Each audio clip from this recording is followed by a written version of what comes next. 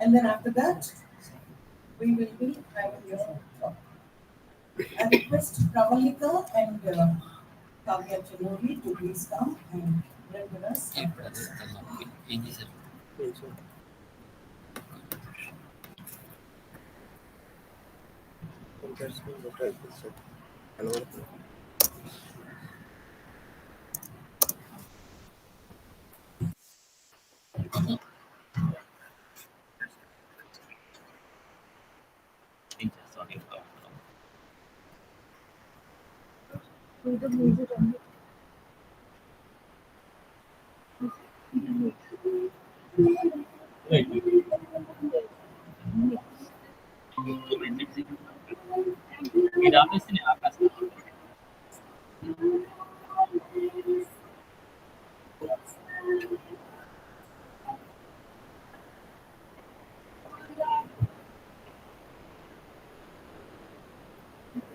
Can I go ahead and share my presentation?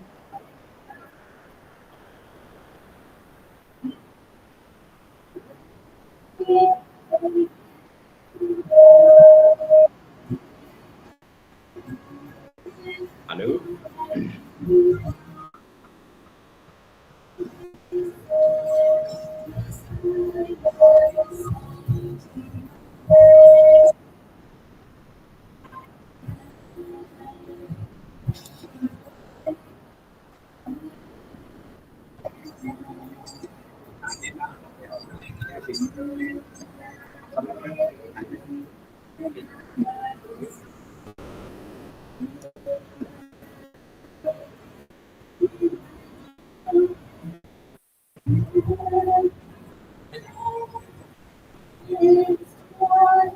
Hello?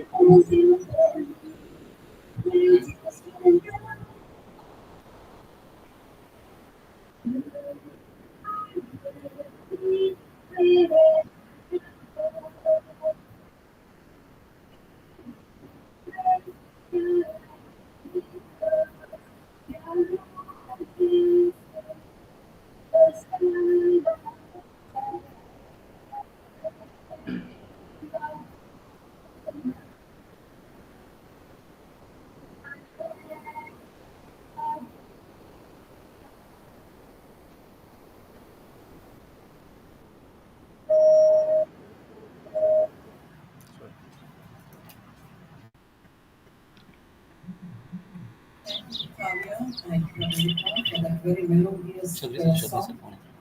Yes, with God on our side, we can do anything. Hello.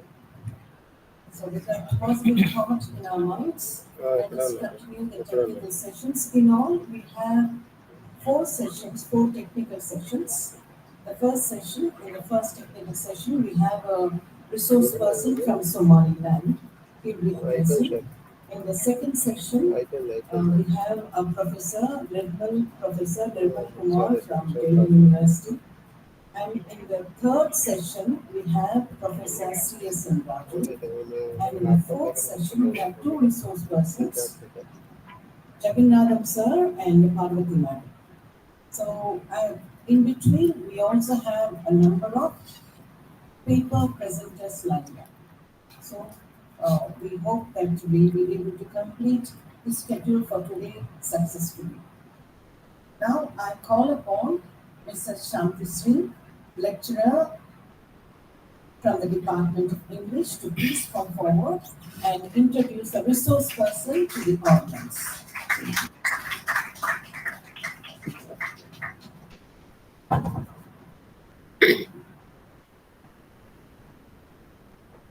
Good morning, distinguished guests, colleagues, and fellow academicians, participants, and my dear students. It is my distinct honor and privilege to introduce to you Dr. Muranga K. Benard, a distinguished scholar and practitioner in the fields of project planning and management, Swahili, linguistics, and education. Dr. Benard brings to this esteemed gathering a wealth of academic achievements and professional experience that underscore his commitment to excellence and service in academia and beyond.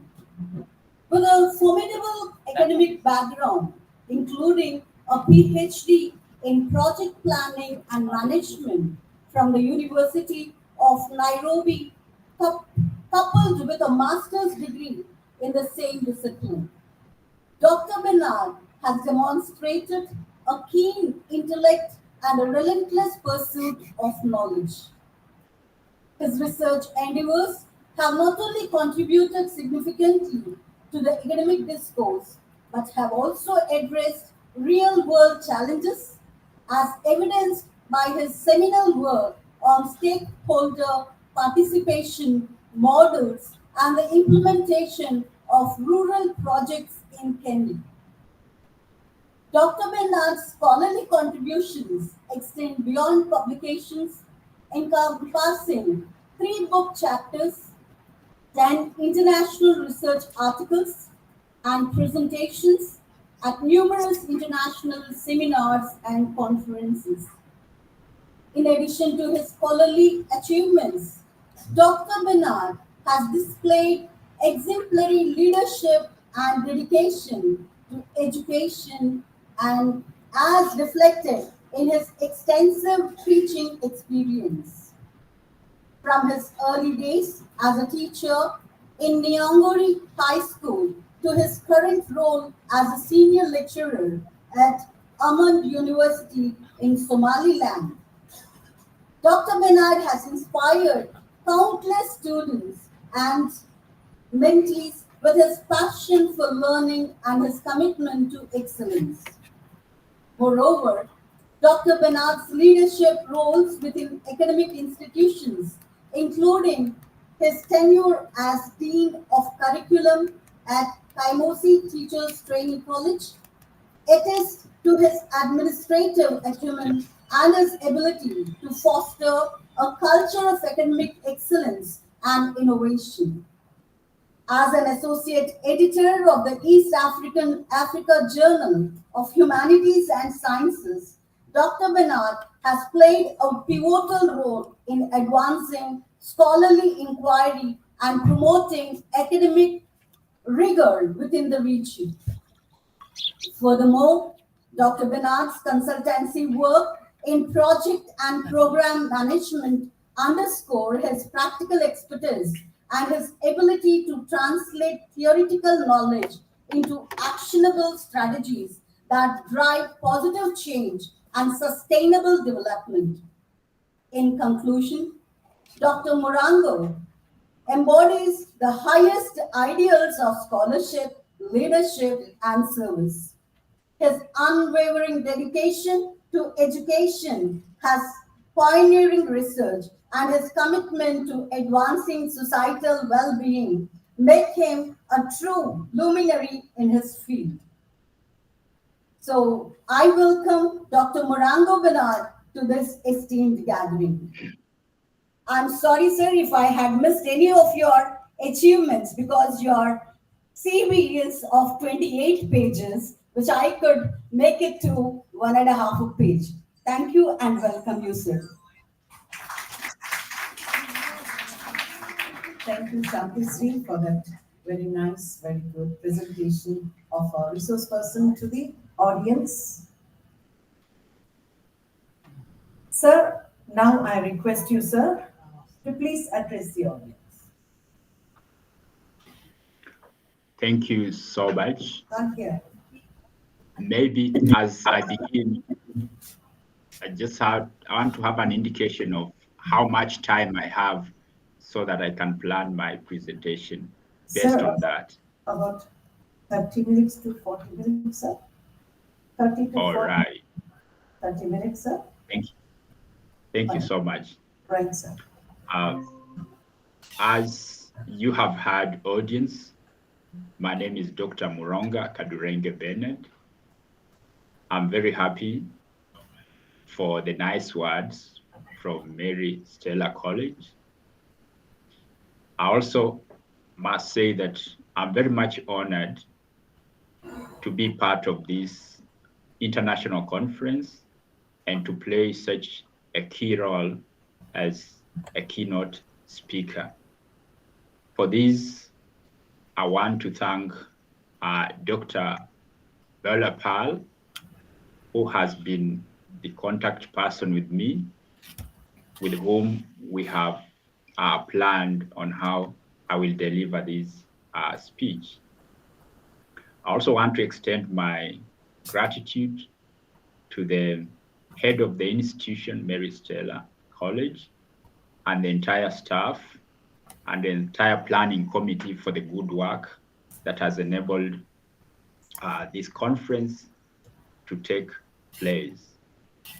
Lastly, I want to mention a word about Professor Govindarajan Kupram.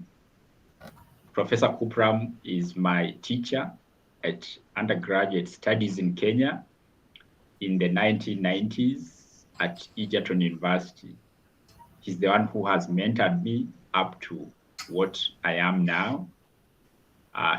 Apart from teaching, he also offered many lecturers in history, archaeology, anthropology, and other development issues. And from him, I have learned so much. Thank you so much, Professor Govindarajan Kupram. I'm aware he also made a presentation here yesterday. I'm very honored to be his student. Now, as I begin, I'll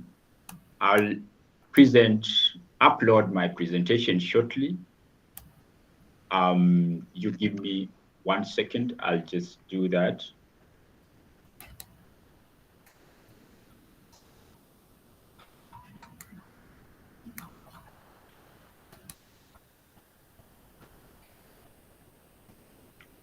Okay.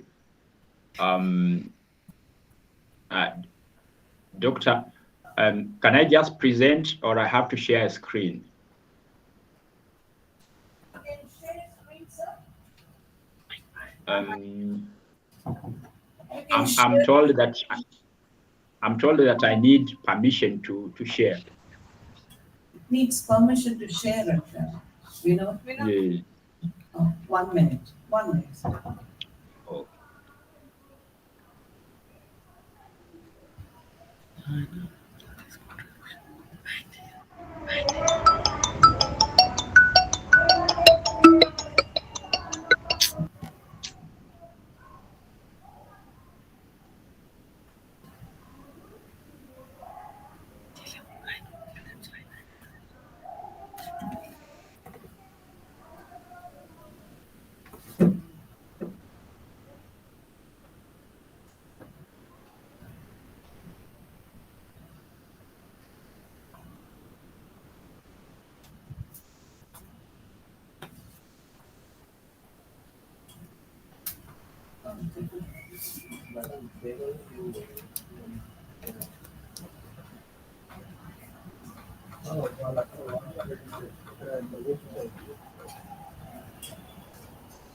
Sir, you only have to start the presentation there, sir.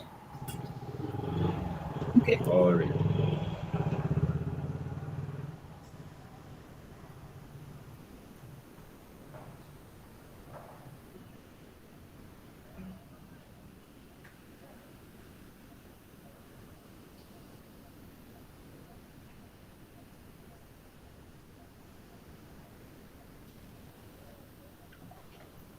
Okay, let me just now refer to it from here because I'm not able to share.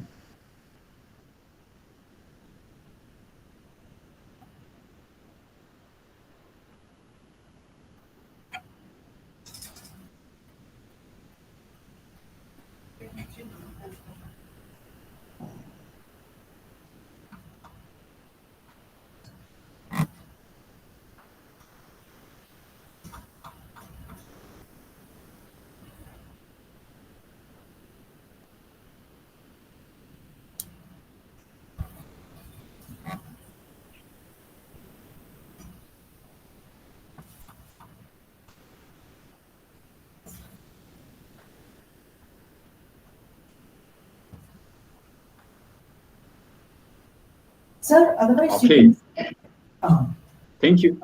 Thank you so much. I got another copy from which I can present. So, dear audience, my paper is titled the Footprints of India's Diplomatic Policy. In this paper, I have structured in such a way that the first section offers the evolution of India's foreign policy, where we have structured this evolution in three historical phases, which defined the global, political, economic, and security order. These are 1947 to Excuse me. 19, Sir, excuse me yes, for interrupting. Can you send your PPT to us? We can upload it here. all right, Can you send it to us? okay.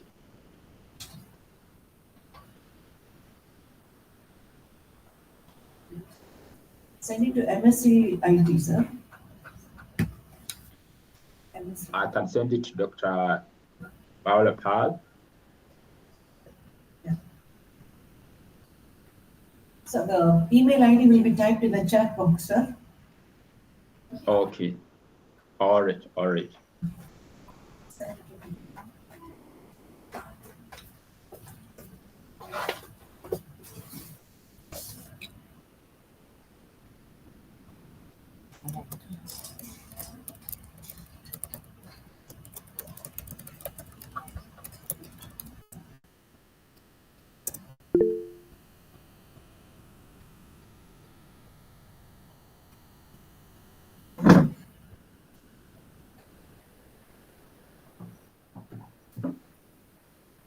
So you can send it to mscitcore@maristella.ac.in, sir, please.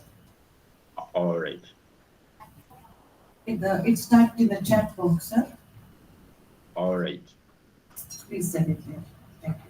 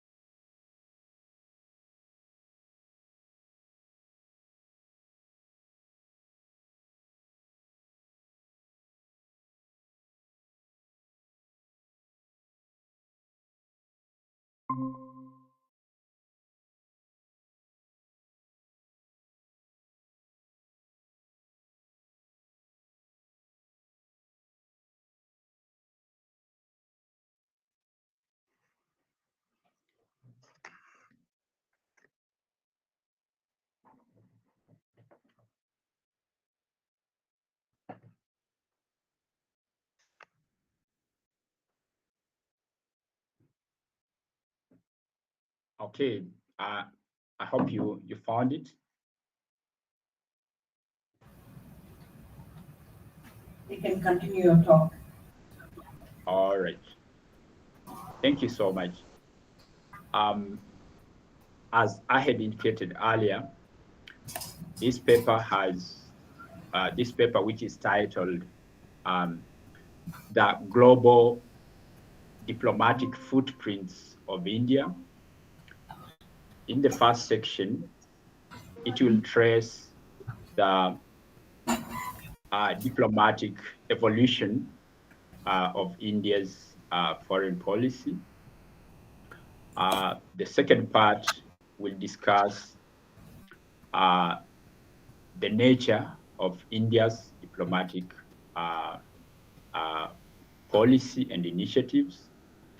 The third part, main part, will discuss the main approaches that India has used to advance its diplomatic initiatives. And lastly, we shall look at some of the challenges uh, that India has faced in its diplomatic endeavor. So I will start by talking about the evolution of India's diplomatic initiatives. These will be traced in three historical phases. The first historical phase is the period between 1947 to 1991. This was the period following India's independence, which India gained in 1947 after having fought British colonialism that lasted for about 200 years, 2 centuries, quite a long period. So immediately, India emerged from colonialism and gained its independence. It came face to face with a situation where the entire world was polarized into two main poles, one headed by the USA, the other one headed by the USSR. That ushered in what we know very well as the Cold War, pitting the East versus the West. During this period, uh, the economy, the political landscape, the security landscape was very tense. So India was very careful in its foreign policy because what did India do? India adopted a policy of non-alignment. It neither aligned to the East nor to the West. This was very tactful because India did not want to antagonize um, any pole, and at the same time, it wanted to reap the benefits of having relations with all the blocs. So India's foreign policy was mainly of non-alignment, and it went ahead to employ various diplomatic measures to advance its foreign interests abroad. The second main phase in the evolution of India's diplomatic initiatives was the period between 1991 to 2008. What happened between these within this period? There was the collapse of the USSR, which disintegrated into many independent states. What did that mean? It meant that the entire world had only one remaining superpower, the USA. So we entered a period of a global order where we had unipolar arrangement. At the same time, there were serious financial difficulties for many countries, and India faced the same challenge. At the same time, because of the vacuum left by the collapse of the USSR, many lesser or smaller powers started to emerge in the name of the United Kingdom, France, Germany, Japan, Russia, which now replaced the USSR in terms of the main power there. So this whole situation presented a new order, a new world order, which was a unipolar, and India was observing this very, very carefully. So India moved away from non-alignment because the whole political, economic, and even security world order was changing. So India moved ahead and developed what we call multi-alignment, meaning it was able to relate with the main superpower, the USA, and also the other powers which were emerging, as the case may have presented. So the 1991 to 2008 period was a period where India now shifted its foreign policy to become multi-aligned in nature, and it embraced globalization, and it adopted many other diplomatic approaches, as we shall see later, to advance its interests abroad under the main foreign policy of multi-alignment. So it was able to relate to the USA, UK, Germany, France, many other countries in a multi-alignment arrangement. And this served India very well. During this period, India was able to register many, many advancements on many fronts, economically, culturally, politically, and in terms of even security. Moving away from that period, 1991 to 2008, we had another world order emerging from 2008. What happened during what is happening during this period, because it is 2008 to the present. During this period, there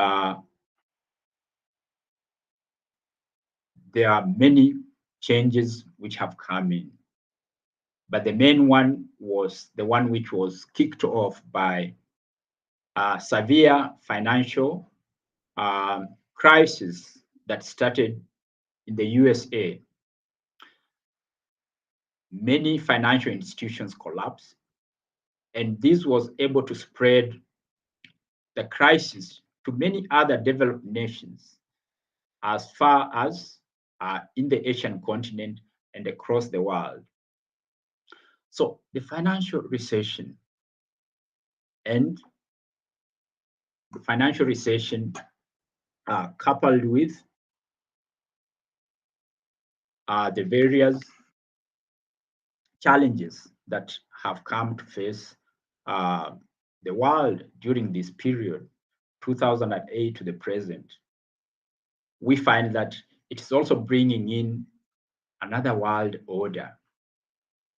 And part of this is that the entire world is witnessing a situation whereby the USA as the superpower that was remaining after the collapse of the USSR is also facing challenges.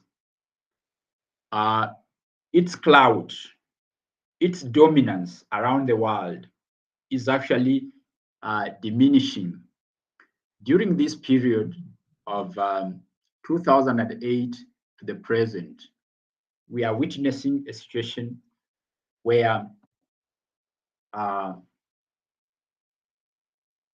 the center of power is beginning to shift from the West, led by the USA, to the East.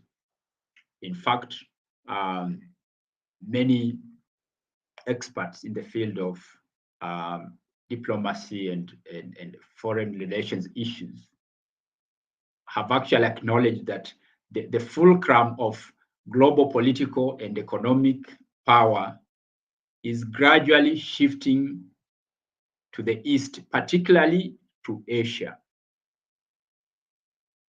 This is very interesting because that's the general region where India is placed. So the center of power is shifting to the East, and that is where India is incidentally placed.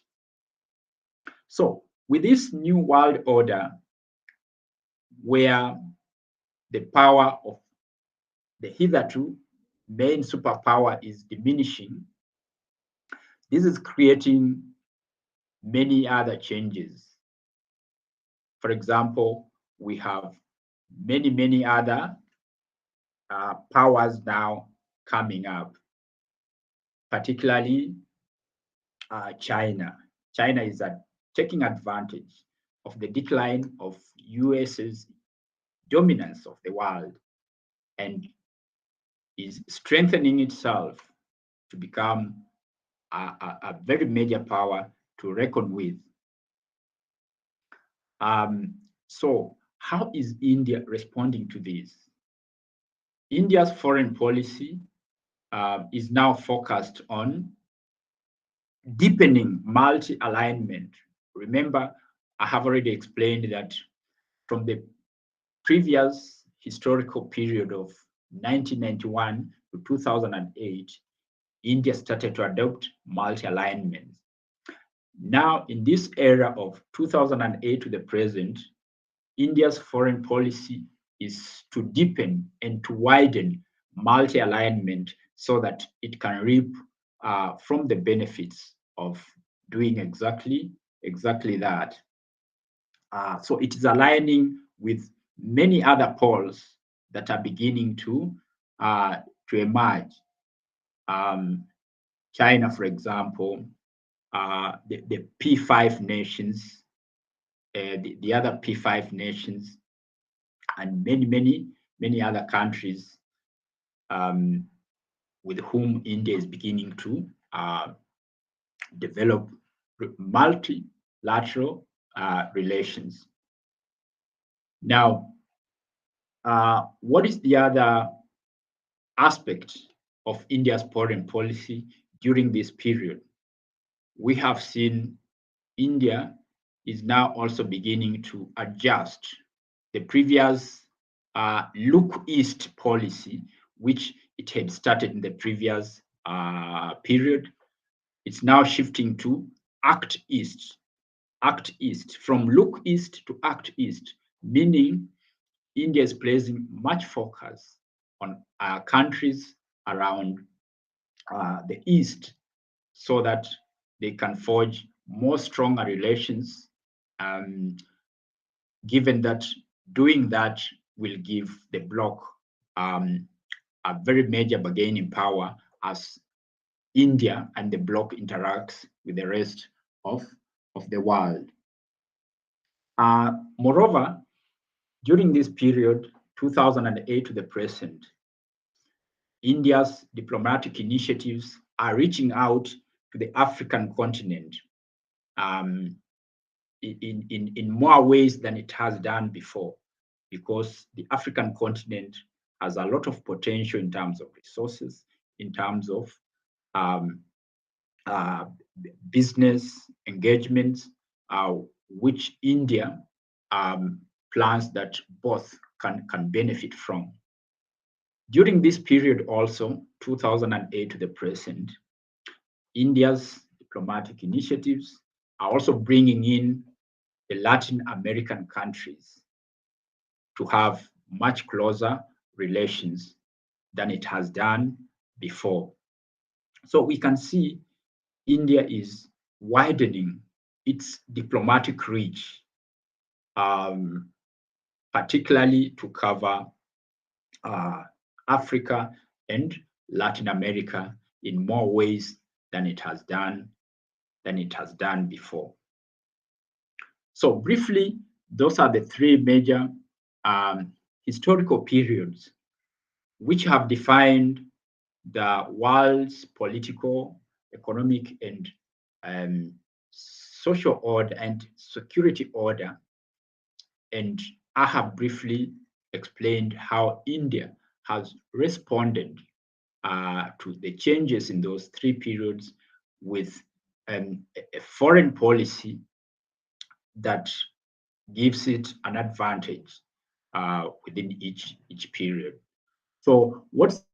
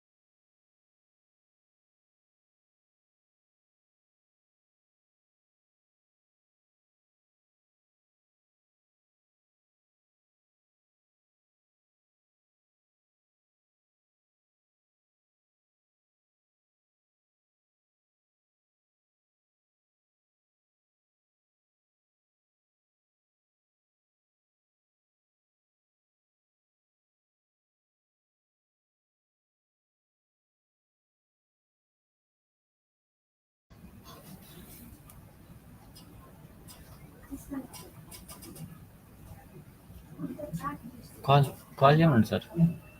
I think he has left the meeting, maybe some technical problem. I think he'll rejoin. Please sign in. No, in the, you can send a message. I'm sending. There is a phone. ಎಷ್ಟು వచ్చారుగా నేను బయటికి వెళ్ళాను మహాడుగా నుంచి 4 కిలోలు తెప్పించేసి సరే Sign in. Ah. Sign in.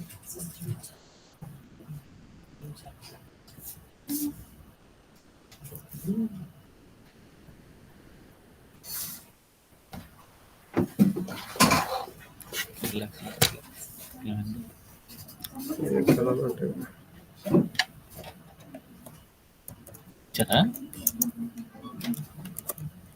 Of చేశాను ఒక పక్కన వస్తే resound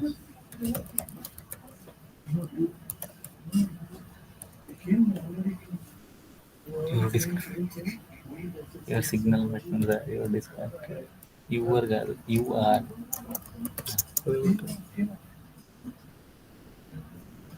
disconnected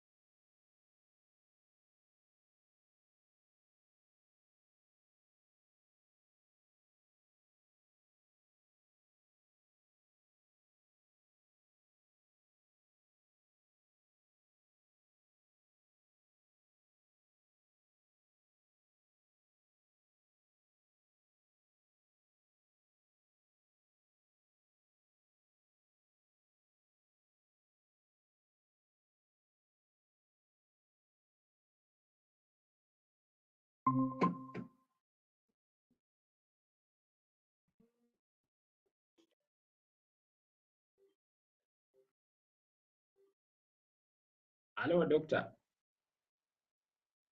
Hello, doctor. Yes. Hello. Can you hear me now? Hello. Sir, yes, we can hear you. We can hear you. Yes. I'm very sorry. I lost connection, but I'm We now can hear back. you. Okay. Yes. Can I continue now? Yes, sir. Yes, sir. Yes, sir. So, having traced the evolution of India's diplomatic initiatives through those three main historical periods, I want to briefly summarize the character of India's foreign policy.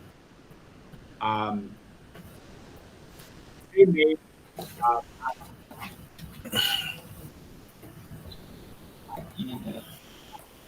Sorry, alignment, starting with non-alignment from 1947 to 1991, shifting to multi-alignment between 1991 to 2008, and then deepening and strengthening multi-alignment from 2008 to the present has been the nature of India's foreign policy as enshrined in its diplomatic initiatives. Secondly, we have had the aspect of India strengthening ties with its neighbors. Neighborhood first policy. There is the neighborhood first policy in India, where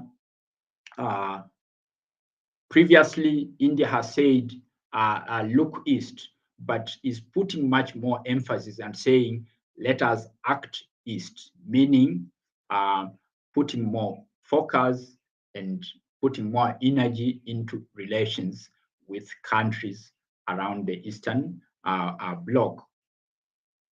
Other than that,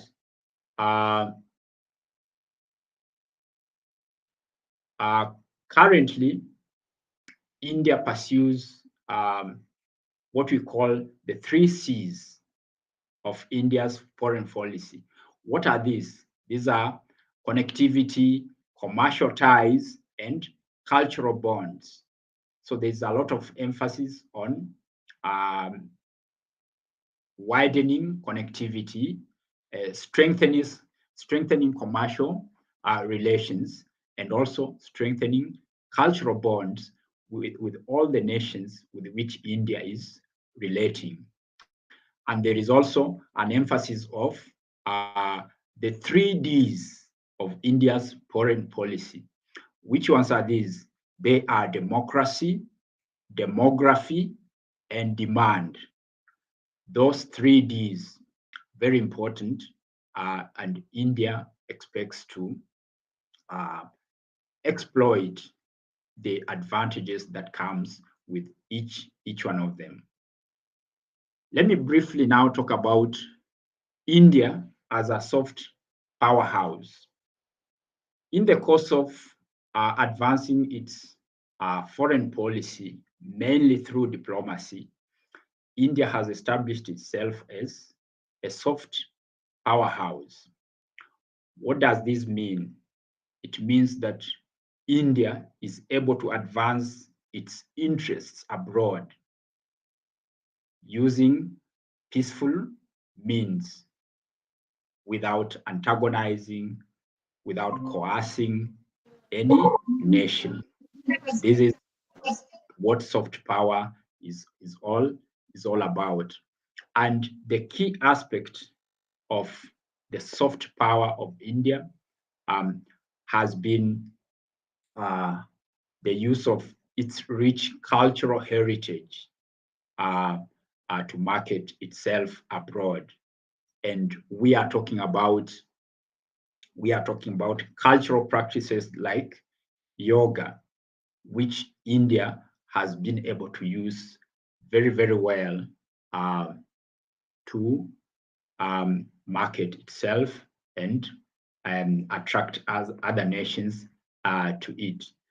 Even a country like Kenya, where I come from, yoga is gaining a lot of popularity, and this is also helping to deepen ties with India. So in its diplomatic initiatives and exploits, India is also coming out as a very, very formidable soft power. If you look at the Global Soft Power Index 2024, India is ranking number 29. Number 29 is a good position because it is in the top 30 out of about 193 nations that have aligned to the UN. India ranks number 29 on the Global Soft Power Index. That shows how India is very, very powerful in terms of using its soft power to advance the interests of India and the people of India abroad. Let me move on now and talk about some key approaches in India's diplomatic initiatives. We have seen that India has sought to project a good image globally, right from the time it gained its independence up to the present. To do this, India has been able to use several approaches, one of them being public diplomacy. Public diplomacy involves initiatives to brand the country and to talk about the country to the foreign audience in a way that attracts that country to the global public. And India has been able to do this very, very well. So public diplomacy has been one of the main approaches of advancing India's diplomacy. The second has been economic diplomacy. In this approach, India has sought to use its economic resources as a means of trying to advance its interests. One of the key highlights of India's economic diplomacy includes an aspect where, at the moment, India is on the forefront of relating with many countries around the globe, but particularly for Africa, India is trying to find a mechanism where, as it helps the African nations to develop and solve their many economic challenges, it is also trying to use that also to benefit its nation and its people. Then we have the cultural diplomacy approach. Cultural diplomacy, as I mentioned earlier, is a very key aspect of India's soft power. At the moment, India has about 20 cultural centers distributed across the world. These centers are showcasing India's rich cultures and its diversity. And through this, India has been able to make very good relations with other nations, and it has been able to benefit from that process. Then there is health diplomacy, in which India is participating very, very actively. Health diplomacy involves initiatives that help develop policies that promote global health. India has done very, very well to come up with policies that have helped to advance global health, right from advocating for cheap drugs and cheap vaccines, up to supporting many other countries to set up vaccine manufacturing companies. So all these brought together have been in the pool of India's health diplomacy, which in the process India has also used to project its image abroad. Then we have the climate change diplomacy. This one has a lot of global politics. Climate change is a very critical issue at the moment, and all the nations of the world are trying to come up with an arrangement that will ensure that the whole world is safe in terms of climatic factors. Now, the politics of it are very interesting because India is one of those countries which are blamed for carbon emissions. And there's a lot of pressure for India to try and cut down on its carbon emissions. Now, as part of India's climate diplomacy, India is coming up with diplomatic measures of convincing the other major players in the climate debate that we cannot have the same conditions like for USA, China, and many other developed nations which started their industrialization many years ago. We cannot put them on the same level with India and give them the same conditions. So India is trying to diplomatically push an agenda that, yes, let us have climate change protocols, but let it be differentiated. The conditions you give to the USA, China, Germany, and so on should not be the same conditions that you give to India, because India started industrializing in the recent. These ones have polluted the world for many, many centuries. So can we have a set of conditions that are differentiated for every region and for every country? And I think this one makes a lot of sense in terms of India trying to advance its climate diplomacy. I found it to be very, very interesting. Those are some of the key strategies which India has exploited to advance its foreign policy, mainly through diplomatic means. Let me finally talk about the challenges that now constrains India's foreign policy goals and international relations. One, we have the issue of the nuclear weapons.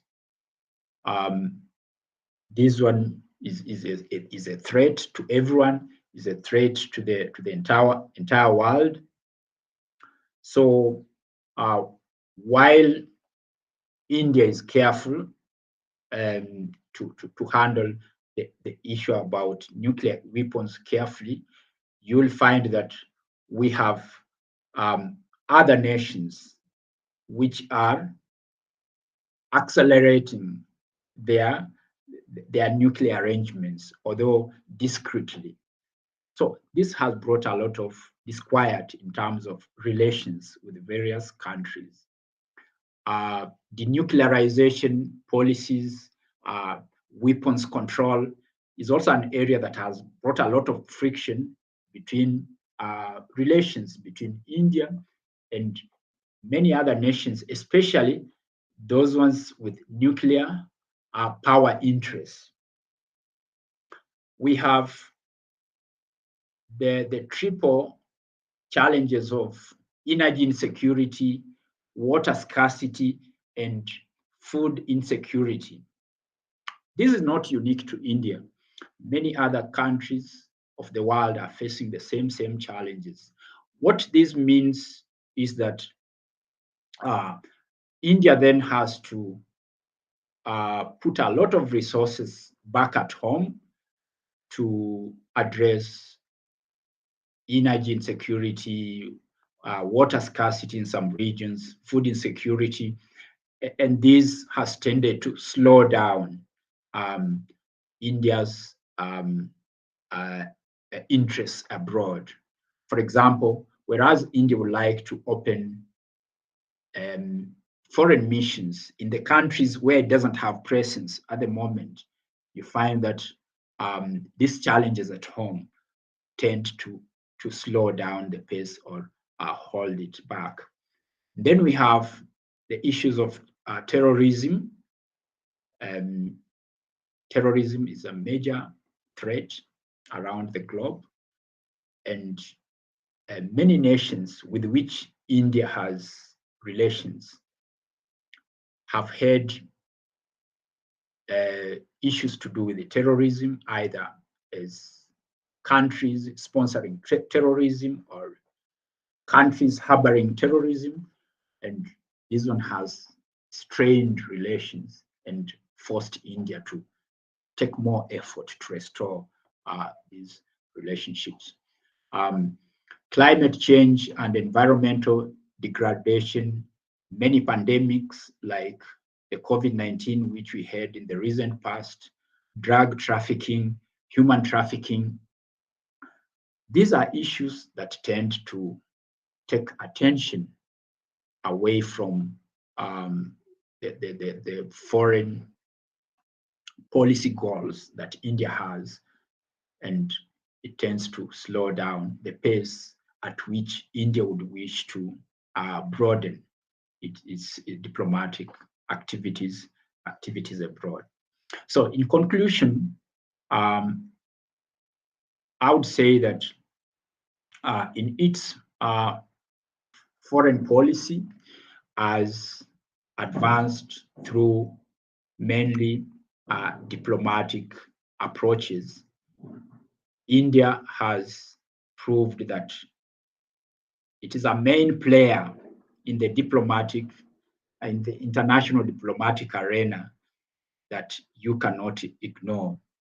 Indeed, at the moment, in this period that we said is the historical period of 2008 to the present, India, apart from being a major player around the global diplomatic arena, is also emerging as the focus of diplomatic activities in the South Pole. So India is becoming a leader of the global South, around which many nations are coalescing as they try to chart out individual nation foreign policies, and also the global South foreign policy agenda. Thank you so much for listening to me. Over to the moderator. Thank you so much. So thank you, sir, for that very enlightening talk. Through your talk on Indian footprints in global diplomacy, you have very clearly told about the role of India in the various periods of time before the British, during the British rule, and then from 1991 to 2001, and then from 2008 to the present, and how India has gotten involved in the various issues that go around the world. So her policy of neighborhood first policy to act east, and then you talked about the 3 C's and 3 D's: democracy, demography, and demand, and connectivity, cultural bond, All these things make us understand the very important role that India is playing in the global diplomacy, and also the key approaches that it is adopting to protect good image abroad and to get connected through economic diplomacy, and of course to have cultural diplomacy, cultural approach, and health diplomacy, and so on. So I'm sure, girls, it was a very interesting, sirs. It was a very interesting talk. You would like to ask sir any questions? Now you could ask questions. They can ask questions and you can answer if they. All right. Anybody has any questions? Sir? You can also ask. Sure, sir. Please come here, sir. Sir, please come, sir. He's already still there. Now we have with us Professor Nirmal Kumar from Delhi University. Please welcome him with a big round of applause. He is the main resource person for the coming technical section from 11 a.m. onwards.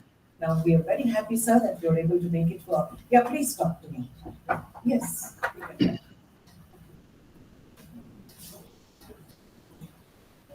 Sir. Sure. So you can talk to me.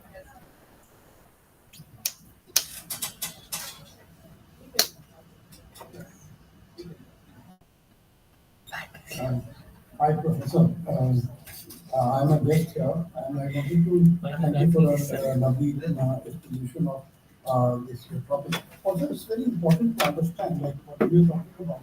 I thought that Somalia, Somaliland, your whole of Africa is very important from Indian diplomacy's point of view that we realized in India, we realized quite early in the days of post-independence India, when Nehru was the Prime Minister, and from there onwards, every government has realized, which you have tried to highlight. The only one thing is that, is missing that I would like to say that India's obsession with certain powers in Europe and, of course, Russia, it havoc with our diplomacy. And another thing is that our diplomacy is very opaque.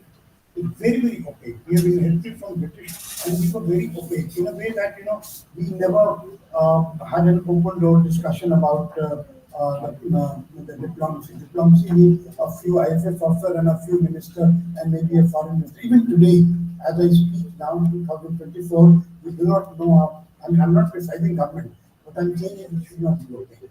Like in other countries, it is not. That is why, the beautiful lecture that we're talking about, one thing that is missing from our side, that we have not been open about our policy about, Africa, despite trying to be very, very, very friendly. One, from academic point of view, I teach history, and that is why I tell you, in Delhi University where I teach, we don't teach African history. And that goes on to say that what is the government stance on this? We don't teach many countries. We just started teaching Canada, could not manage because there was no interest in Canadian history. You are interested in superpower, that is America. You're interested in England because that used to be a superpower, or European history.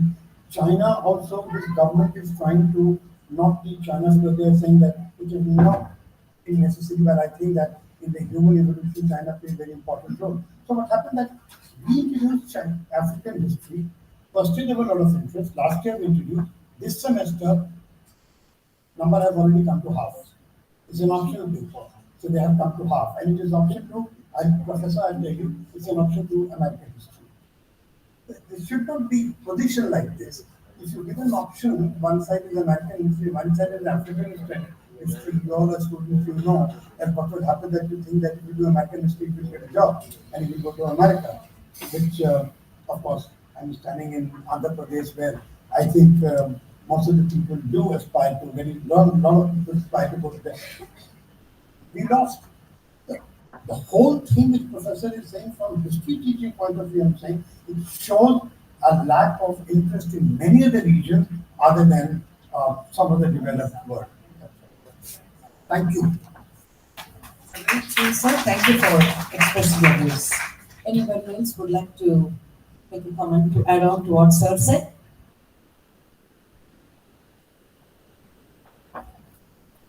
Anybody else?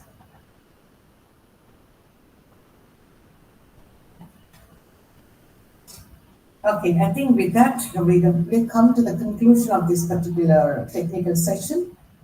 Sir, thank you so much for taking time and joining our session online. And we hope for Thank you. more and more intellectual and academic sessions with you, sir, in the future, hopefully. And so I thank all the students and the faculty members and the professor from Delhi University for joining us this morning. And so now we'll break for tea. And after tea, we have another technical session. That'll be all. Thank you so much. Thank you so much. Thank you. We'll be in touch with you, sir. Thank you, sir. God bless. Have a great day, sir. All right. Thank you so much. Thanks, Thank sir. you. Thank you. Thank you.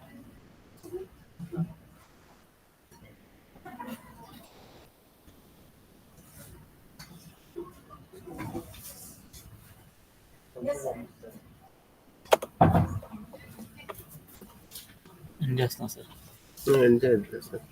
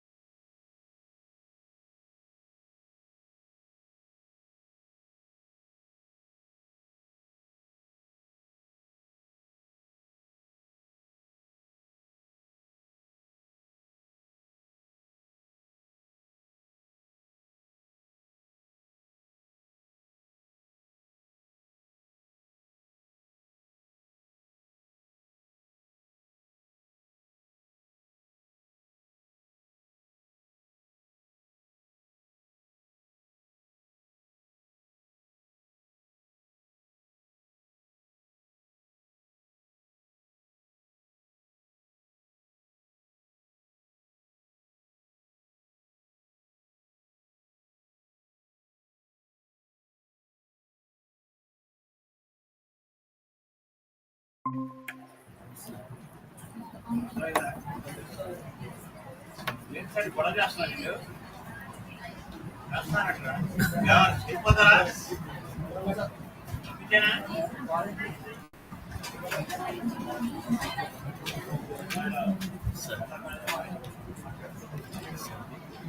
good.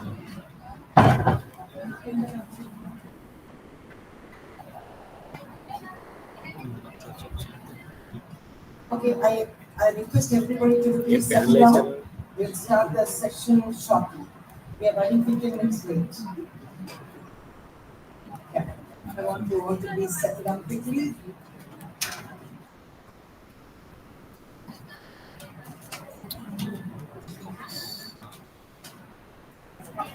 Yes. Okay, so today we will start.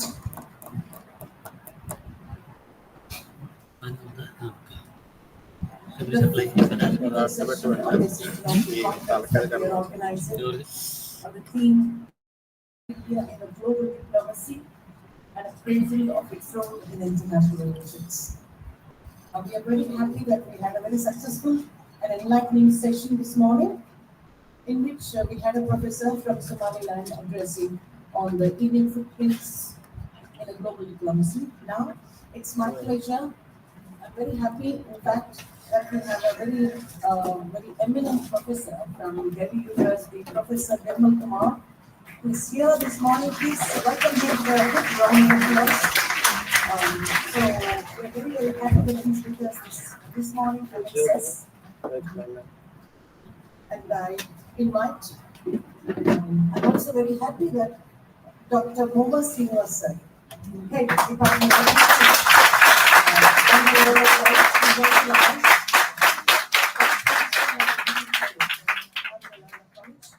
who has agreed to be the chairperson for today's technical session. I request you, sir, Moba Srinivas, sir, to please come on to the dais.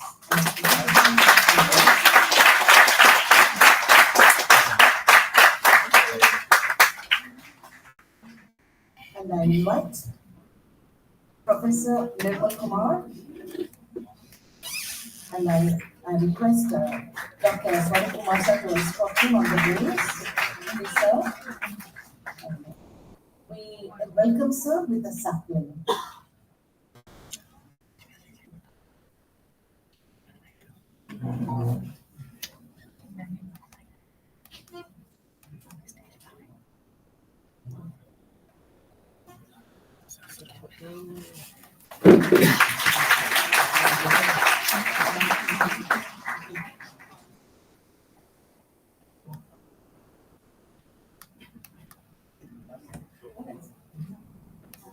It is my pleasure to invite Moba Srinivas sir with a sapling.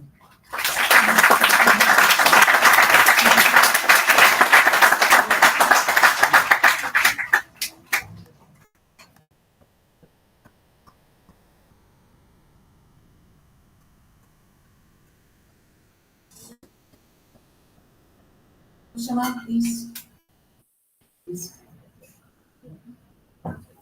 Okay. Now I hand over the proceedings of this technical session to Moba Srinivas sir. Sir, please.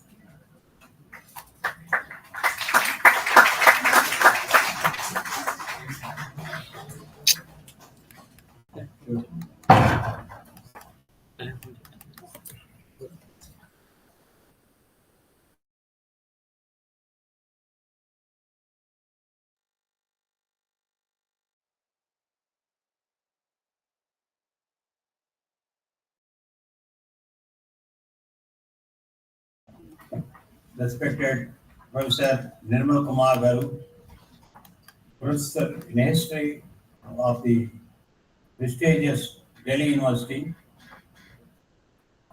respected Ravi Kumar Garu, Head of the Department of Economics of Stella College, Swarup Garu, Dr. Swarup Garu, madams, colleagues, and students of Stella College and Andhra College. A very good morning to you all. Indeed, I am honored to be here. I do not know whether I deserve to be the chair for this session or not. When I received repeated phone calls from Land Professor Vila Madam, I made it a point to at least be here during the time when I have a class in my class, while my class students will be here. That's how I am here. And generally, these days, the end of March, we'll all be busy completion of syllabus, the mid-examinations and all that. And it has become a regular event for all the colleges, not only of Andhra Pradesh, but entire India, to organize seminars, sorry to say, in a ritualistic manner. Perhaps professor from Delhi University may not understand what I am saying. The condition of the social sciences have become so worst. The students, even the lecturers, we are not finding sufficient atmosphere or proper atmosphere. We actually concentrate on the concepts and understand the world around us. If not the international, at least the local small world also. We are just running. It's very important that we all sit peacefully, ponder over the issues surrounding us. In fact, today's theme, India in the context of the global scenario, the role that India could play. Okay. I must tell that I have not gone through properly also the brochure you have sent. Shamelessly, I am according. The reasons for this, I think all of you know. But even then, it's a very important theme. We have been seeing, actually I have not seen, I didn't find time even to see the TVs. Very rarely I see the newspapers. In fact, I was invited by several TV channels to address the same topic. So I have vomited all the nonsense that I know about this topic. I am doing the same here now in few words. So the thing is very important. Our Honorable Prime Minister, very, very frequently, speaking about that India, Vishwaguru, you all must be hearing to these words. Vishwaguru India. Am I able to reach you? ప్రపంచానికి గురువు అని మోడీ గారు మాట్లాడుతున్నారు అవునా madam Vishwaguru India sir so probably he was having in the mind that India is capable of playing a part in this world in all respects. In 1990s we had LPG, liberalization, globalization and privatization, and that opened the windows and doors of all countries to every country in all respects. It has positive effects, evil effects. Some countries benefited, some countries did not benefit. It posed a challenge of not only competition in the economic terms, in production, in marketing, and some benefited. The industrially advanced countries have benefited a lot. There is a mass migration of human beings in search of global employment. Temporarily it appeared that some few coppers have come to some people, and they thought by getting coppers, people have transformed their lives. No, the crisis starts now. Now India is of course, it is becoming a world power, but at the same time, India is going to be a country where largest number of people will be aged. Youngsters are there, aged are also there. And they are left like that. You go to rural areas, even the urban areas, even in Vijayawada, big houses with single person, woman, man, sometimes wife dies, husband dies, a lonely person will be staying there. Children will be flying. One doesn't know whether the person dies and the dead body is not cared for a few days. So that's where something of India's past comes to our mind. What is India's past? In fact, in some of the sub-themes of this particular seminar, it has been mentioned that India can play a role taking its historical past into consideration, its cultural glory into consideration, its tourist potentiality and all that. But diplomatically, recently in Delhi we hosted Day-2 summit. Strategically, in terms of geopolitics, India can play an important role because in the international political economy, the contemporary political economy, the Asia is the biggest market. Purchasing power of the people and less technological advancement in these countries. Advanced technologies can produce and dump the goods here, like, colonialism of a worst case. That's why countries in the world, advanced countries, are looking towards India. And India is leading big master's role. That's where temporarily India it appears to be benefiting and it's playing an important role. But in reality, if one has to address this topic, one has to go deep into not only the conditions prevailing in this country, not only the international scenario of production, distribution, movement of goods, people, diaspora, but also in the respective countries, the local politics. India is in the threshold of the politics now, the election scenario. How are the people going to be mobilized? How is votes cast? Are we really democratically mobilizing the people? And we are talking about playing an important role in the world. Madam, Dr. Beulah being a historian, perhaps she has in her mind, of course, economics and political science people also must have thought in the terms of economic distributions and international geopolitics and all that. Historically, one can say that in the past, India has developed a culture with great values, morals, virtues, and we even had a concept in the past of Vasudhaivika Kutumbam, world as one family. Such concepts which have been, there in this country comes to our mind whenever some political potentates try to mobilize the people by paracularly using the patriotic fervor, quoting histories, using the terms like this, Vasudhaivika Kutumbam and all that. But really one has to think, what is the reality that is there in this country today? Are we not still bogging with regionalism, casteism, communalism, religious fanaticism? Academic curriculum is guided by that. And what is of course, to one angle you may say that we have a good family structure. A man and woman do not have 5 wives, 5 husbands. No, of course, Mahabharata says one.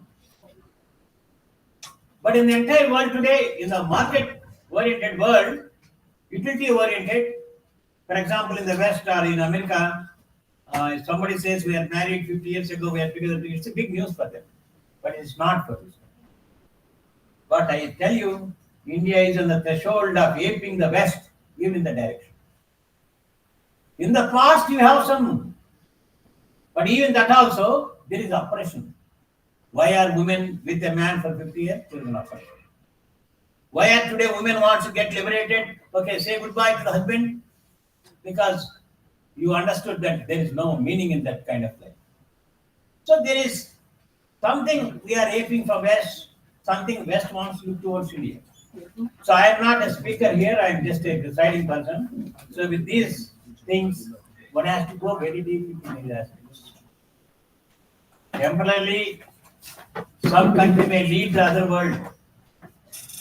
And that leading is not because really from the ethos of a country, we are playing a part. There is temporary needs to look towards some direction. But however, today we are in this stage where something of India is good and the world is looking towards, and maybe because the entire world has become too vulgaric in materialistic terms and rank competition and like Merchant of Venice, Shylock, India has not reached that stage, so people from other side of the globe may think India is still good. India is also getting corrupted. So the civilization marched from one stage to another stage, and in the recent past, India, although in the past, very remote past, we may be in a very good state, but we are stunted, we are forced to look towards the West from the time of the colonialism, and we are not free from that. And with the entry of globalization, we are getting corrupted, and temporarily whatever is there in India may be looking good. That's why our Prime Minister may be saying that Viswaguru, and we may be thinking that we got a role now in this present decades of this present century, that we are going to be a model for the entire world. But I doubt. With these words, I thank the organizers for making me to say these words. So thank you for the honor which I may not deserve to be here. Thank you, madam.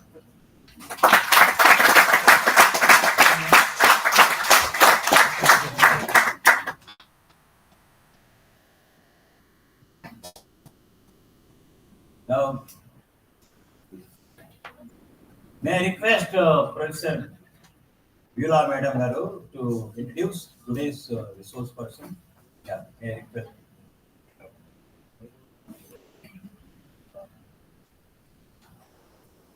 Thank you, sir. It's an honor to introduce to you Professor Nirmal Kumar from Sri Venkateshwara College, University of Delhi. He's a professor of history, and sir, because of his various achievements, because of his talent, capability, and his contribution, has been awarded. He's a fellow of Royal Asiatic Society of Great Britain and Ireland, UK. He's the ICCR professor at Vienna University, visiting professor, Andhra University, Aarhus University, Denmark, Charles Wallace Visiting Fellow to Leeds University, UK, Fellow, Indian Institute of Advanced Studies, Shimla, India. He has also taken up a number of projects.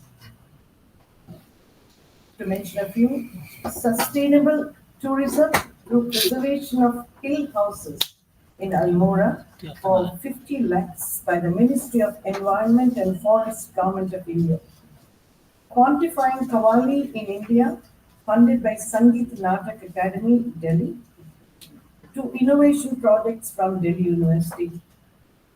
Situating widowhood in 18th century Rajasthan is a major research by ICHR. And he has also authored 2 books on Hindi films and 4 books on Indian history. He's written 18 articles in different journals, 33 international and national conferences. And he has also edited more than 13 national newspapers.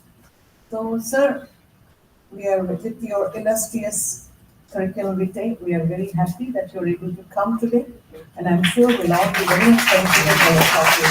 So now I invite you to please deliver your lecture. Thank you, sir.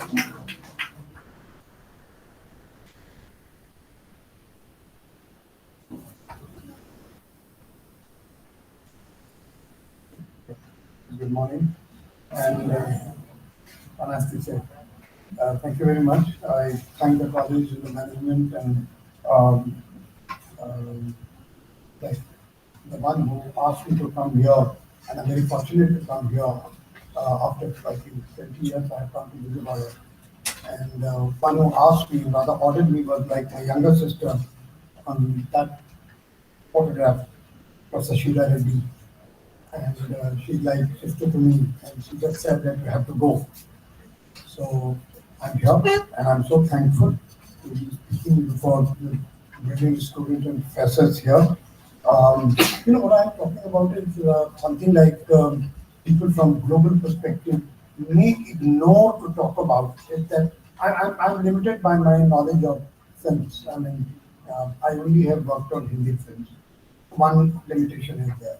I have only worked on women and crime and other histories in Rajasthan, so my another limitation.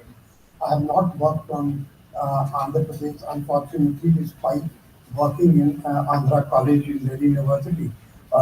This college was run by Tirumali Tirupati Devathanam, and yet I have not been able to work. This is one of my regrets because of lack of knowledge and because of lack of Sanskrit also. I don't know Sanskrit. I only know Urdu. So my limitation was very, very much there. So here to young minds, all of you, even teachers, most of you are half my age. So it is something that I was talking about. I want to talk about films that are they part of a diplomacy. What happened is that when films started being made 1911 and all, I mean around 1911 films were made in a big manner. This is also the time when America was rising on the world, reluctantly. You do world history, man, teach world history to you, and you know about American history. America was a very reluctant entrant into World War. It avoided First World War, it had to get into Second World War. But what happened is that by that time, Britain was already fading. Europe was on its back foot because of Japan and Italy and other dictatorships. So what happened that America was compelled, that it was the biggest economy, you have to be part of this world war. So they came and became the part of the world war. The biggest gainer today, biggest economy today is war. You gain everything. You sell your armaments, you sell your weapons, you sell your goods, you sell your films. So cinema and the Western capitalism, especially American hegemony in the world, started together. That is why they say about Hollywood that if you see my film, you have to eat my McDonald's, you have to drink my Coke. They go hand in hand. So the film has been immortalized in your mind that you take a Coke and take a popcorn. Of course, film theaters are very expensive now. No longer there were 10 rupees cinema and all. It has become 1,000, 100. In Delhi, I have cinema halls where you have tickets for 2,400. So a family of four will become absolutely poor. And of course, Coke and Pepsi is even costlier. You come from a land, I mean, Tamil Nadu and Andhra Pradesh are the land where the films are a culture, much more than the Hindi land. You understand better than me. Hollywood brought capitalism with itself. So you can't be watching, it is said that in a Marlon Brando, very, very famous comment, you can't be watching my film without Coke and the Pepsi. He said, and the popcorn, of course. So the popcorn has become a culture. Now they come with that. Along with that comes war. Whether it is the Second World War, whether it was the Vietnam War of 1960s, or whether in 1980s you had Kuwait-Iraq War, embedded journalism came. With the army, journalism went, journalists went. With the army, you're rooted out to a very respectable channel today. CNN started with cable news network. It started with embedded journalism. We do have a lot of embedded journalism in India right now. I don't want to go into it. The election year is very political. But that's happening. World over it happened. So Hollywood came with that. Many of you may have a lot of memories of some of the films, like Papillon, like many of the Vietnam War films, World War films, even Sound of Music. I'm sure that you must have seen Sound of Music. Lovely movies were made. All of them had a message, a political message: live my life, wear my clothes, eat my stuff, eat burger, don't eat by hand. In many of the restaurants in Europe, where you go, there it is written, eating by hand is prohibited. Just because they want to you to use the spoon and the fork. The eating by hand is bad. Comes with Hollywood. Hollywood taught us. Indian films generally have not been able to match up to Hollywood for the lack of budget, for the lack of viewership, for the lack of political intent. The professor before me was talking about India being a Vishu Guru and should have a Kutumbaguru. I have slight reservations, sir. And that reservation is that we are trying to aim to that. What sir referred to it, that what the government wants us to become a Vishu Guru. But your films are not Vishu Guru. No one watches your films. You think that people watch your film. They don't. They have not become political weapon as yet. They're a cultural weapon. Of course. From Raj Kapoor to Satyajit Ray, your latest Natu Natu, everything is cultural, episodic, spasmodic. Please understand this. In one phase, they learn that they enjoy. The whole of Russia used to dance to the tune of Raj Kapoor's Awara Hun. Then it became Mithun Chakravarti Jimmy Jimmy, a song which is derided. I remember when I was a student, this film came and this song was derided for a very bad quality. Today, it has become a brand ambassador in Tajikistan, Kazakhstan, Turkmenistan, the entire Russian Federation. But you're not a political power. Right? Your Prime Minister doesn't say. You don't use it as a political power. You're not selling your food because of this film. No one eats your food. Today, you kids go on an OTT platform and you know about Turkish films. Turkish films have captured 51% of the OTT. There was 81%, come down to 51% now. But literally 81% of the OTT market is captured by the Turkish films. Now, I have not been to Turkey. If you have been to Turkey, my wife went because the men are very handsome there, I guess. I don't know if you want. Your people must be finding Turkish men very handsome. Would you spend 2 lakhs rupees to go there? Question is, two levels that I'm talking about. One is film is imposed on you. That is the Hollywood. A film is made with a budget of a couple of states put together in India. One film would be made for the budget of, like for example, very old film, Titanic was made for the budget of a couple of poor states in India. Whole budget. Revenue, it comes to billions. When you talk of the theatre density, to compare India and America, shameful. For every 6 Americans, there is a theatre. We don't have for 10,000. And when I say that, I don't mean Tamil Nadu. I even exclude Andhra Pradesh. We have a very heavy concentration of film goers. But to take India as a whole, from Assam and Manipur to Gujarat, of course Bihar and UP, where the theatre density is the least, all of Northeast where the theatre density is the least. When you take that, you know what power the cinema has. Are we going to play an important role? I'll give you a brief history of cinema that I'm talking about. When India became independent, Nehru as the Prime Minister, he had some charm. Charm of a defeated person winning, charm of a black, colored, native, Hindi speaking, but who could speak English well, becoming a Prime Minister of erstwhile Raj or a colony. The charm was not that you were a technology guru. With full reverence and full respect to sir, what he said about the Vishu Guru, we don't make a single software. Even today, we don't make a single software. Your phones are not run on any Indian software. Your Pinnacle solves the only thing which I made emphasis on is Pinnacle that you use by the Pinnacle that you use by the banks. You know, Pinnacle is a TV editing software. I'm sorry, Pinnacle. You don't use? Do you make any Ubuntu? Anything open software? No open source software? None. We are not yet there. So when India became independent, you were charmed because you had bullock carts running on the road.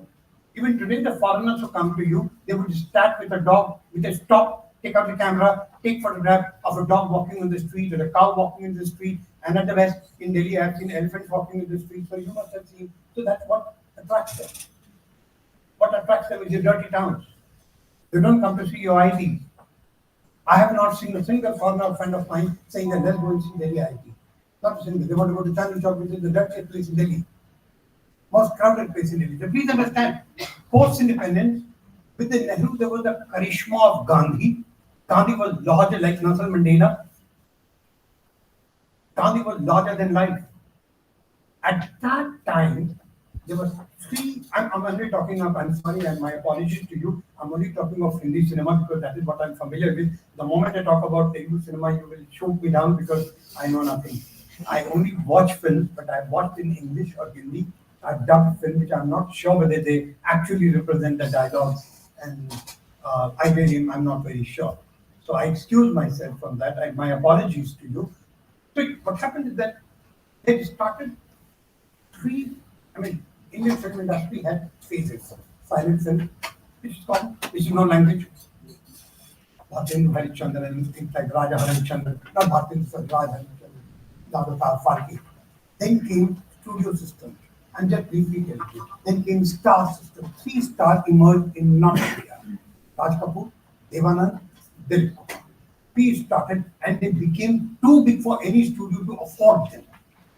Ashok Kumar used to get, the grand old man, you kids may not have been heard about him. He used to get, brother of one singer, Ashok Kumar, and he used to get 1,200 rupees at that time. This was a bomb. He could keep a fleet of cars, he could move in a convoy of 3 cars and that kind of thing. Then you had first star he was also a star. Studios couldn't afford him. Dilip Kumar, by Meghnad Desai, Lord Meghnad Desai of England, has been referred to as Nehruvian hero. He talked about a film called Nayi Duniya. It's a film, you may not have heard about it. Very old film, 1939. This film is talking about coming of railways. And railway comes and this man actually drives a tonga. He's very afraid when the railway comes, what's happening to my tonga? So he challenged the railway driver that if you can drive faster than me. Railway was pathetically slow, 8 kilometers per hour. So they said, you can't really beat me. And they have a run, they have a race, and railway leads. The tonga begins to drive. Nehruvian idealism failed continuously, constantly, because industries were gaining over what Gandhi had said, Bunyadi labor, basic labor. By hand we make everything. Whether it is a sari, whether it is a dhoti, we make by hand, but machines make. Then came Raj Kapoor. Out of the 3 people, Raj Kapoor was a person who was the festival circuit director, which was very popular. Avara, Jagte Raho. These films are not at all popular films, not popular in the modern way. No dance, no song, nothing. They were very, you had to think, Jiddesh Ganga Behti. They were talking about the socialism. But Raj Kapoor became popular in cinema-starved Russia. Russia was not making many films. Russian films were tame. Russian films were Stalin. Russian film was Stalin coming and bowing people like Hitler had made. They were not interested. And then because India had a friendship, because Nehru had a friendship with Russia, they allowed Indian film, and only film which had a lot of songs and drama was that of Raj Kapoor. So Raj Kapoor became popular. Even now, 70 years later, if you go to any of the Russian countries, and my friends who meet me in the conference, they say, Aji, you are from Avara? So I have to, now, younger generation like you young people, from 1970s, 80s, Vishnu Chakravarti is a popular hero. They say you come from Vishnu Chakravarti, Jimmy Jimmy. I don't know Jimmy Jimmy. Besides Jimmy Jimmy, I don't know the lyrics. We used to consider a very bad film. So then these films became so popular. First phase was when Raj Kapoor became popular. He became popular in certain regions. He did not create a diplomatic coup. Nothing happened. I told you in the beginning, our diplomacy is very opaque. Few officers, one minister, one prime minister, they decide we don't know why these policies are made. We don't question why he's going to Bhutan. There was a news, whole news, every newspaper carried whole news about why did he go in election time to Bhutan, but I don't think anybody reads that. So you don't come to know. It's very opaque. You don't come to know. Something is happening, you don't come to know. So the films were marketed as a relief, as something that you don't see. You really want to believe that Amir Khan's film Dangal made 1,000 crore in China. Do you really want to say that Amir Khan's next film will also be popular and he'll be very popular? They want a relief. They want anything. I'll argue with literature. I'll give you example of some literature. So what happened is, first is this phase. There was a relief. Next generation came, which wanted something more than relief, wanted to dance. The Russian communism was becoming weaker outside Moscow, outside bigger cities. This is the reality which even Russian leaders did not know. It is becoming ridiculous. You think production is going down, women used to produce. When that happens, young girls, you would realize you work and men don't. Even the fields, in factories, women are hardest workers, men are not. So what happened in Russia? That some films, they became popular, but they did not carry any diplomatic message. Government was not able to exploit Mr. Chakravarti's popularity. I was seeing a YouTube of 2022. Some Indians who had gone to Kazakhstan, Turkmenistan, and all these states. And I found everybody was saying Jimmy, Jimmy, Jimmy, Jimmy, Jimmy, but we have not been able to benefit of it. Your neighboring state, Tamil Nadu, has superstar Rajnikant. He's super popular in Japan. We have not been able to cash on that. Most recently, your own Natu has become so popular, it won even Oscar. You must patch your back. They made a great dance. They made a great music, great lyrics. So I really want to say that every American, every European who voted for Natu understood this song. They understood the lyrics. They could dance. They understood the dance. And from now onward, every American film will have a Natu or some kind of a dance choreographed by some Telugu dance director, or maybe Tamil director, or maybe Bollywood director. You're going to believe that. Did they make any of the Mr. Chakravarti films? Serious films which were made in Bollywood? Do you really think that anybody was making Rajnikant kind of film in Japan? The example that I'm going to go that I was referring to is from literature. See, the Western market has a penchant for something new. It was English. It became French. It became Colombian. It became Egyptian. I mean, you must have heard of Nakib Mahfouz. You must have heard about Turkish Orhan Pamuk. Indian Salman Rushdie became a great man. Where are the Indian writers now? What is Mr. Rushdie doing and how many books he is selling? What are the Indian writers, great Indian writers, from Arundhati Roy to everybody who are selling millions of copies, what they are selling and how much they are selling? All. Now what is there? The interest is shifted to Sri Lanka. Gunashekharan became popular. Shifted to Japan. Now, coffee books, all kind of coffee books on coffee table. Drink your coffee before you die. Japan has become a very famous story of a professor who had a dementia, very advanced stage of dementia, and he was in love with the nurse who was caring for him. And now to Japan. From Japan, it is moving very clearly. It was Africa also, that is what I know. See, West is not interested in you per se. Please remove this thing from your mind. It is interested in your labor. I'm not anti-West, by the way. Given a chance, I would like to migrate to America or England or wherever. Of course I would. And I would love India from 20,000 kilometers. But what I'm saying is they're not interested in you. They're not interested in your film. And that is why we have not been able to make a mark as far as films are concerned. They're not interested in you as a product. They're interested in you with the interlude. In the film you have, in the TV you have an advertisement. You are an advertisement. All the TV advertisements come to 29 seconds. If you make an advertisement for 2 minutes, 3 minutes on OTT platform, you fast forward it. You will not watch. OTT platform sometimes it's 18 seconds, 20 seconds, 32 seconds. You must have seen on a Netflix or Prime or Hotstar or anything. You don't watch the TV. You don't want to watch the advertisement every time. Advertisement, of course. God willing, someday if I had an opportunity, I would have talked to tons about advertisement and how they influence our lives. But what I'm talking about here is a very, very simple thing that your film, whether it's Hindi, whether it's Tamil, whether it's Telugu, whether it is any film, Bengali, who interacted with Satyajit Ray? Satyajit Ray did not get released for his film for 6 years. 6 years the film was canned. When it was released, it did not sell. Govind Nelani didn't sell. Tapan Sinha didn't sell. We're talking about the biggest of the filmmakers of Bengali cinema that didn't sell even one. We understood like you, in second and third year, we had gone to see, Govind Nelani film Party, one of the best films, if suppose you get to watch. But of course, the best film today are made in Malayalam, not in Hindi nowadays.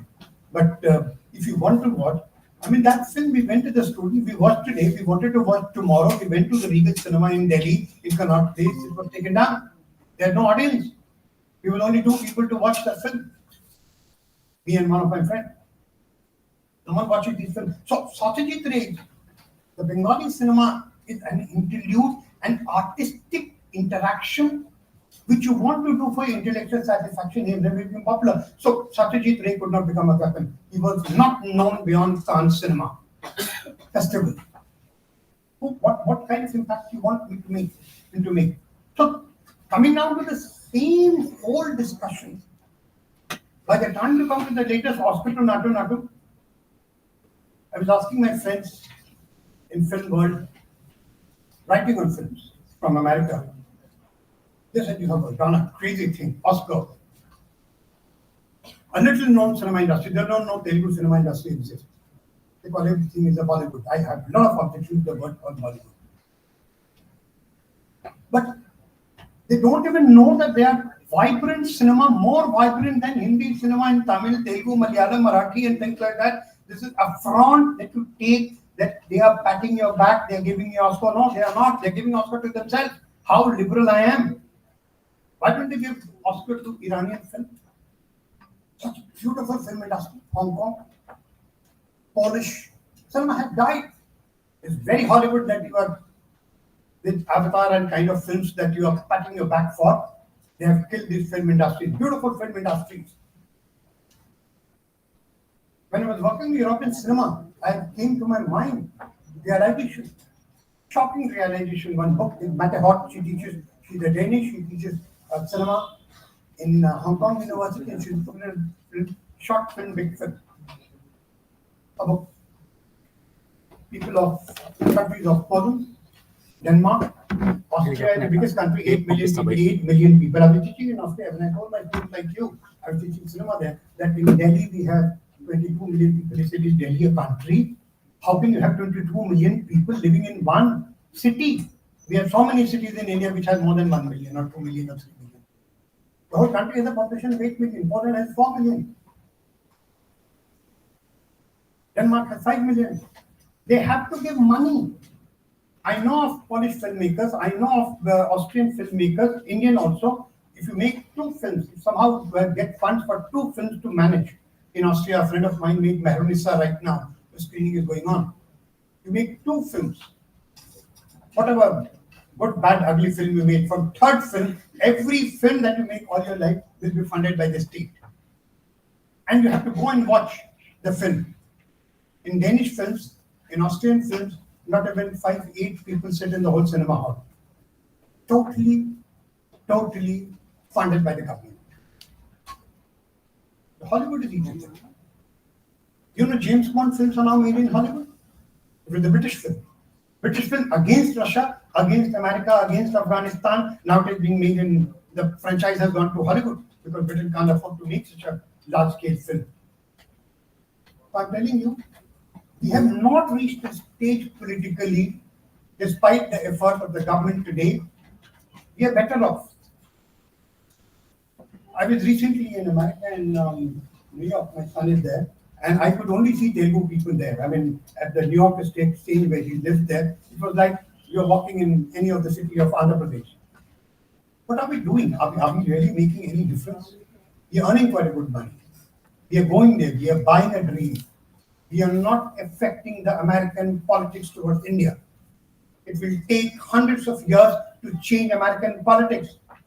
2 Jews can change, 3 Jews can change the whole of American politics, but we can't. because you're not a lobby, because you're not powerful. Your culture doesn't sell. Of course, people eat your Indian food. Indian food is Punjabi food. Indian food is not South Indian food. Indian food is not Bengali food. Indian food is not Gujarati food. It is only Punjabi, tandoori, and this and that and this and that. Very limited impact we have. Is Indian food considered to be top of the rank in American food habit or Western food habit? No, not at all. It's Chinese. It's French. First is French. The whole Europe learn how to eat French food. The beautiful history of Coke and another one, very beautiful history of food in a European plate. What food comes to you? It comes to you through power because French is power. French means elitism. Chinese, every European would eat with spoon and fork. Sorry, chopsticks. We don't know. I manage. I somehow try to manage, but I can't hold the two chops and sticks together. I can't. Every European does. Have you seen them try to negotiate your dosa or idli with hand or roti and making a fun of themselves? They want to make fun of India, not fun of themselves. They're saying that the food is uneatable. But the same noodle which is a strike, they eat very happily. I'm not condemning China. Food is lovely. I love China. But the thing is that they can learn to eat because China is a superpower. For thousands of years, they were under huge mental burden that China is so developed. India is so rich. Why then we were not able to market our food? Why we are not able to market our film? China film, West. They fight against Chinese film. They don't want Chinese film to become popular. Nothing of the sort happens with India. We are not able to make global impact because we don't make global films. Now the point that I'm coming to is that Indians had 2-3 phases of filmmaking. And I'm sorry, again, I'm talking about Hindi films only, but it is something like Raj Kapoor, you are opening a window. So I call it not opening a window, but you open a door. The door not to yourself. Indians were starved of visuals. Indians were starved of seeing foreign countries because foreign currency was difficult, because flights were expensive. There were very few flights. So you had a Love in Tokyo, An Evening in Paris, that kind of film. Or Raj Kapoor had made Around the World in $8. And we as a child saw, this is what Europe is, so advanced, because I had not gone to Europe by then. So I loved seeing these films because I could see Japan, I could see Paris, I could see these countries. They make food of you. Recently, Sanjay Leela Bhansali, a very reputable, respectable filmmaker, made a film, Hum Dil De Chuke Sanam.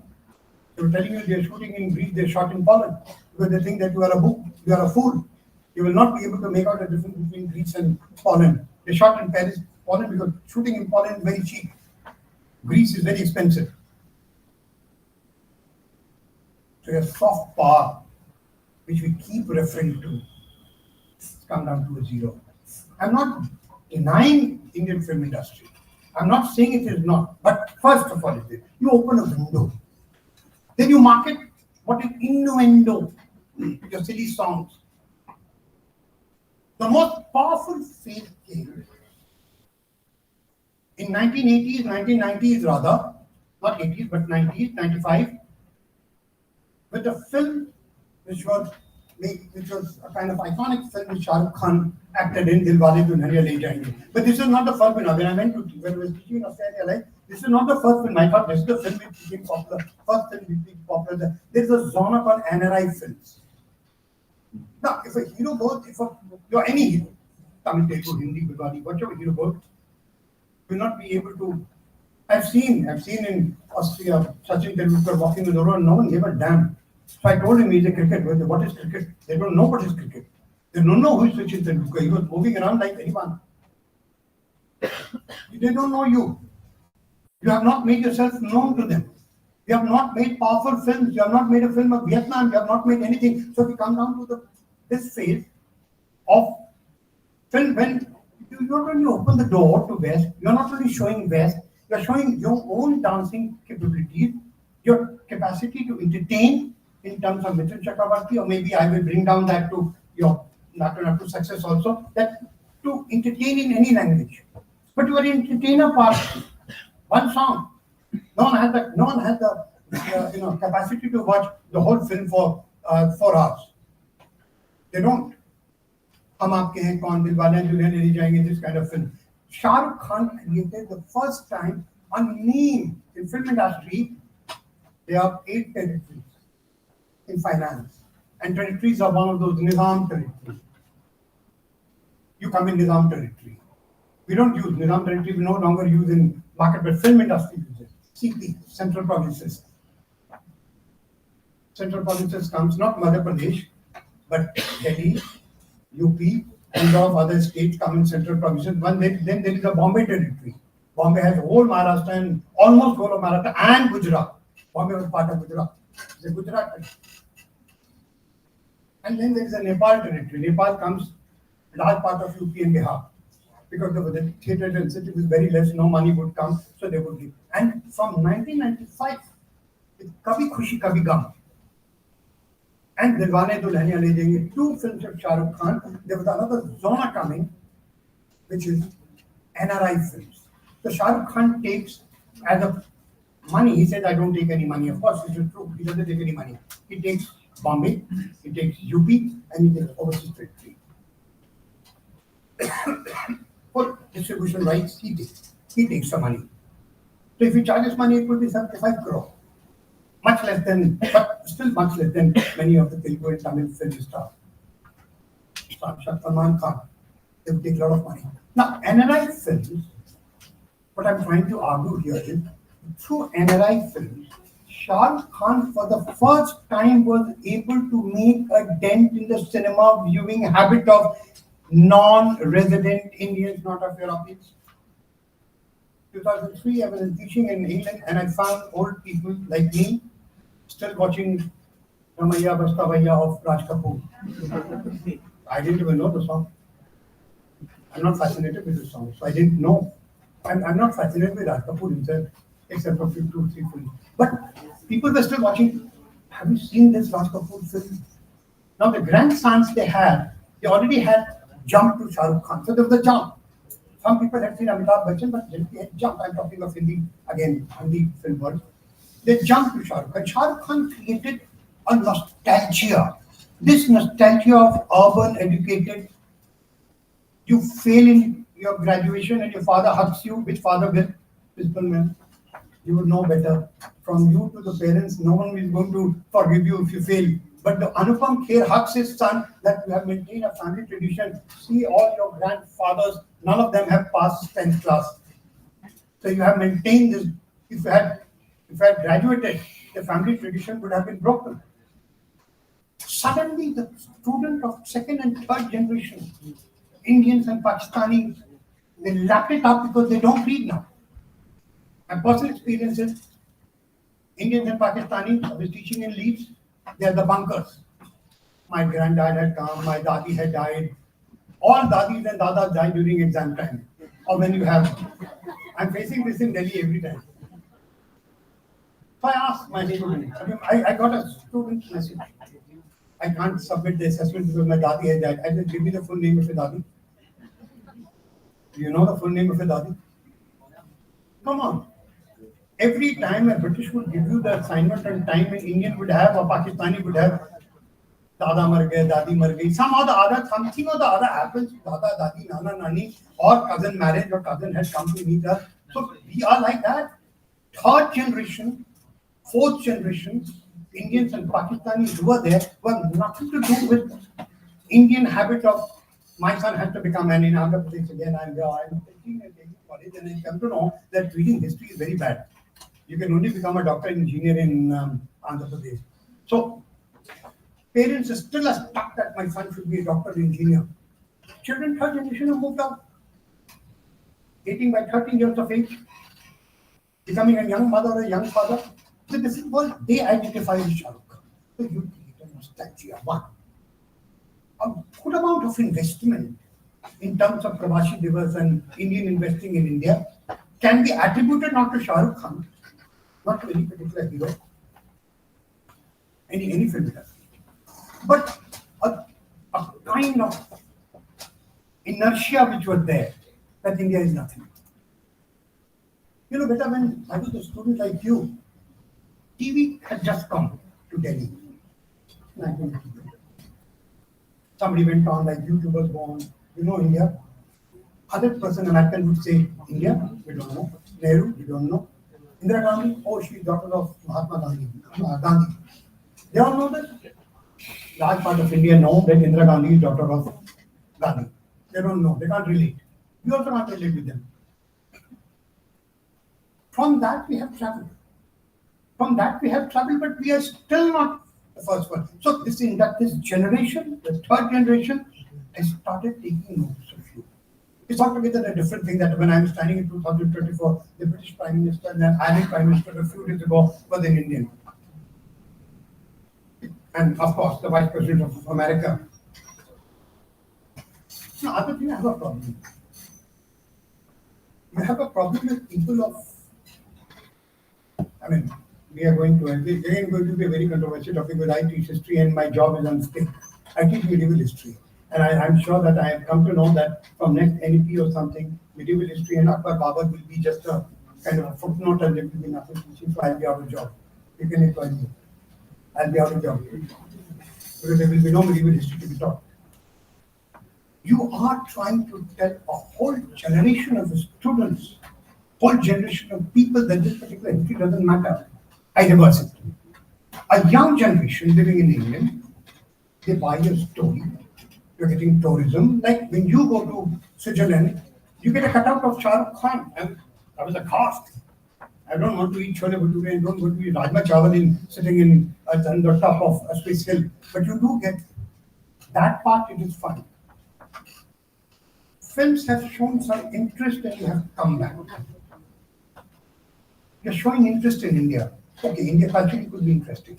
How many people tell you, you talk to a foreigner, how many people actually tell you that we saw this particular film, we saw this song in a Telugu cinema or a Tamil cinema and then we thought we'd come to India? Nil. I interact with a lot of tourism because I teach medieval history and I think all of my friends, whosoever come to show them the Taj Mahal and Delhi monuments and all. None of them have said that we have seen Indian films and we have come to. No, they don't. So we haven't become a part. Films have not become a part. Films have become a genre. One way. Yesterday I was reading Colombian writer. Today I am reading Filipino writer. Tomorrow I read Indian writer. But the world has forgotten Salman Rushdie. He shot his eye, he lost one eye. You remember him? Do you mourn him? The one country which did not mourn the loss of eye of Salman Rushdie is India. We should be ashamed of ourselves. A great writer. I don't like any one of his books. I'm not an admirer of Salman Rushdie. I think he writes very, very difficult English for me. My English is pretty Indian. And he writes very sophisticated English. He writes bad books also. Salman Rushdie's Satanic Verse is one of the worst books I've read in my life. But that doesn't mean that you ban him. That doesn't mean you don't protect him. He could be a bad writer. I may not like him. I don't like many of the writers. That doesn't mean that. So America, the whole world has not shifted politically. We are not making any diplomacy. Of late, we have made some films on Afghanistan and Pakistan, some Veer Zara and Kabul Express, and of course Rosa. We have made some films on terrorism, where Pakistan is involved. And Pakistan also makes some films. The films that they make and become hit, Pakistan has made a copy. Pakistan, they have made a copy. Veer Zara, they have made a copy. Dilwale Dulhania, they have made a copy. Ghazal, they have made a copy. And Ghazal hero is more secular than us. The Pakistani Ghazal is Shan. He comes to India. Indian hero, the Sunny Deol, he breaks the hand palm and beats the Pakistani army blue. Shan doesn't do that. He breaks the sacred tree of India, people. He breaks a big branch of that, beats the Indian army blue and black, takes the girl back to Pakistan, doesn't convert her. He says, we are not like Hindus, we don't want to convert you. And he comes back to deliver the daughter back to the father. And the father doesn't accept here. Father is a politician. He doesn't accept it. Okay, fine. Touched by a Muslim, she's not acceptable to us. So then he again goes back. At that time, he breaks the people tree and takes the heroine back to Pakistan. They make films. They also make films. Do you watch them? You watch some of the serial drama, but you don't watch the film. I'm sure that you don't know in one film. What kind of film? So we also make films, and we have not. Culturally, we have. So let me draw an analogy between literature. Let me draw an analogy between films, literature, and our food.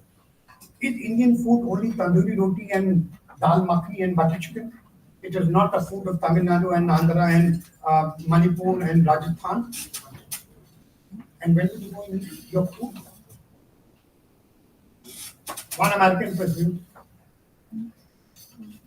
who was instrumental in Iraq war, I don't want to take his name, but he said, Indian food I love, but only when I become too bored of the burger that I eat every day. It's not Trump, by the way. Trump was a McDonald's fan. I'm not talking about Trump. It's difficult to understand. They don't want to eat your food. You think that Indian food has become popular? The Bharti restaurants in England have popular. Do they go for the birthday celebration? You go. When you have your children have your birthday, you want to go to Pizza Hut and eat pizza, or maybe spaghetti or some other Ethiopian or some other day. But they don't. You have not become a reason for celebration. Thus, your food has not become. Suppose you support all the South Indian food joints you close down in America and Canada. So the Canadian economy and the people should cry and they should come down to knees and they should beg with you that please open this. No, not going to happen. With any other Indian restaurant? No, not going to happen. But suppose you close down McDonald's, America will die. Subway, America will die. Same as the film. Think of the when will we become power? Because we are not world power. We are supplying men to work in the factories. One Nirmal Kumar becomes John and one some lady, girl who becomes Martha and works all night from American time for them. We provide them labor. And when I say you means I mean people of Andhra Pradesh. You are the bulk force of Google. You are the bulk force of, for the amount of money which Americans would not really bother. You get paid very well. You are doing very important job. They're using you. They're using us. They're using Bangladesh. I came to know from a Bangladesh professor just 3 days ago that most of the Bangladesh, wherever I go, this very coat which I'm wearing is made by Zara, but it's written made in Bangladesh. So I thought Bangladesh is a giant. He said, no, not at all. Brian, all the material comes from China. 90% of the Bangladesh, let me tell you, some of you young children may be aware of this, 90% of the Bangladeshi factories are owned by Indians. It is Mangalam Birla who owns a factory there. He uses very cheap Bangladeshi labor, no labor law. One house, like house of 9 cars, just 10 meters and 20 floors, it collapses in wind.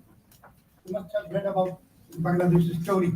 Every year in August is coming. Every year in August, the entire Bangladesh shuts down for a wage of $1 per day. So be happy.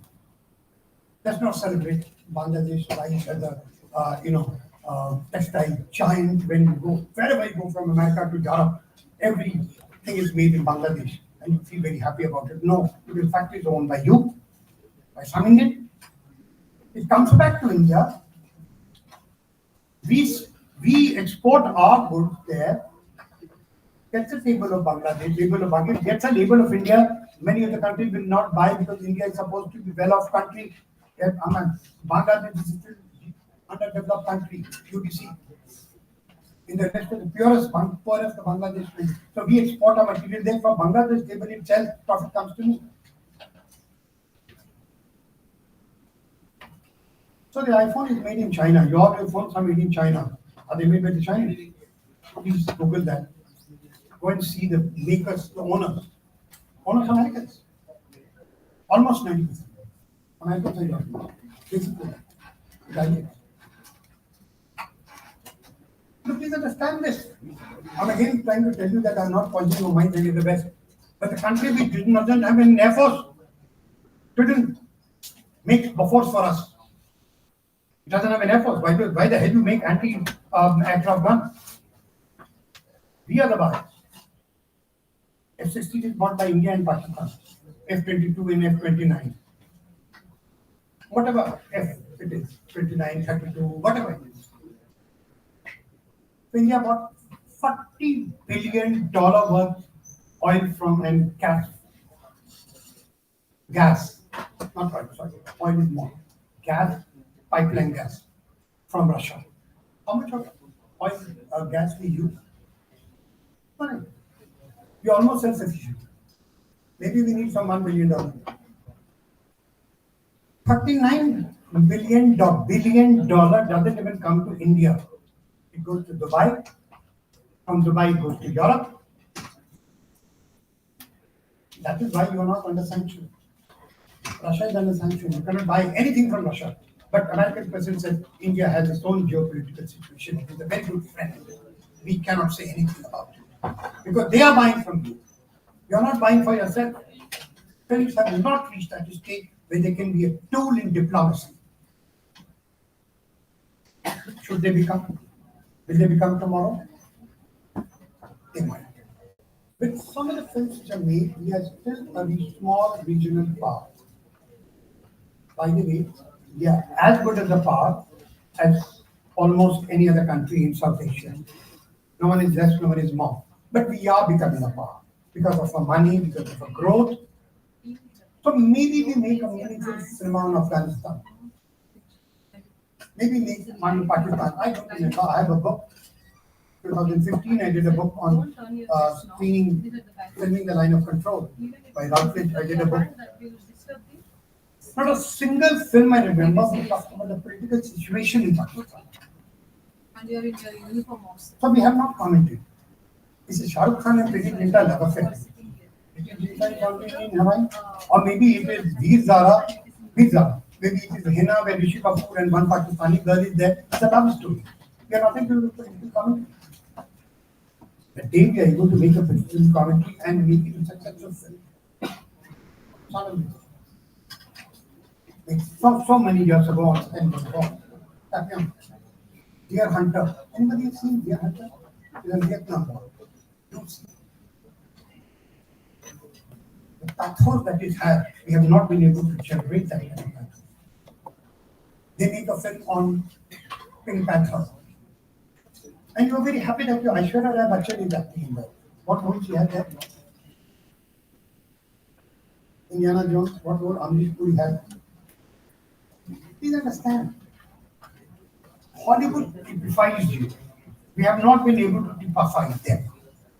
Hollywood sells you. We have not been able to sell. So what I'm saying is, we have not been able to sell our food. We have not been able to sell our policy. We have not been able to sell our computer. We have not been able to sell our mobile. We have not been able to. We don't make avionic, aeronautic. If we don't make aeronautic, we don't make aircraft. We don't make tanks. We don't make a simple revolver which your policeman carries in the streets of Vijayawada. Even that is important. Mauser or something. We don't make it. We make a silly rifle which Indian Army also doesn't want to carry. We make one in South. So what do we have to market? Till we reach, see, cinema is always, in cinema and diplomacy is always goes hand in hand. Unless and until politically you are powerful. You are powerful maybe for Maldives or Maldives has shown you how powerful we are. Second day they went to China and did 48 agreements, important defense agreements with China. You can't even control. Not that I want to control this, imperialistic. But of course we wanted to control Sri Lanka, we wanted to control Nepal. Rajiv Gandhi had desire for becoming South Asian power. So he blocked, created a lot of problems for 3 years for Nepal. Even Nepal, you could not continue. Nepal went to China. Nepal is more friendly with China now than you. What are we doing? They're giving jobs to every Nepal, according to the rules. Every Nepal, Tibet, Bhutan, people can come and join any of your jobs. Can you join in Nepal? Can you join in Bhutan? Can you join in Maldives? Become IS and IPS there? No, you can't. The rule doesn't say that. because we have very few jobs and we cannot compromise with Indians. So your films have become so fantastic. It's become political. The moment films become political, you have the capacity to create negative comment on powers, whether it is France, whether it is England. We make Dilwale Dulhania Le Jayenge. Is it a comment on British society? A British lady who made Bend It Like Beckham, Gurvinder Chadha, she made a film on British football and South Asian football that is a comment on British society, very harsh comment on British society, of course NRI, but British society. But when we just super flossed it. We flossed it completely. Kabhi Khushi Kabhi Gham. There was an Amitabh Bachchan, there was a beautiful landscape, beautiful palaces, beautiful helicopter, love story, song, dance, drama. All the British people started singing in this film, Jana Gana Mana. Do they know what is Jana Gana Mana? In India only you will have problems. If you ask somebody to sing Vande Mataram or Jana Gana Mana, do they sing? It does not become. Generally, I was working on popularity of Shah Rukh Khan in England, and I realized that he is popular only among third generation of Indians and Pakistanis. Not a single British came to answer this. They didn't even know him. They said, okay, my girlfriend or boyfriend was a great fan of one Muslim hero. We are reduced, Shah Rukh Khan is reduced to a Muslim gentleman. I can't pronounce the name because the name is a tongue twister. Shah Rukh Khan is a tongue twister. So they can't. So I wanted to submit this for you, for consideration, because you young men and women, mostly women, I see some men behind. You need to think. Take criticism on this. Don't carry criticism and grudge in your sleeve. Take criticism to your heart. Think that why we are not popular, why my food is not dispensable. If the McDonald's is closed or the Pizza Hut is closed from India, half of young generation people will die. Where will we eat pizza now? But if you close down your butter chicken, the Europe will not die. They don't miss it at all. They come only because a boyfriend, an Indian boyfriend or Indian girlfriend has forced them to go to an Indian restaurant and they make faces. They don't like the chai, they don't like your butter bun, they don't like anything. I'm sitting in England in a restaurant called Dishu. It's very known, popular Bombay food there. And you go to have a cutting chai. Bombay has a cutting chai. Small cup tea, very sweet, very sweet. They find it, you read the review of cutting chai and Lonely Planet. Is yuckiest, sweetest tea that you can ever have. Don't try. Rasagulla, Bengalis take so much pride. Read Lonely Planet. So you will know what is best in mind. You say the yuckiest ball of sweet meat which you have put in your mouth. You will not know before an Indian whether to throw it or eat it. So when you see some YouTuber and you get very fascinated that Indian food will become very popular, please think twice. So like for instance, I've taken off the time. I didn't know how much time I had. So I used my privilege and perks as a teacher, for which government of India paid me a huge salary. I took that privilege to speak to you for the hour, and of course, my friends, I forced you to listen to me. But it concerns me that people have this kind of hyperbolic idea of India has become a superpower. No, you're not. You're workers in one of the local factory or something or the other. Yeah, how much? I mean, ask your audience, you friends, that they must have become rich. But do they own a company like Google? Do they own a company like Microsoft? You work, and the company shuts you out one day, 2,000 people laid off, 10,000 people laid off, and you are back to square one. Then why do you have a company like this when you can say that, okay, fine, we have a Google. In India, we have a Google, or in America, we have a Google. Of course, they are startups. But none of the startups are like that. None of the films are like that. None of the food is like that. It's a kind of reality check.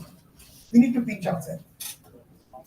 Are we awake or we listen to a political leader propaganda, election propaganda, which we will hear for another 2 months? How great we have become. our economy has become 9.5%. I'm not challenging the government. Inshallah, we should become 9.5%. We are not. We are not. Reserve Bank Governor has said that at the most we will be very happy if we have a 6% development. Reserve Bank of Governor, who is appointed by Mr. Prime Minister, he says we don't have the 6%, and I'm sure when he says 6%, we should be at least 3%. Government manufacturers. Could we be prepared? Thank you very much, ma'am. Thank you very much for the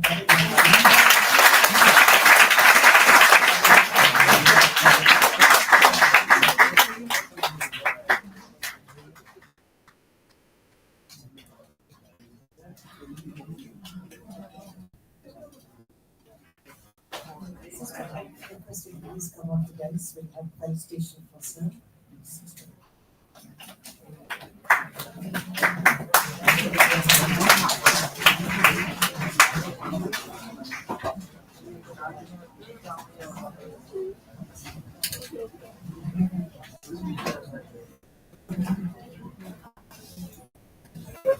Respected sister, most beloved sister, Dr. Rekha Madam. And, dear friends, you all had a resource person today, Professor Nirmal Kumar Garu, speaking about the role of India in the global diplomacy. I thought he would speak about the various summits that India has convened. What the Prime Minister boasts of saying India is leading the world, India is going to become the fifth biggest economic power. American President visited India, our Indian Prime Minister went and delivered talks in the Senate and the Congress, our English Parliament.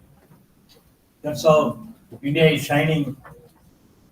But he has come back to square root one, saying, where are we selling? Our culture, our food habits, and so many other things. In fact, a lot of migration, Indian diaspora, all that is using us labor power. And in fact, we are being used. Our intellect and the labor power is very cheaply purchased. And they are not even willing to take a film or food, things like that he was trying to share. In fact, he was talking about the weapons, war weapons, and other kinds of things. In contrast, our government saying that we're there on the Chandrayaan, but even the policeman on the street doesn't have our own native manufactured guns. So it made us to think that from the, attempts made by camouflaging the real situation, telling that we are taking the country to greater heights. But on the contrary, when you take into consideration the cultural aspects and Indian culture of all regions, the global perspective, although Indians are great in the diaspora, our culture is not selling and we are not able to take our own taste. So we are not properly carried in the world. Where are we diplomatically playing our role? That's what we want to bring it. So very excellently brought. I will conclude saying, when I was doing my research on sugar industry of Andhra Pradesh, that was my PhD, there used to be a label, Indian sugar meant for dogs. Indian sugar not fit for utilization by Europeans. Although we are manufacturing sugar and we are trying to export sugar, it is thrown, it is not utilized. So technologically we have to make some more innovations to make our sugar to be, utilized by other countries. In the same context of the international situation of the world wars, there was a situation where First and Second World War, where Indian industries had a little benefit of the war times and were able to export. But it was labeled Indian sugar meant for dogs. That means they did not place in the European. The situation remains same even after 100 years. interwar period 1919-1939. You are in the century after 1919 is 2019 plus. So you know 100 years we didn't make a progress. So thank you, sir, for your enlightening lecture.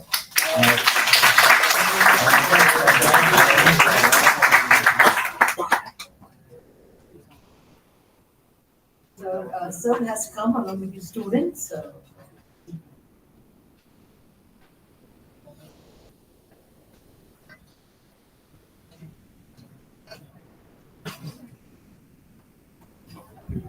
I request our dear principal to please come forward and felicitate Professor Vijayawada.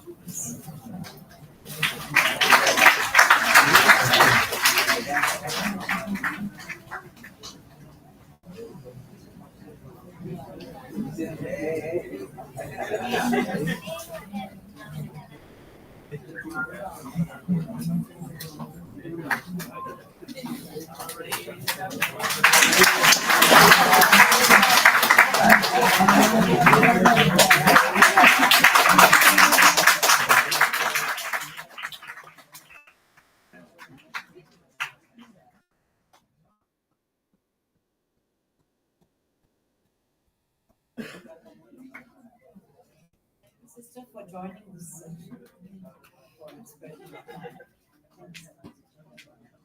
Thank you, sir.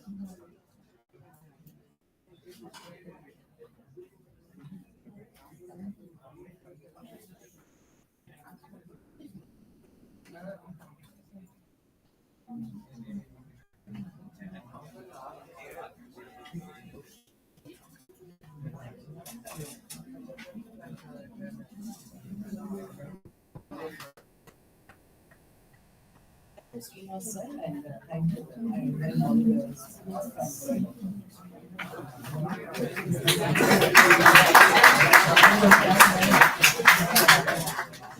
I also welcome to our Professor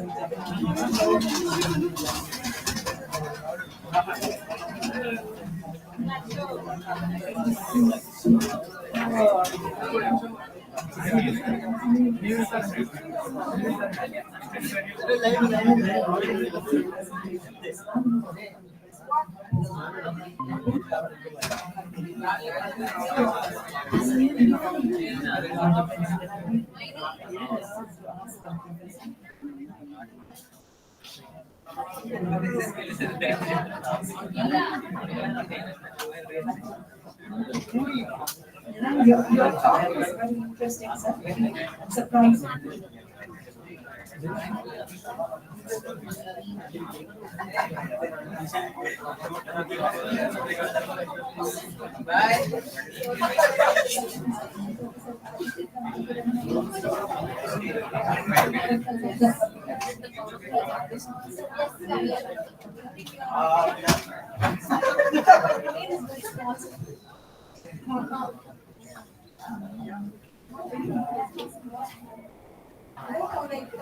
Oh, we have to get over this thing. Oh, get over this thing. It will happen. I mean, once we are really powerful and when we have the strength, economic difficulty to make films on one word. We make a film of my friend that is the you know my friend. American history in my college when she migrated to a full-time scholar when she settled there in America in a black university in Hobart. First thing they did after 2 months, they took American history from her. They said, no, we cannot allow. And this is a black university, not a Harvard, Hobart in Washington. They took the American history from her and said, you can't let none of the American teacher. So will they let you make the films on them? I mean, I was coming to my mind when Professor was talking about that there are other countries which are very rich, France, England, Austria, with the films also do this. Money will not get you film, political power will get you film. And that film they will stand up and watch because India has made. Right now it is not the situation. They go and watch because they find it funny. Somebody is singing and you have 21 songs and 20 songs. And I mean, the same question which the Matt was dancing. So when one diplomat came to my college, one ambassador, I said, can you tell me the meaning of mathematics? Can you tell me the names of the heroes? Have you seen the film? She said, no. We are not important. We are like spices in the dal and rasam and whatever. You are the moringa or whatever, whatever you call it. We are not the main food. The food is not important. I told you, every American, every European will know how to eat with chopstick, but they will not know how to eat with hand. But that is what we say. There will be a time, maybe by when you people become like me, my age, maybe by then India would be powerful, but it would take time. It's not so easy. You can't make it. But I know that many of us don't know the names of these actors. We don't bother. And at least they don't make a social change in India. American Hollywood film we see, we sit and notice. All of us know Titanic. This Titanic is made in almost every language, powerful language of the world. Some copy of Titanic. Do you know that? You know the American Titanic. We also made Titanic, very bad Titanic. In English industry, I know. We made a very, very bad copy of Titanic.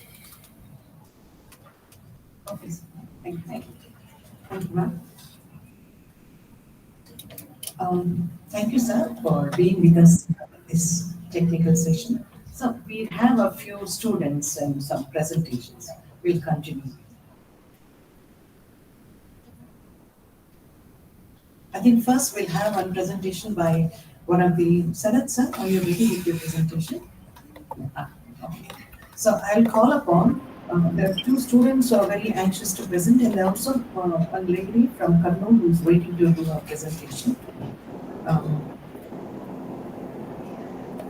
We can have online presentation, no? Name? Yes. Oh. Vijayalakshmi garu unnaru kada? Hi. What?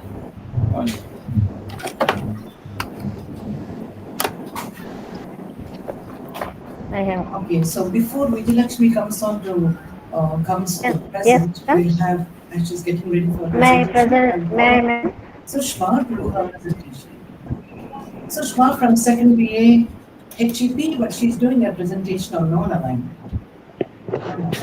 Policy of India.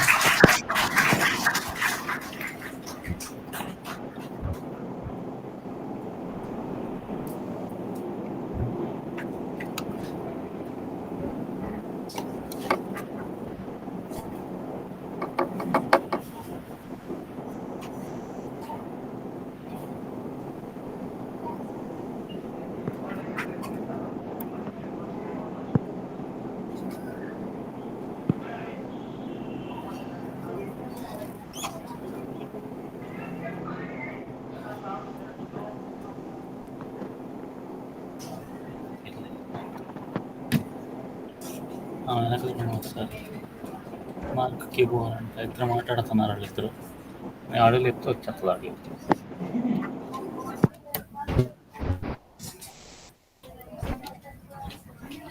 Madam ఎందుకు sir screen మీద ఉన్నాను ఇద్దరు లైవ్లో ఉన్నారు ఇంకా అతను కూడా కాదు होने वाली है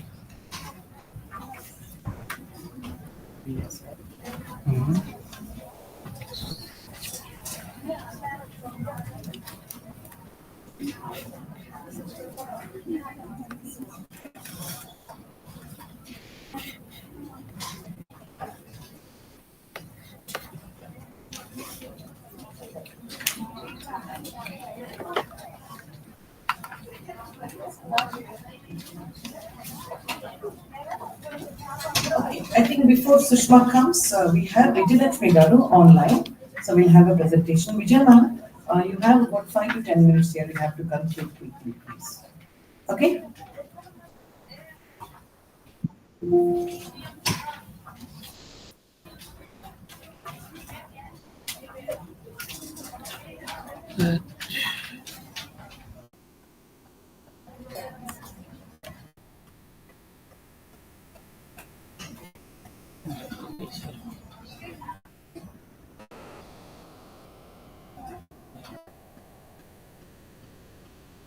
So we have a presentation from Mrs. Vijayalakshmi, faculty member from a college in Kannur. So she'll be doing a presentation. It'll be a very brief presentation, and that will be followed by one or two presentations by our students.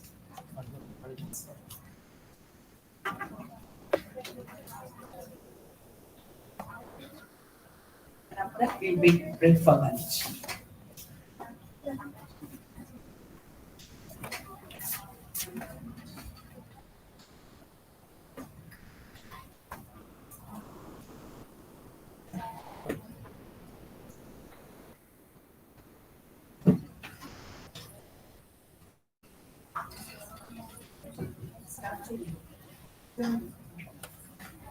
Join team.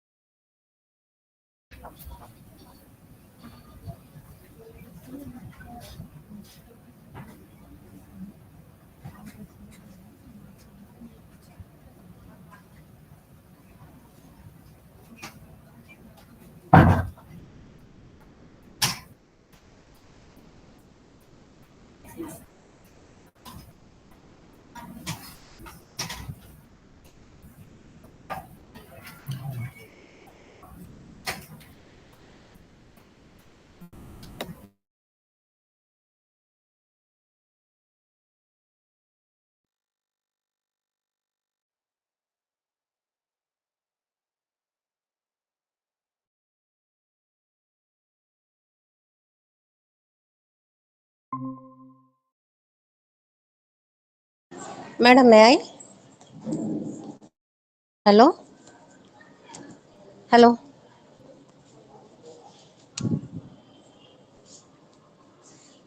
Hello?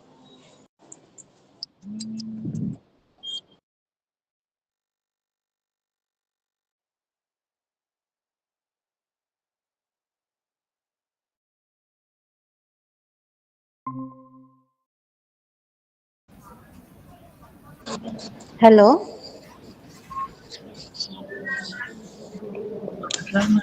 Hello? Hello, Vijayanagar. Madam, may I? Yes, you're audible, which may sound that Okay, madam. Okay, madam. sound. The foreign policy of India during colonial period is only a subordinate to the government of England. The formulation of foreign affairs of India largely intended to fulfill the interests of the British cabinet. The year 1818 marked which inaugurated an era of consolidation of the Raj by the company, but in terms of international law, it was in 1858 to 1859 by the Queen's proclamation, the transformation of power from company to the British crown foreign policy and independent character. Regarding Afghanistan relations, the aim of the foreign relations with Afghanistan was shaped by due to the rapid expansion of Russia towards Central Asia. As earlier, Napoleon formed an alliance with Russia to invade India. Britain feared Russia may invade again India, and hence it tried to Afghanistan under her influence. Lord Auckland sent an envoy to Afghanistan on a commercial mission in 1837. But now scholars express a different opinion that the fear of East India Company was in fact the decision by Dost Muhammad and the Khazan ruler of Iran to form an alliance to put an end to the Sikh rule in Punjab. The British feared that an invading Islamic army may cause an uprising in India. Therefore, East India Company played up the threat of the Russia. Lord Auckland, by similar declaration in 1838, waged a war against Afghanistan, in which the army of Indus tasted a bitter defeat, and it cost 20,000 lives and 1.5 crore rupees loss. John Lawrence adopted a policy of masterly inactive. Lytton followed a policy of proud reserve aimed at having scientific frontiers and safeguarding sphere of influence. As Sher Ali inclined towards Russia, Lytton waged the Second War on Afghanistan and defeated it, resulted in the Treaty of Gandamak in 1879. Ripon followed the policy of buffer state, and during Lansdowne, when British occupied Hansa and Nagar in 1891-92, Abdul Rahman agreed to draw a boundary line between two empires. The line of Durand was drawn between these two countries. And regarding Bhutan relationships, the commercial interests of the and the imperialism of the company are the main cause of Anglo-Bhutan wars, which fought 1864 to 65. Britain wanted to expand its trade to Himalayan region. As Gorkha power created hurdles, the old route to India and Tibet was closed. It wanted to establish a new trade route to Tibet via Bhutan. The Assam duars caused this Anglo-Bhutanese war. The violations at the borders by the Bhutanese resulted to second war in which Bhutan defeated and signed on the Sinchula Treaty. The British revised its treaty in 1910 by Punakha Treaty. According to it, Britain will not interfere in Bhutan's internal affairs, and in 1924, Britain declared that Bhutan was outside India and was not a native Indian state.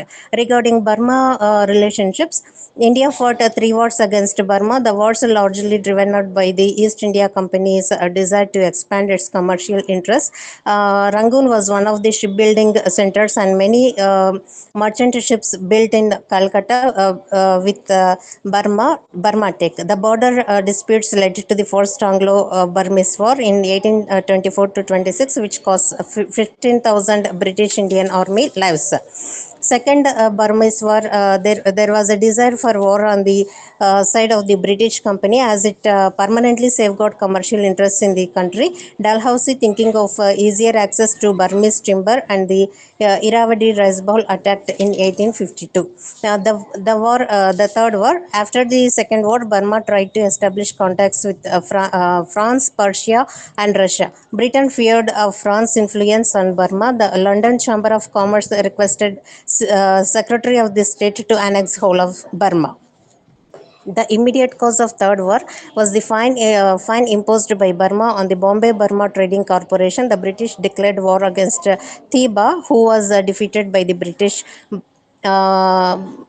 Britain issued a proclamation of annexing Upper Burma. To conclude, the foreign policy of colonial India was formed largely by the fear of Russia and France. The commercial interests of Britain, imperialism paved the way to crush the interests of the neighboring countries, as in the case of Burma. The wars intended to extend their commercial interests of their trade.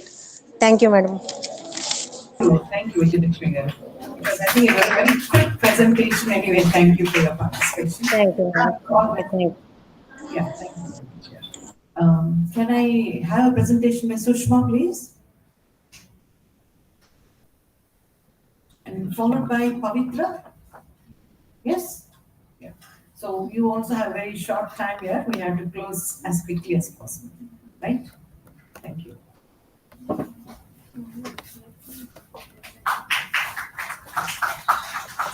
Thank you for the gesture, ma'am. Good afternoon to all the dignitaries present over here.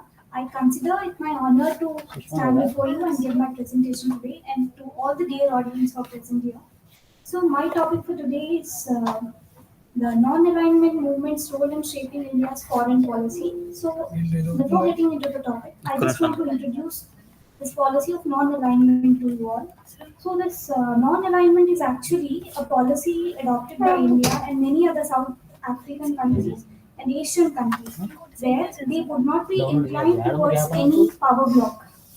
So I would like to say that there were two power blocks. One was USA and the other followed by USSR. These were the two parts, one in the eastern and one in the western part. So actually, this era of power blocks has continued from 1940 to 1990s, and we signify this period as Cold War period, where no direct war was initiated by any of the power blocks, but instead they had deliberations and they had counter-attacks in terms of development. So India at this stand has taken a stand for itself that it wouldn't be inclined to any part of, any of the power blocks. It didn't take the side of any of them, and it didn't hurt any of the powers. So, along with this all started, the background for this non-alignment movement has started with the Bandung Conference of 1955.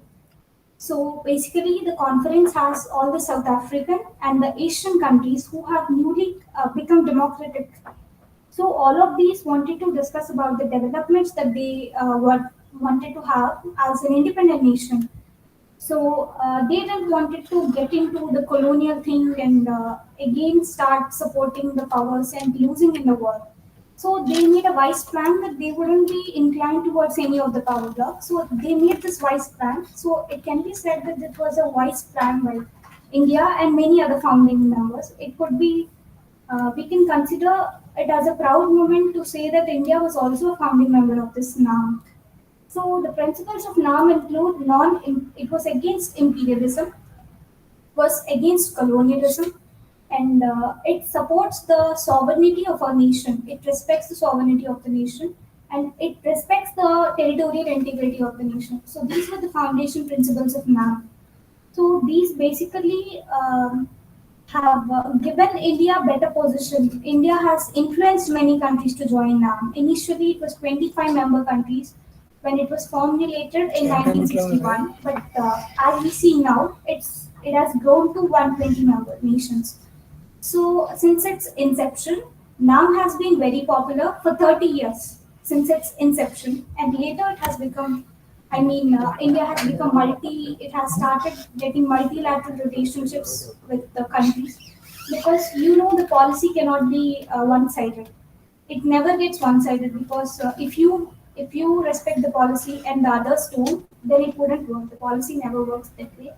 So we had the Chinese aggression and Indo-Pak aggression and all of that because we respected it, but the others, we can say that they didn't respect the thing. So I would conclude saying that non-alignment movement was one such event which was very crucial for a developing India, which has grown out of the clutches of all the colonialism and all of that. So I conclude saying this, and I extend my gratitude to the organization team of Stella College and St. Teresa College for giving me this wonderful opportunity to present myself before you. Thank you. Very good success. She is a gold medalist. Now I call upon Pavitra to please present your paper.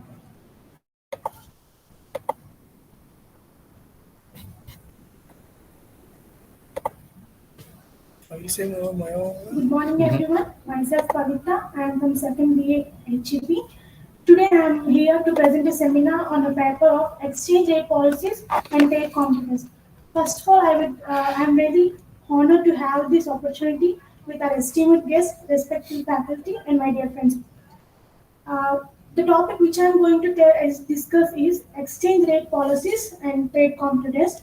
The introduction of exchange rate policies and trade competitiveness is this determines the trade competitiveness between two countries where the goods and services are imported and exported.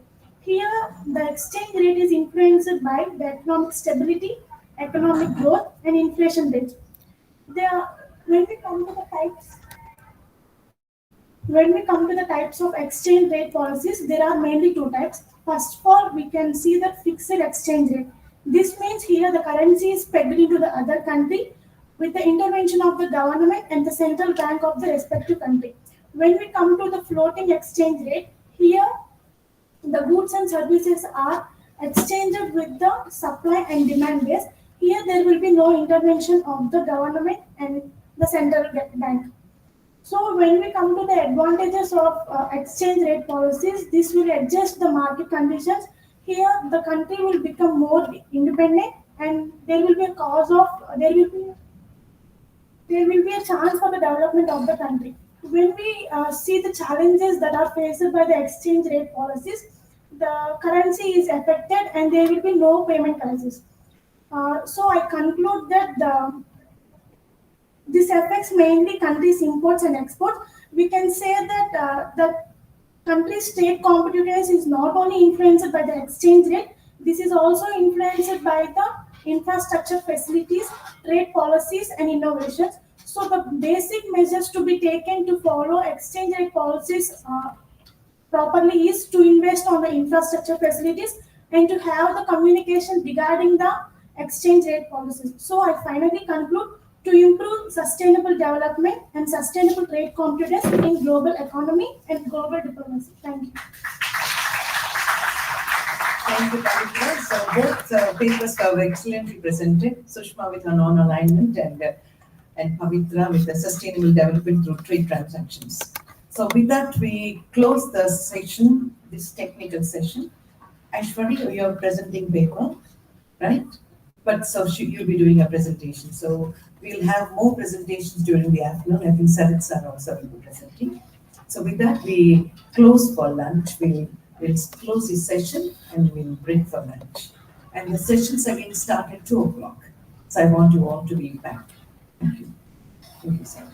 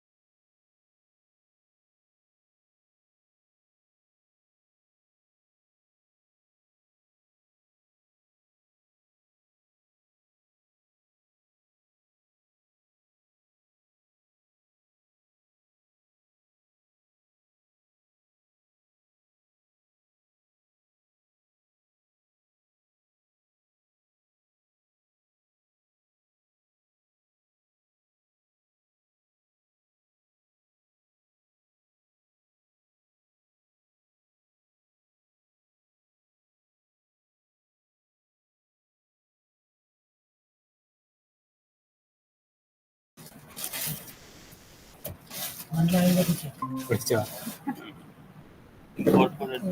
కూర్చో James ఆఫీస్కి వెళ్తున్నాను కదా ఇక్కడ pen circle పెట్టిస్తాను మధ్యలో అక్కడ దుగ్గుకు అన్నాను మళ్ళీ ఇబ్బంది పడతావు మళ్ళీ పెన్ సర్కిల్ పోతే ఇప్పుడు స్టేటింగ్ కార్డు ఉంది అమ్మో లేదు మధ్యలో మధ్యలో లేదు కష్టం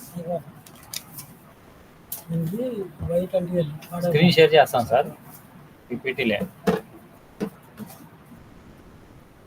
hello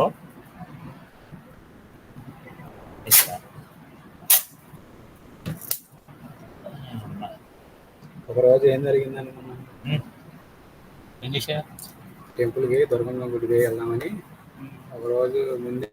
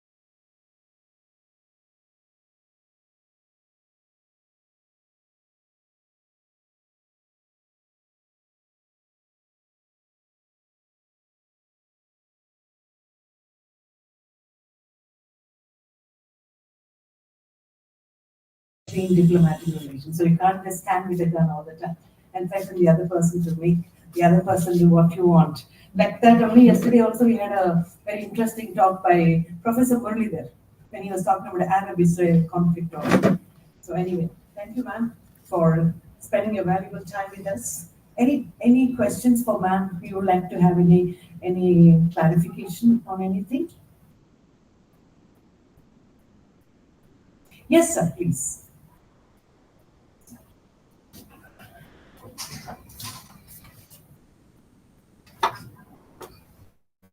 When you talk about the Buddhism soft power and all, I mean, one thing that I would like to say is that it's also very interesting to know that today Buddhism, whatever we have in India after the Buddha and a few hundred years after that, today's post-independence India, and it is only Tibetanized.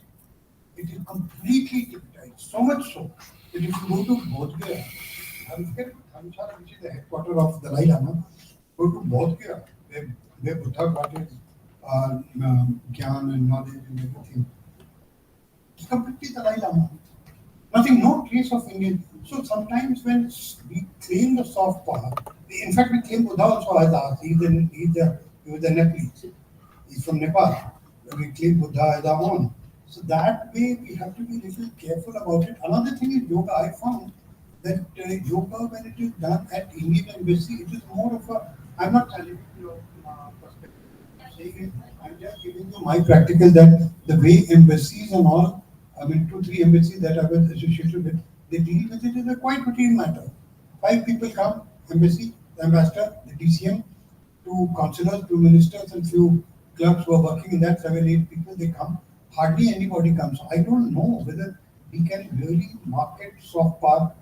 If at all anything has to be soft power, I mean, it's between soft power and hard power. Only through your, I mean, Max Weber and I, we have known, but I was not aware of that. Whatever we have has to be only that we are a software giant kind of a thing. We are working in that. I don't know how much of yoga actually will get you the brownie point that you want. Buddhism, you have to be careful. When you make a formulation, you have to be careful. Nothing of the original Buddhism. The entire Buddhism today is either Mahayana and Hinayana and Buddhism, or it is coming from the Dalai Lama. You have to be really careful about Buddhism. Thank you, sir. Thank you, sir.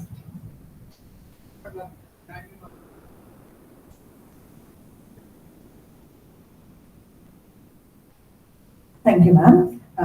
Now, thank you, ma'am. You can sit it right, sir. Now I call upon Dr. Prasad Rao, sir, Head Department of Political Science, to please come forward and introduce Professor Jagannath to the audience. Dr. Jagannath to the audience, please.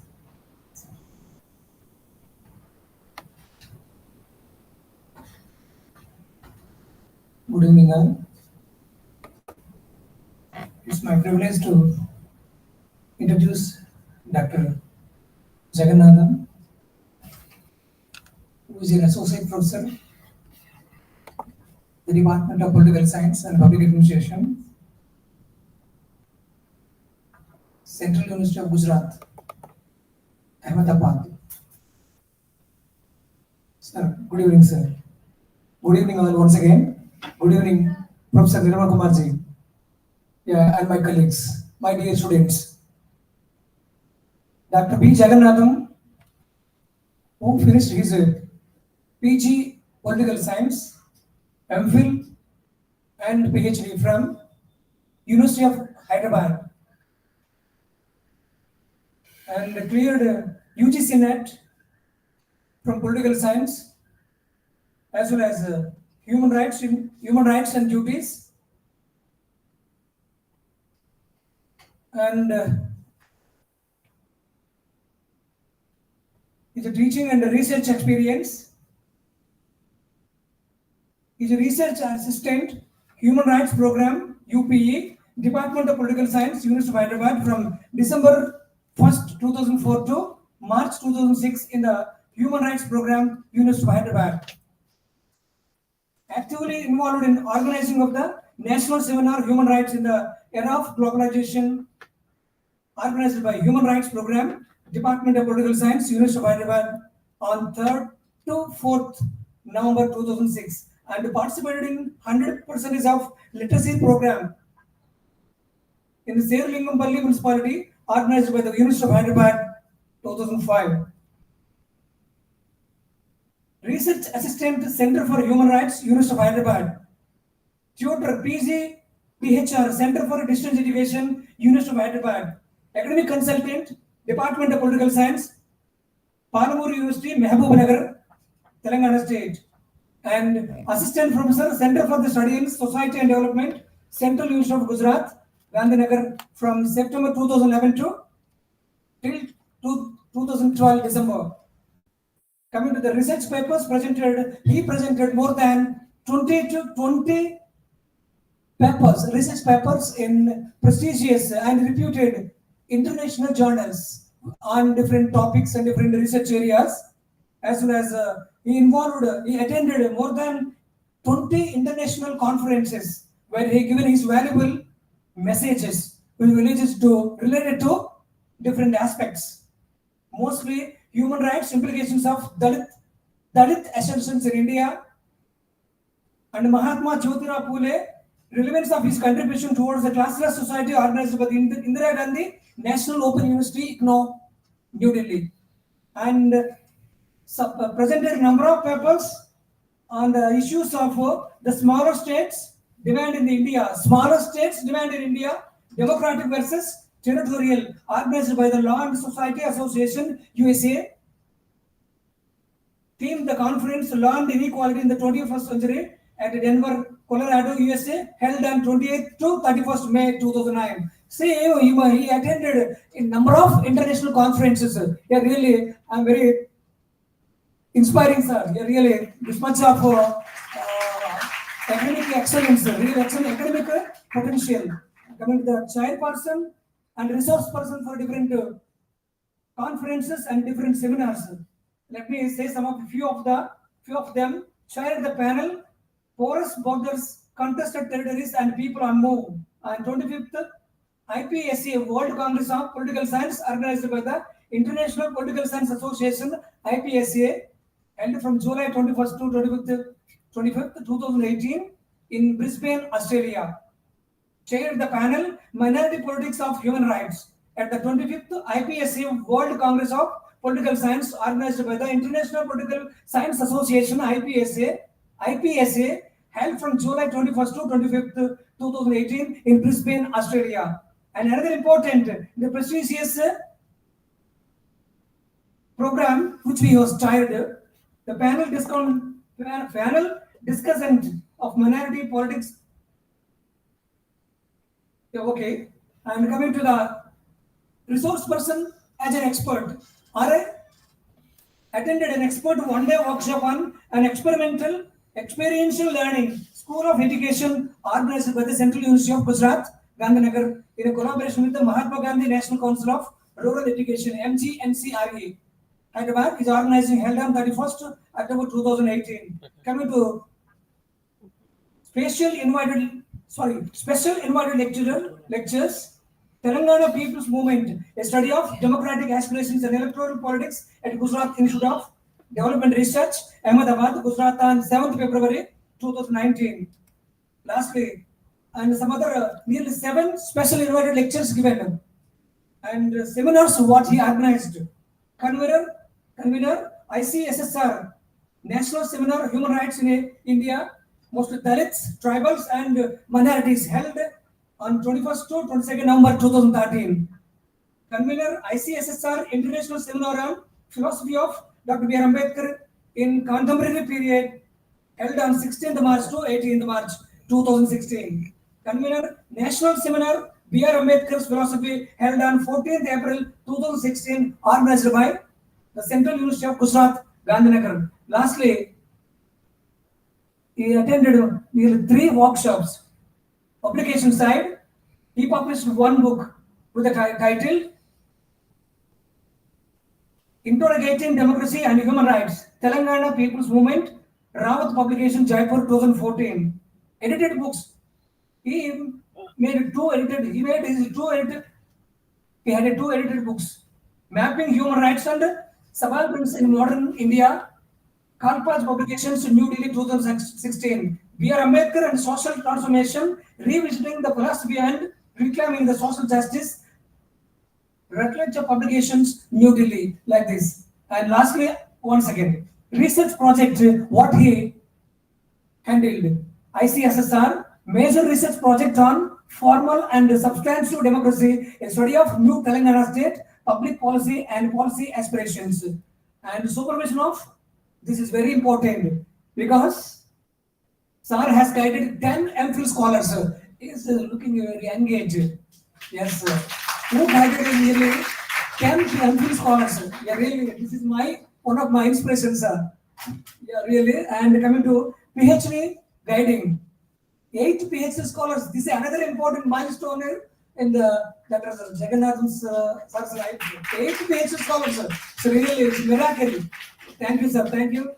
And other important administrative responsible also involved in different areas. Thank you. Thank you for giving this opportunity. Thank you, madam. Sir, welcome, sir.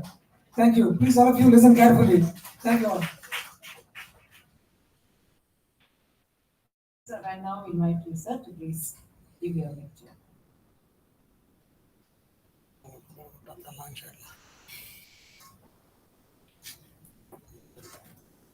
Respected ma'am and my fellow the distinguished speaker too, and all the dear colleagues sitting there, and Professor from Delhi University, and all my lovely dear students. Always and I thank Professor Prasad Rao to say good words about me. That I think always inspires me to work more. Right? Whenever somebody tells good words about it, please work more. Much more return to the society and the student and our academic fraternity. And when I got the invitation from this college, I felt it so honored. And though today I was busy with some other activities, but I thought I should go to Vijayawada and interact with students. I have a lot of respect in the college, Stella College, because I've been listening about this college for my student days, right? And when I heard about the college and I got the phone call from the college, and I felt I should go and interact with students particularly. And I really thank the administration of the college and principal and all my dear friends, Prasad and other friends, for giving me this opportunity to interact with students. And then I came to know the title of the seminar is on international relations, and I teach politics and I teach subaltern politics particularly and movements. And I felt somewhere I should connect with this topic. Otherwise, my presence may be irrelevant there, right? Therefore, I developed this theme to discuss something, and that way I could see young minds here. So for them, I think speaking something on democracy, particularly global democracy, may inspire them, right? Give certain concepts so that they can think of those concepts and develop their own perceptions and perspectives on those topics. And then the topic when I have to I've taken the topic like global democracy and human rights and state. 3 themes that I have taken, and I thought of bringing Indian democracy into this and then try to make my presentation. And you all know these 3 aspects like democracy, state, and global democracy, understand, and human rights. These are all actually, it's not a separate entity as such. They are all interrelated and interdependent. And if you take human rights, or if you take even democracy, movements, particularly they are all universal in nature, right? Particularly when you take human rights, concept human rights, they are actually inalienable. We cannot even divide. They are indivisible. They are inalienable. They are universal in nature. And the democracy concept, if you take that, it's equally, it's a universal in nature, right? Democracy is not confined to one feature, one state, or what. It's a universal, right? Nobody can say that they are not democratic. We feel that we don't consider that the concept itself today. We have now reached the stage where we don't even willing to listen to authoritarianism, other aspects. But when we talk about democracy, everybody, every individual, every state, every community today wants to have the democracy, democratic setup, democratic values, democratic rights, democratic state and apparatus. Therefore, they are all very, very important: democracy, human rights, and state, right? State actually which we create, the students are, minds are here, state which we created. As a student of political science, when we are learning, when we are studying political science, we start thinking, starting reading from the Hobbes Law, Rousseau, Jeremy Bentham, J.S. Mill. Why state is important for us? State is important because we don't have trust each other in the state of nature. We are afraid of each other, right? When Hobbes talks about it's a war of nature. It's like nobody trusts each other, right? Everybody. Therefore, we want state to protect ourselves from the other. Right? Of course, there is a debate, dialogue is there between among the three thinkers, but the state, they recognize the state is very important. Without state, we cannot live as a peaceful way. Therefore, state, there are these 3-4 concepts which are universal in nature. They cannot divide them, right? Without which we cannot live today on this earth. Therefore, these 3 aspects are very, very important. And when you talk about democracy particularly, right? This is understanding of human rights is a set of guarantees. Human rights, when you talk human rights, right? It's our natural rights. Being a human, we got the rights. Right to life, right to liberty, right to property. Now we can add many more rights to that today, right?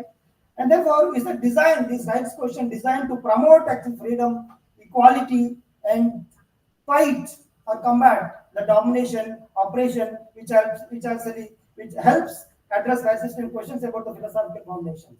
Therefore, human rights, linking these human rights, democracy actually helps in the conceptualization of democracy and highlights their core values.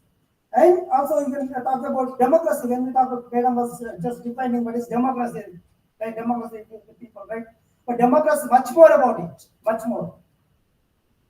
Democracy is like, is a self-determination. Democracy is a self-determination. And people also talk about democracy is just like it's a form of government. But we should think beyond the form of government. It's not only elections, it's not only electing somebody or defeating somebody, right? But it is much more. It's Ambedkar's words, it talks about it's a conjoined associate living together. When you talk about Ambedkar's understanding of democracy, in his ideal democracy, it is associate living together. Because particularly society, they are not in a position once upon a time to sit together and have dialogue and discussion, right? Therefore, Ambedkar felt there should have a consensus associate living together, sharing ideas, sharing thoughts, right? Respecting each other, not even respecting, but have a dialogue with each other. Therefore, democracy is much more about what convey as a traditional definitions today. It's a self-determination.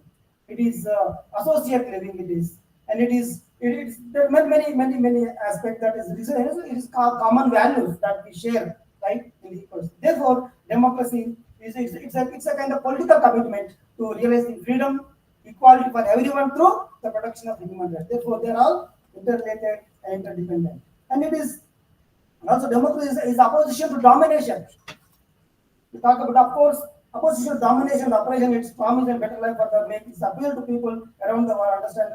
You have to understand democracy system itself. Therefore, understanding, thinking, writing something about democracy, that we are actually thinking about brotherhood, we are thinking of sisterhood, we are thinking of the universal, humanism, right? Therefore, humanism, democracy is more. It's not just merely institutions like mechanisms and procedures, but actually to promote the inclusive society, human rights, and the core values which always continuously guides us. It actually, the aim of the democracy is to preserve and promote the dignity, right? Dignity we are talking about because if you go to abroad, if you go to Western societies, or if you would say take India particularly, we see one or the other problems in the society. If you go to Australia, right? When I was there in Australia, we have interacted with people called aboriginals, tribals there. They are actually tribals are the original inhabitants of the Australian society. But we find that they don't have any rights. They don't have any rights. They are actually addicted in drugs and all. So sometimes government supports them, but still they are there, but they don't have any access. But in their original inhabitants of the country. To go to America, when I was teaching Martin Luther King Jr. for MS student, PhD students, and we felt that blacks comes as slaves in Western society, particularly America, England, other countries. Where in London, and you go to London and see the London railway stations, you find that all has been constructed by the slaves, black slaves in there. If you go to the scene and how sacrifice that they have sacrificed for the people, right? But still they don't get any respect. They didn't get any respect, and there's no rights. They're considered as slaves, treated as slaves, and therefore there are many people fought for the democracy, for the rights of the country section. If you go to America, you see Martin Luther King Jr., right? And if you go to South Africa, you see that there is what is his name, Nelson Mandela.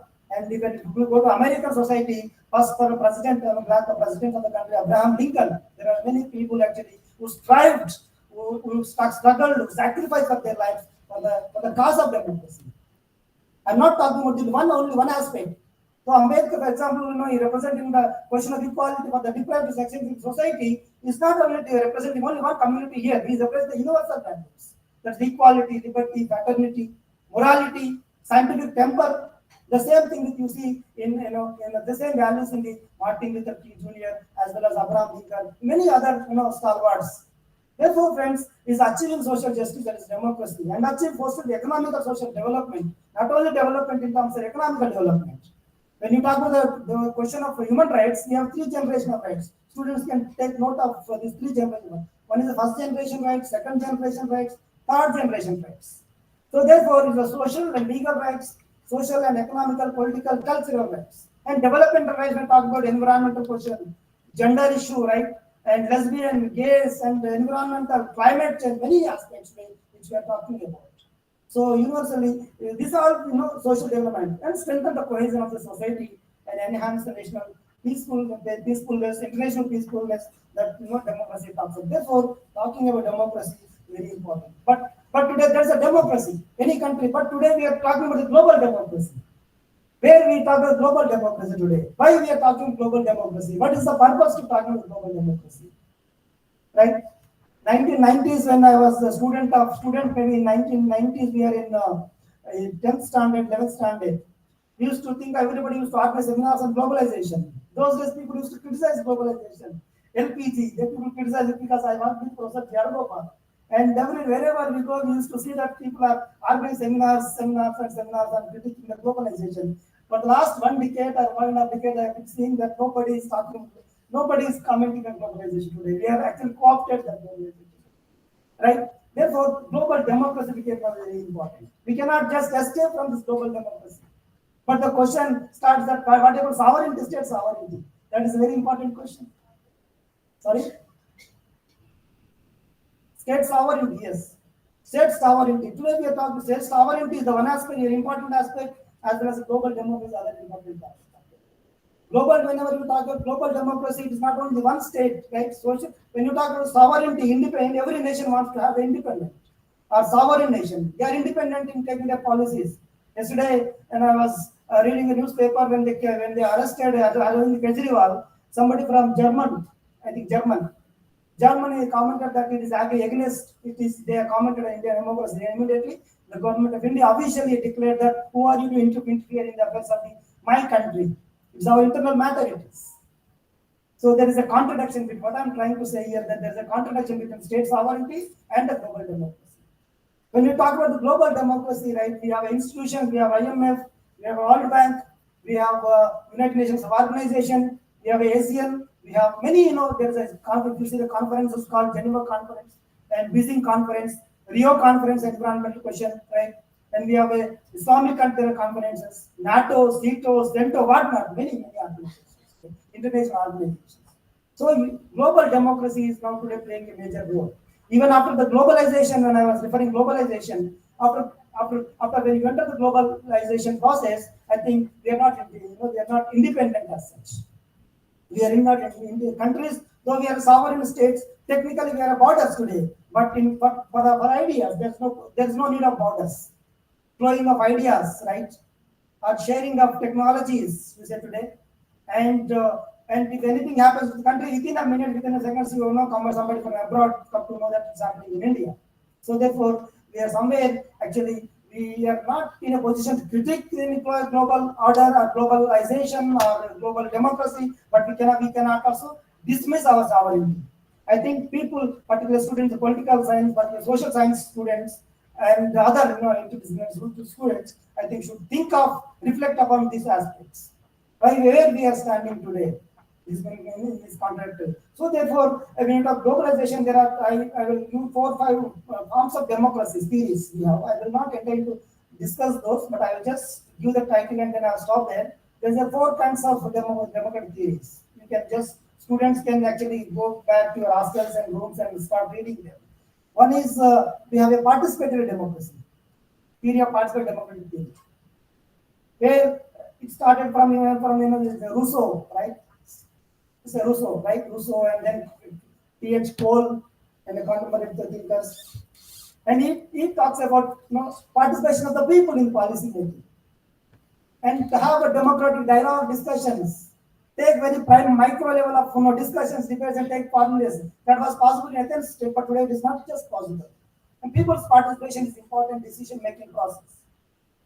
But that is technically, procedurally, sometimes it is very difficult because for countries like India, it is very, very difficult actually to adopt such method itself. Through somebody, we represent our concerns. But I don't know what kind of representatives sitting in the assemblies, parliaments today. That is really important. And 1980s and 90s, Madam could reflect upon that our representatives of the people in the country, particularly, used to represent the people. Leaders also used to emerge among the people, from the people, and they represent the people, forest rights, Dalit rights, tribal rights. They used to represent this question, women's issue. But today, actually, this leadership is not emerging actually from the people. If you see, if you go to parliament and see the most of the MPs, Rajya Sabha, you take up to Rajya Sabha, purpose of Rajya Sabha is difficult. But today, most of the politicians, unemployed politicians, are taking the Rajya Sabha. That's different. So these people are actually not representing the people's concerns. They are hardly bothered about the welfare of the people. I'm not talking everybody is like that, but the percentage I'm talking about, that they are not really representing of the people. They are actually mostly. If you see our MPs, I don't want to take name anybody. There are many Ambanis.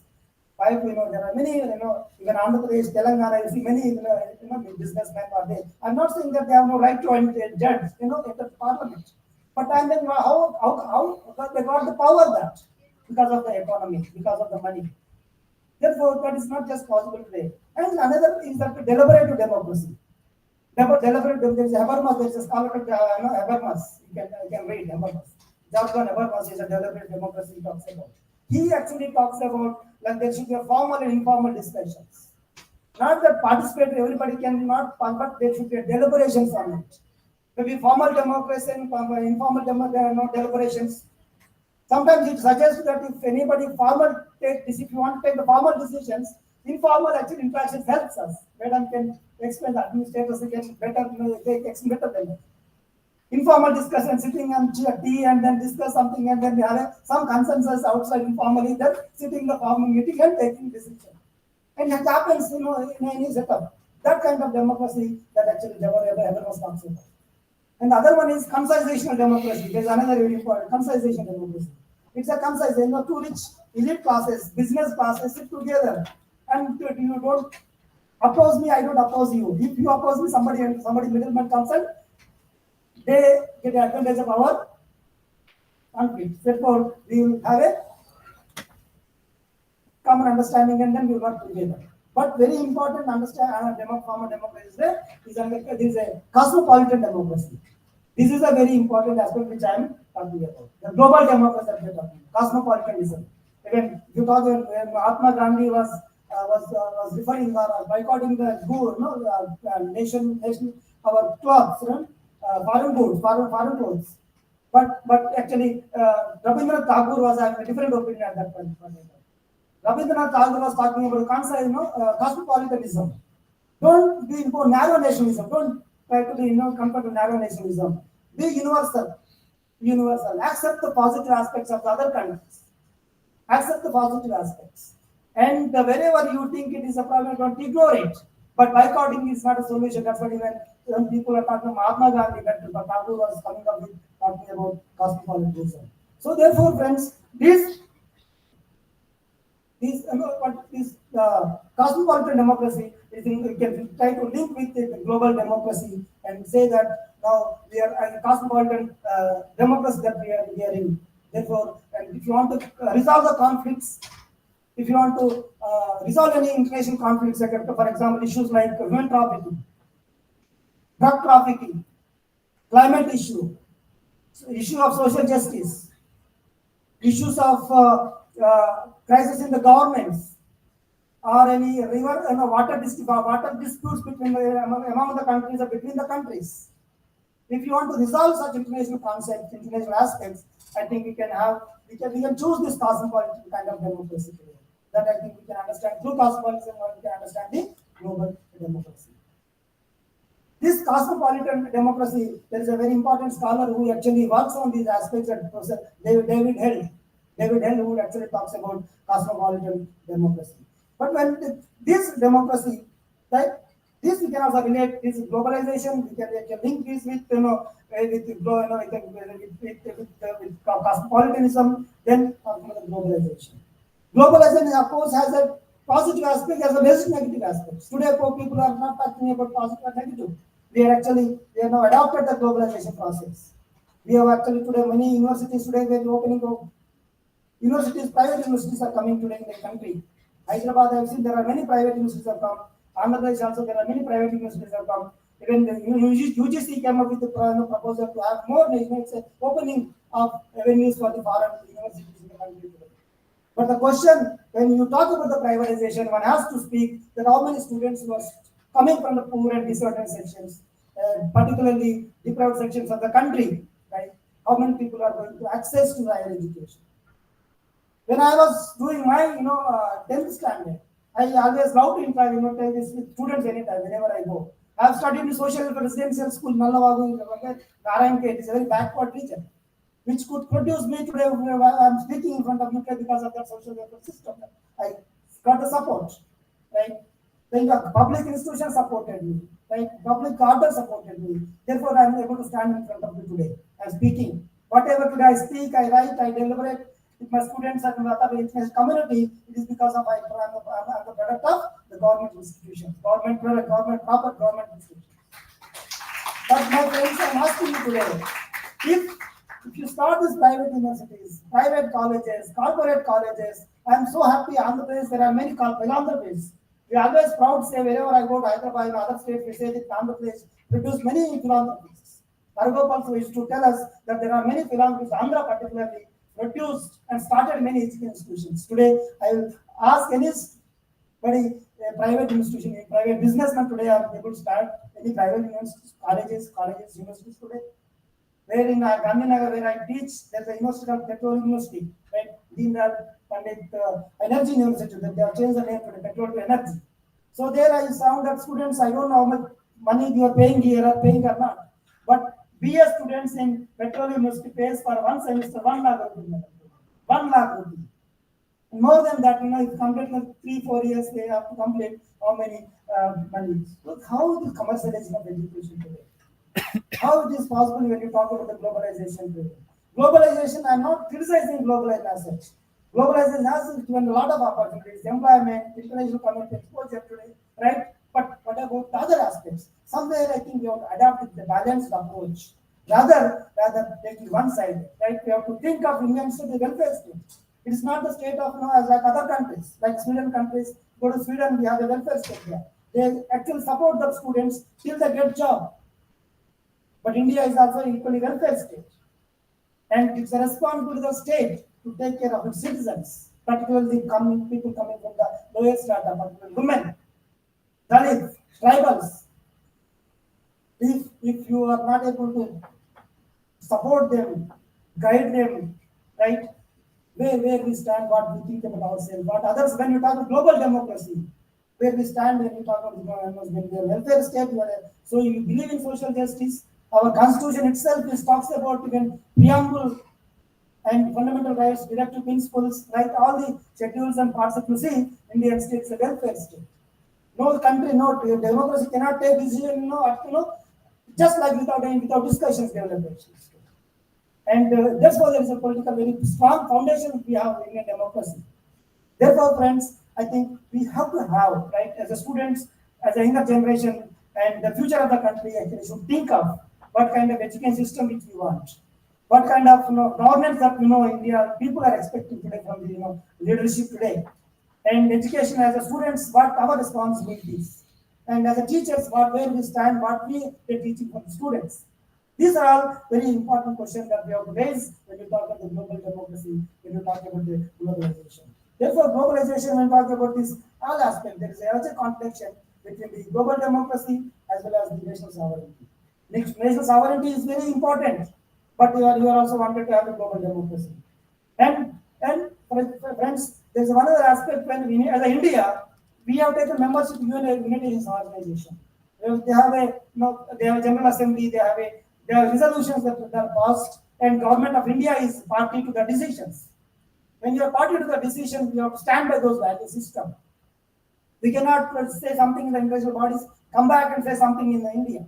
Right? That duality of approach of the state is actually again threat to this kind of democratic culture that India particularly. Therefore, friends, and if this conflict comes, if you have this kind of conflicts in the society, right, and there is a scope for the people's movements, where I work on people's movements.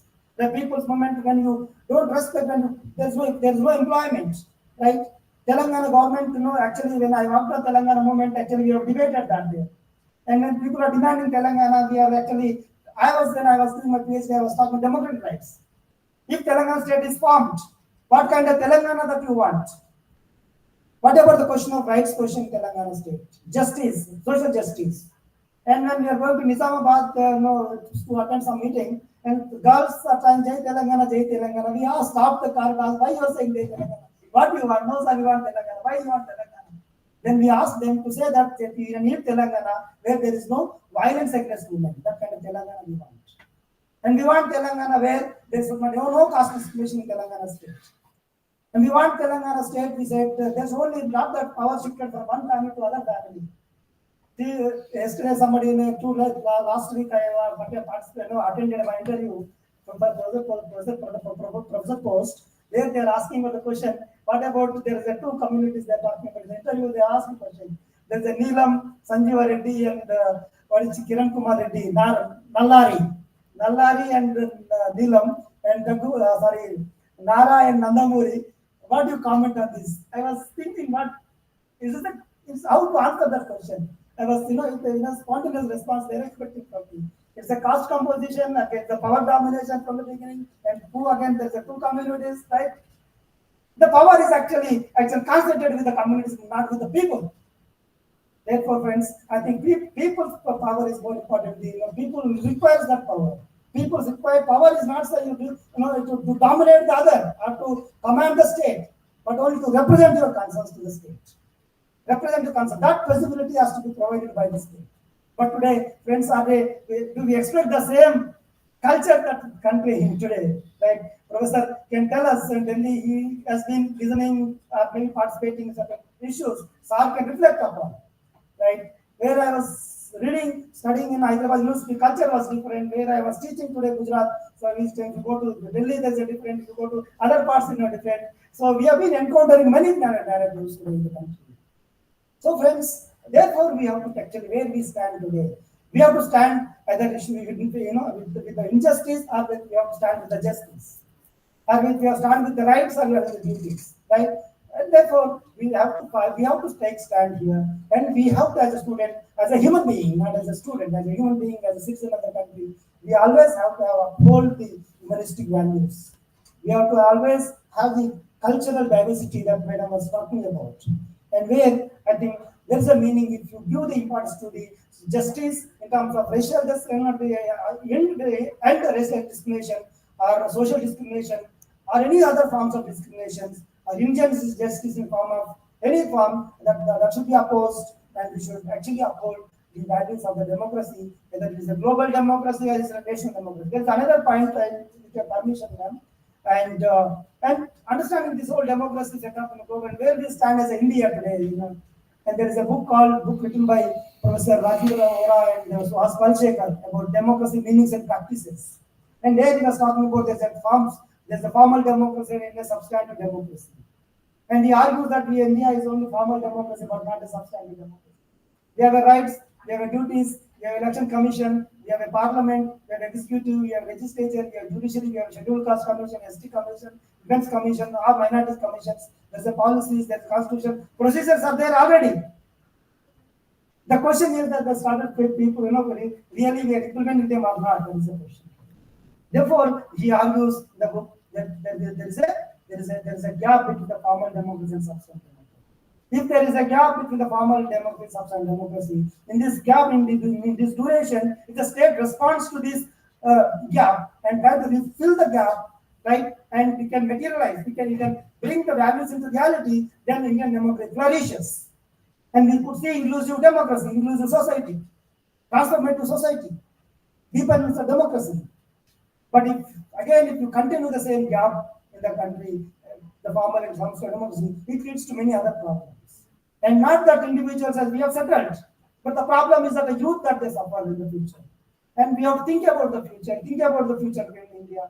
And therefore, we have to somewhere try to build the nation, we have to fill the gap, and we have to move towards globalizing, a transformative, social transformation, or economic transformation, and society, create a society to be more transformative society, inclusive society where we can love each other, we can respect each other, we can not understand each other. That is how we can have a conflict, we have different opinions, agree to disagree. But that is not happening today. Therefore, friends, we have to agree to disagree, and we have to respect other viewpoints, and then you may not agree with that. But let us have a dialogue. Let us have a discussion and deliberation that Abraham was talking about. Participatory politics, as Cohen talking about. So this kind of society that we want, where India should be part of this global democracy and this global human rights. Are good in Hindi and they can easily understood what the simple 4 lines I spoke. If you really love your country, always, you should say, whether I live or die, this country should be the same. Nobody should either intellectually, ideologically, or physically take away our land. Every day, you must remember that. You must feel it. How difficult it was for our ancestors to fight, shed blood, our starving, living in the jails, and the families disintegrated. And today we are like this, sitting in an air-conditioned hall, enjoying lively ambience created by Stella College. A few years back when I came, the air conditioner was not, there was no air conditioning. And we were sweating profusely, but still the spirit of Stella College was always there, whether it is air conditioned or non-air conditioned. And I want to thank Sister Rekha, particularly who you probably know is not a very ordinary person, but a great mathematician. You know that? Your principal's sister is a very great mathematician. Her specialization is graph, mathematical graphs, which economic students very frequently use, but we simply use x axis, y axis, and draw a line. But behind those lines, there are so much mathematics, and she is a specialist in it. And so humble, so nice, so friendly. And I felt it a privilege when she sent an email to me asking me to be part of this grand international seminar on diplomacy. With this view, rather a long introduction, I would like to directly go into the concept of diplomacy, NGOs, and interface in social and economic development. There are 3 aspects that we have to consider. Diplomacy, NGOs, interface. Bharat ye rehna chahiye. That is the central core of my thing.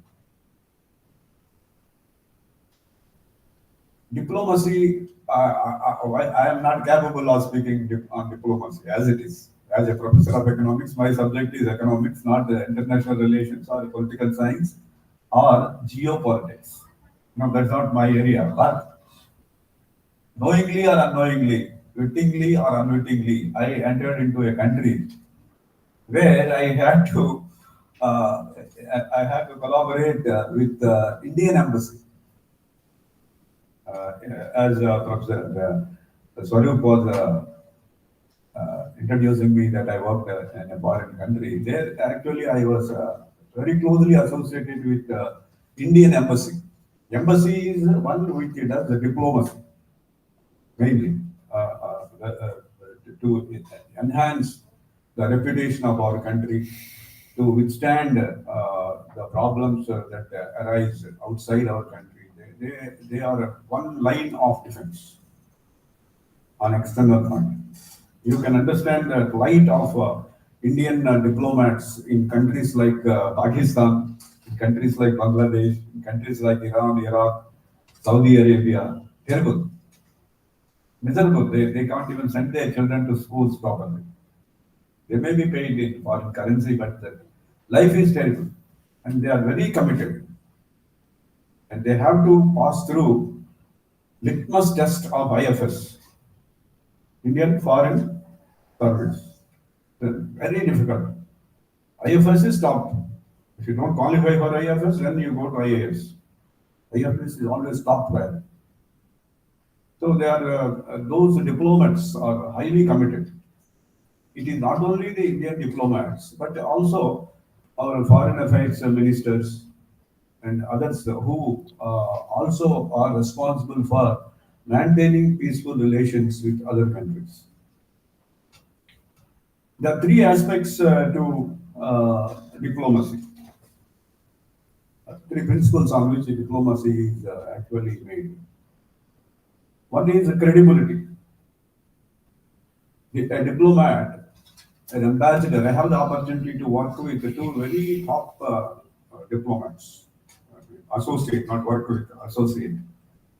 One is Vikas Swarup. You heard probably, you heard 10 or 12 years back, Vikas Swarup, the name is on TV every day.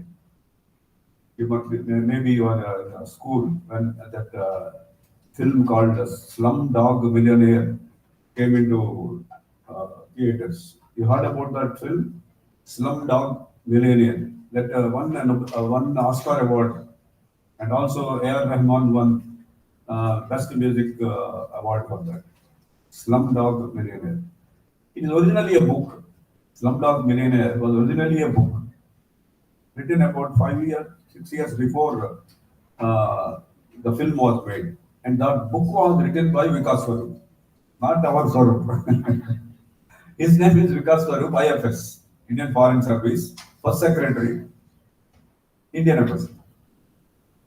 And then the ambassador was Mr. Ernest. Mr. Ernest he's a Kerala cadre of IFS. Kerala produced a tremendous amount of number of diplomats, including K.R. Narayanan. You remember K.R. Narayanan? K.R. Narayanan and V.K. Krishnamenon. They are top class. Kerala somehow is a place of diplomats. Most of them are very successful diplomats. So what makes a diplomat great? One is credibility, as you can see. What is credibility? When are you credible? When am I credible? Am I credible at all? Question yourself, are you credible? That is when you are trustworthy.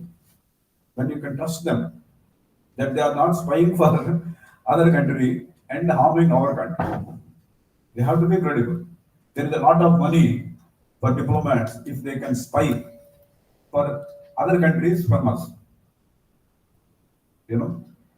And you might have heard a lot of stories about such people who are actually called fifth columnists. Fifth columnists who work again, who will be in the system, work against our country for money or for other passions. We don't know. So credibility is the topmost principle of our diplomacy. And confidence building. Confidence building is nothing but see, between countries there will be hostilities. Right? What happened to Abhimanyu the pilot who landed in Pakistan. Remember that story, that thing that they have shown you?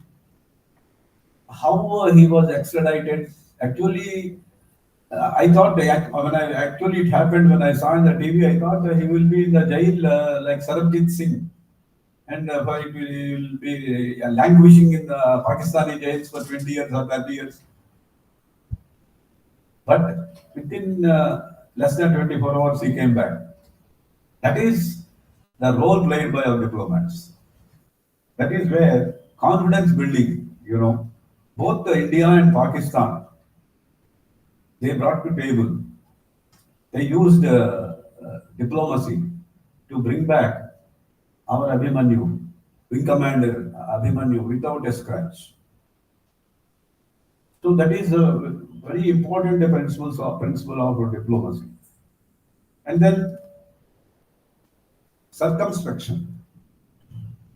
When are you circumspect?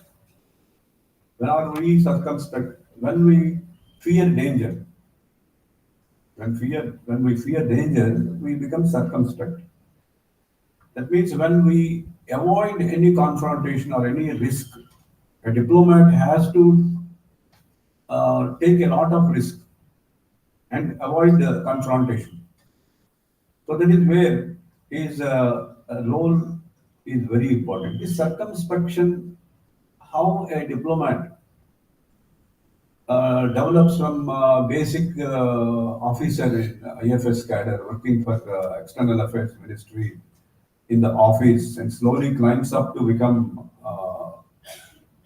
in the cabinet and then moving out of the country.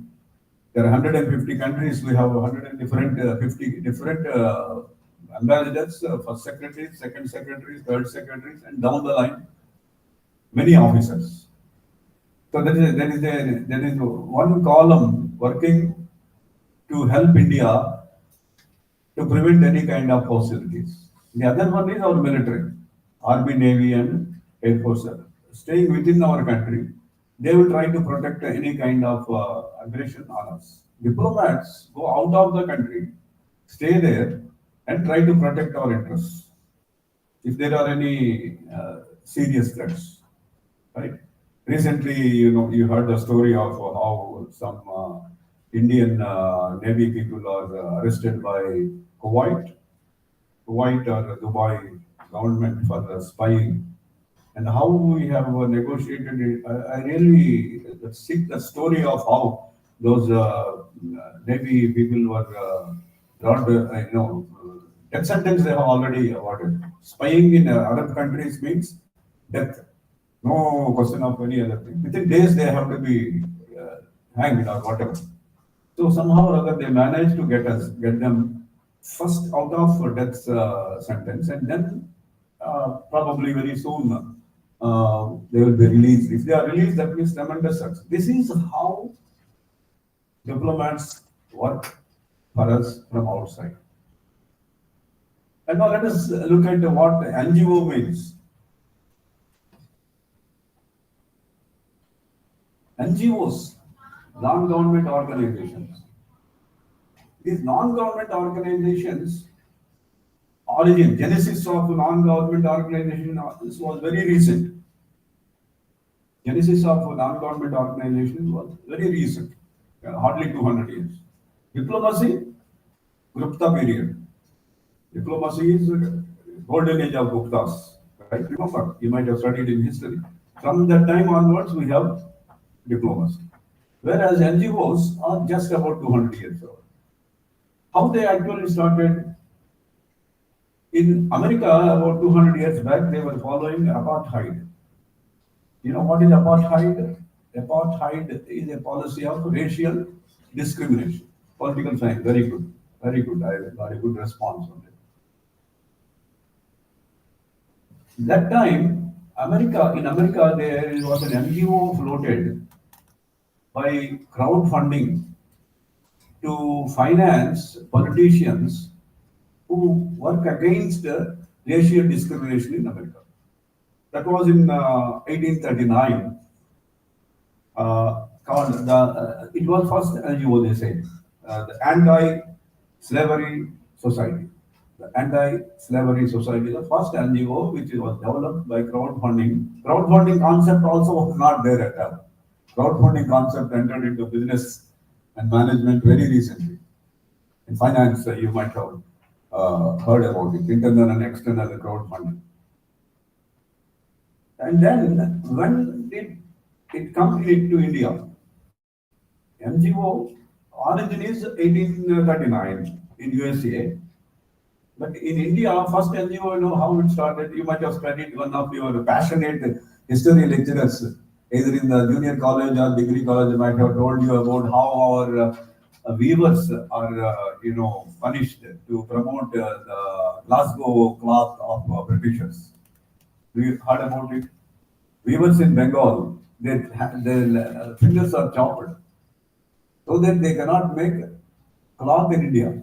But India imports cloth from Glasgow in USA, Glasgow in UK, Britain. British cloth they want to export to India, and the competition is our own handmade cloth.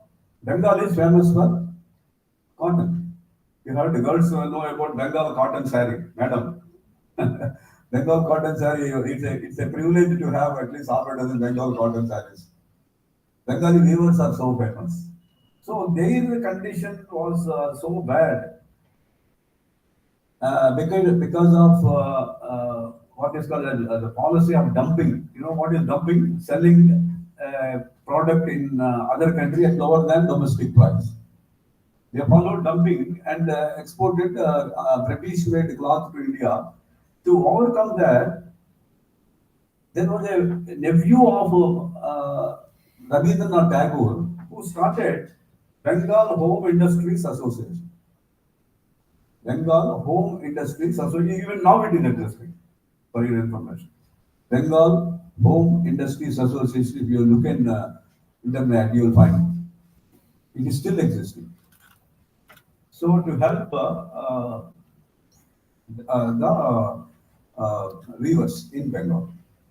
So what do you expect from an NGO? Coordination, national interest, transparency, and trust. What we expect from an NGO is they should coordinate with the local government, follow the rules of the land, coordinate with stakeholders, coordinate with people who are affected by a particular problem, and try to solve a problem. So that is the role of NGO. And they should always keep in mind national interest. Here there is a problem about national interest. What is national interest? If our Prime Minister says national interest, that means that is national interest only. You can't say anything. If our Parliament says national interest, that is national interest only. India first. Whether it is ultra-wise to an American policy or ultra-wise to a German NGO called Amnesty International, we can't help it. If recent developments in India made some American senators to comment negatively about India. Similarly, recently Germany has questioned India's, when one of the chief ministers was arrested, Germany commented it. So how we reacted? We reacted saying that it is our business, it is not your business. You understand? To safeguard law and order or to safeguard our interests, we follow some policies which may be, not in tune with the policies or ideologies of the Western world. We can't help it. Our NGO should take into consideration our interest. Not that suppose one NGO is financed by Amnesty International. Right? It is funded by Amnesty International. To whom it should be loyal to? Amnesty International or Indian government? Suppose you are tomorrow, a social worker in Amnesty International. Employer is Amnesty International.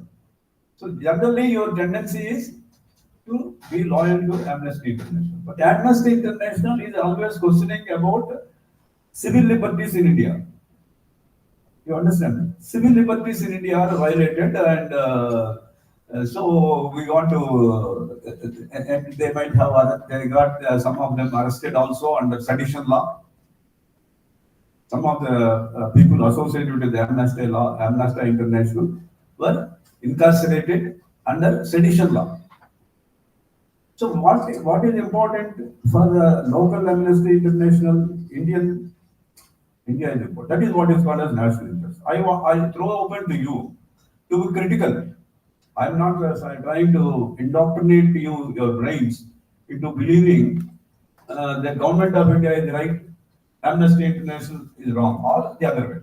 I'm only presenting you the issues. What is national interest? If it causes some disturbance in the country and unnecessary, agitations and waste of, time.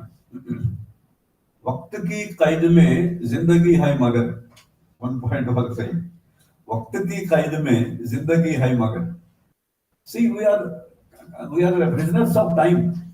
We have to achieve certain things in a short time. If we don't get it, the government people will become uneasy, restless, and they try to do something.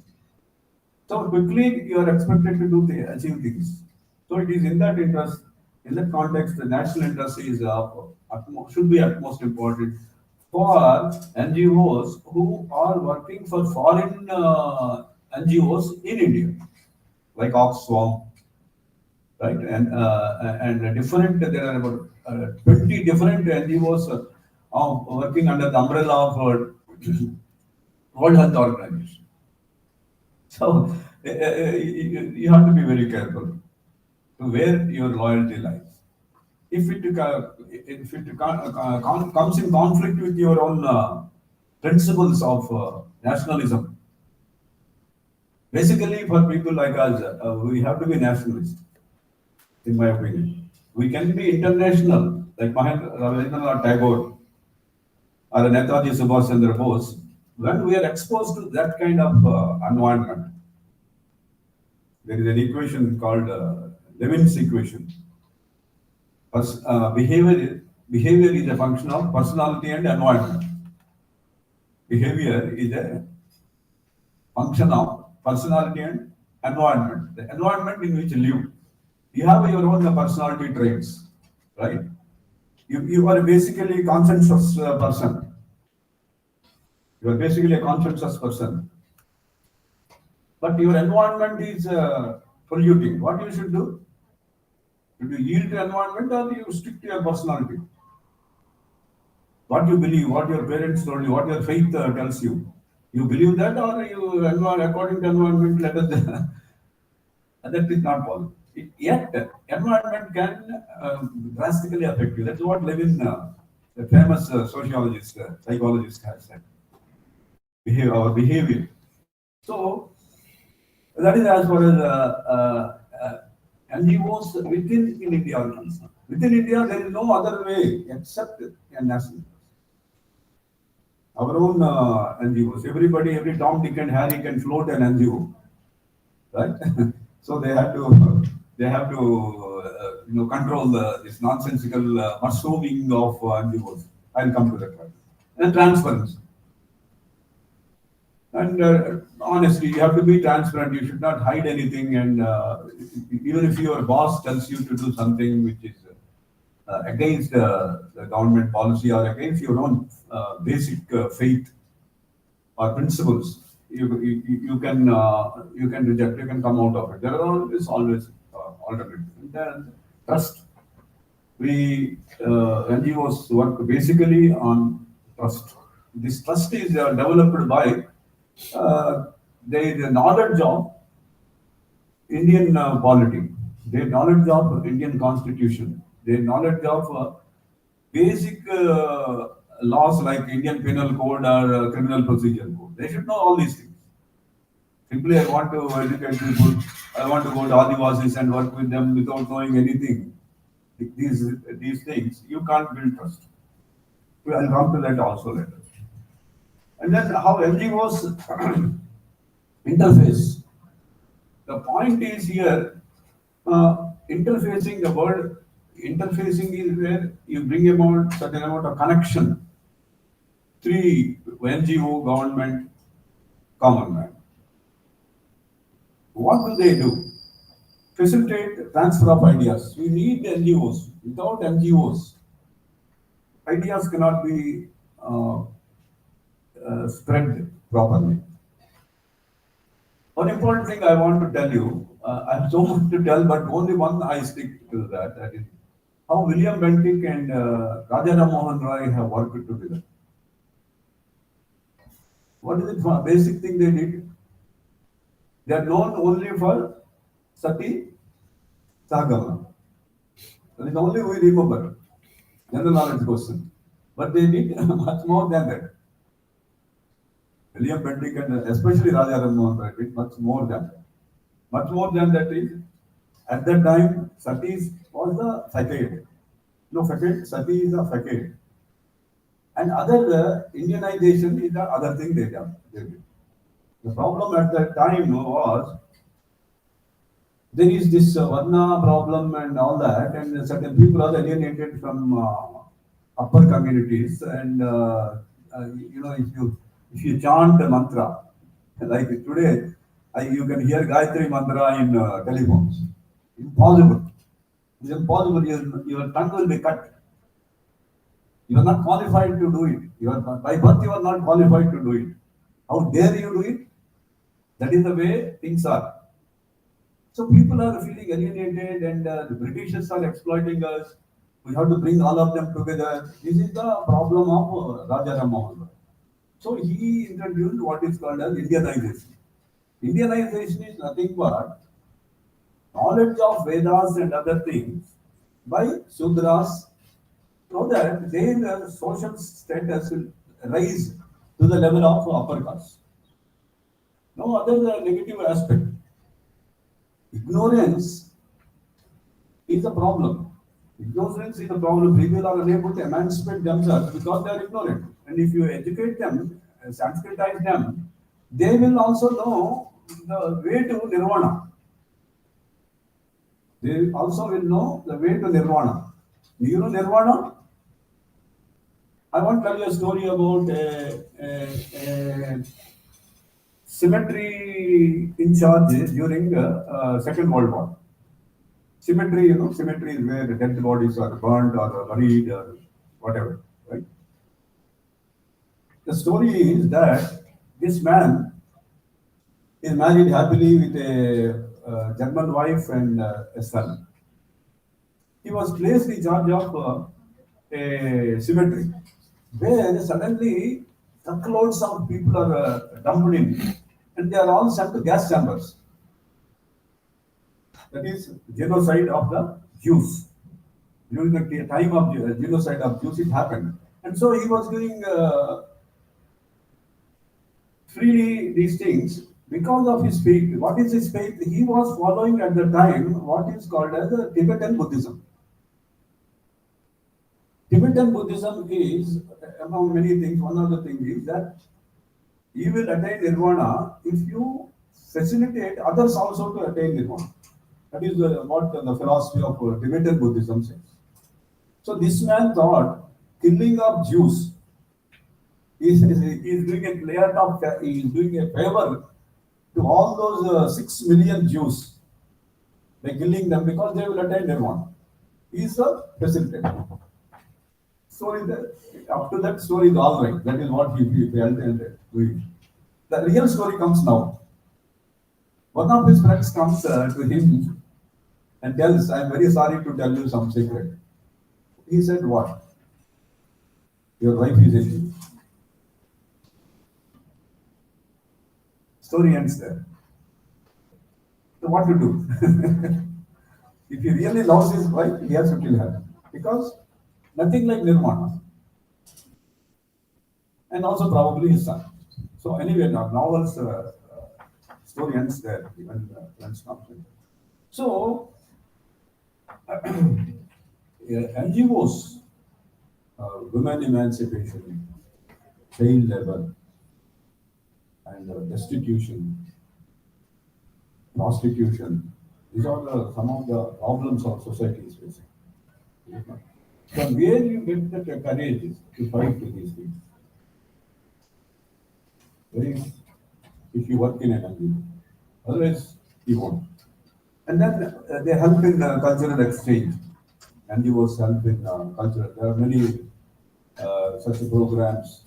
Recently, you heard about T.M. Krishna and his group.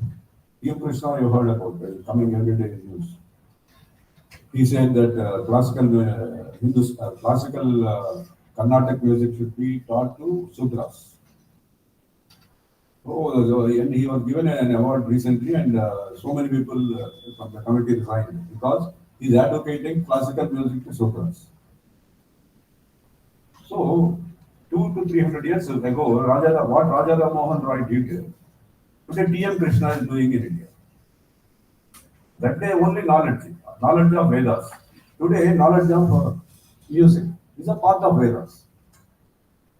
So, that is where NGOs play a very important role. And humanitarian relief, when there is a cyclone or whatever it is, humanitarian relief, socio-economic development, literacy programs and all these things, health and education. So many institutions are there, NGOs which only focus on health and education, particularly the institution where you are studying. The Catholic institution is leading in India with regard to health and education. Some of the top class education institutions and hospitals are run by Catholics. Mostly they have their own NGOs. And then human rights. Human rights is when people are incarcerated under the sedition law. On sedition law means you are done. Suppose someone gives a complaint against me that in today's message I spoke in certain things that are against the sentiments of Hindus because I quoted from Raja Ram Mohan Roy or T.M. Krishna. What does the police know? What does the policeman know? Policeman only sees that whether I come under sedition law. He doesn't even care to see whether I come under sedition law or not. He just write a complaint against me, and it is a cognizable offense, and I can be first of all arrested without warrant. Right now, they can be arrested. So, such people are languishing in jails. So, there are many NGOs who work for both providing free legal aid and also providing them food and other things. And of course, there are many NGOs which involve in environment.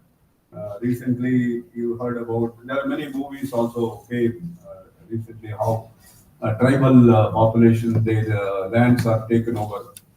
There was a story 2 days before about Vedanta group trying to take over, bauxite land. 2 ways. One, they are displacing the thousands of years old tribes from that place. 2, environment, bauxite mining causes a lot of environment.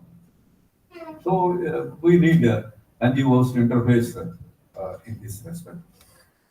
And how government NGOs interface. This is the recent development. How government NGOs interface is by what is called in 2015 they introduced what is NGO Darpan. NGOs, if they want to get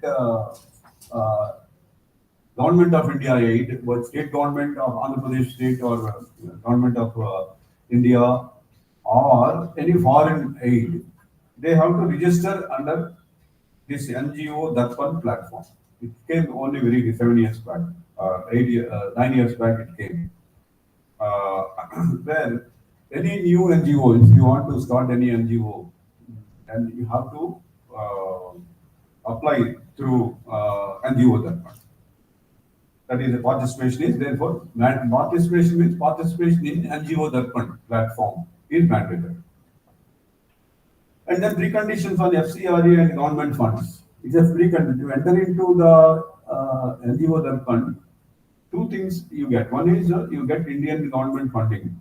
There are so many central government, Bharat Abhiyan to Skill India to so many programs are there, and Andhra Pradesh government has a plethora of such welfare programs. They take the help of NGOs to facilitate reach. Precondition FCRA. FCRA is now biggest problem. Foreign Contribution Regulation Act.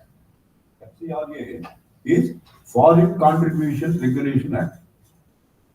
In the name of social welfare, or in the name of environment, or in the name of, as I said, as a human rights violation,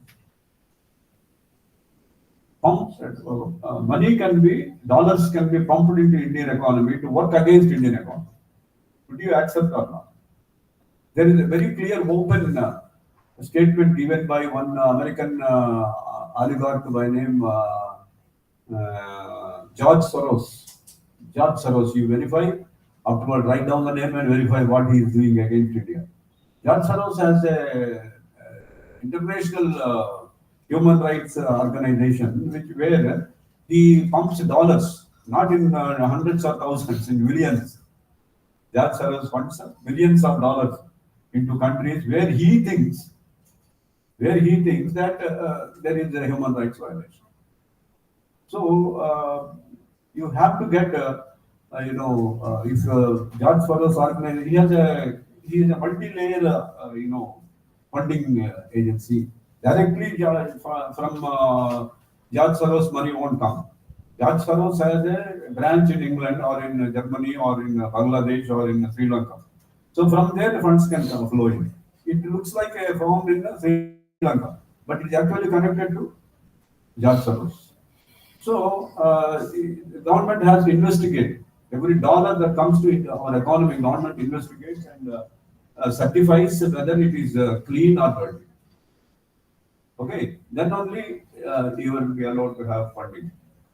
Discourage inefficient and substandard NGOs. Not all NGOs are, efficient. బతకలేక పడిపోతులు అన్నారు కదా ఇవరికి ఇప్పుడు కాదు కానీ but NGOs మన open meeting I heard a very big man saying that you must study social work. There is a MA social work in there. Why? Because you can easily get a job.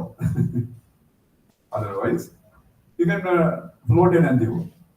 If you have a MA social work degree, apply for registration. You can easily get it, and even without registration, you know how to organize an NGO. If you study social work, how to organize an NGO, how to raise funds directly or by crowdfunding, and nobody will know what you are doing.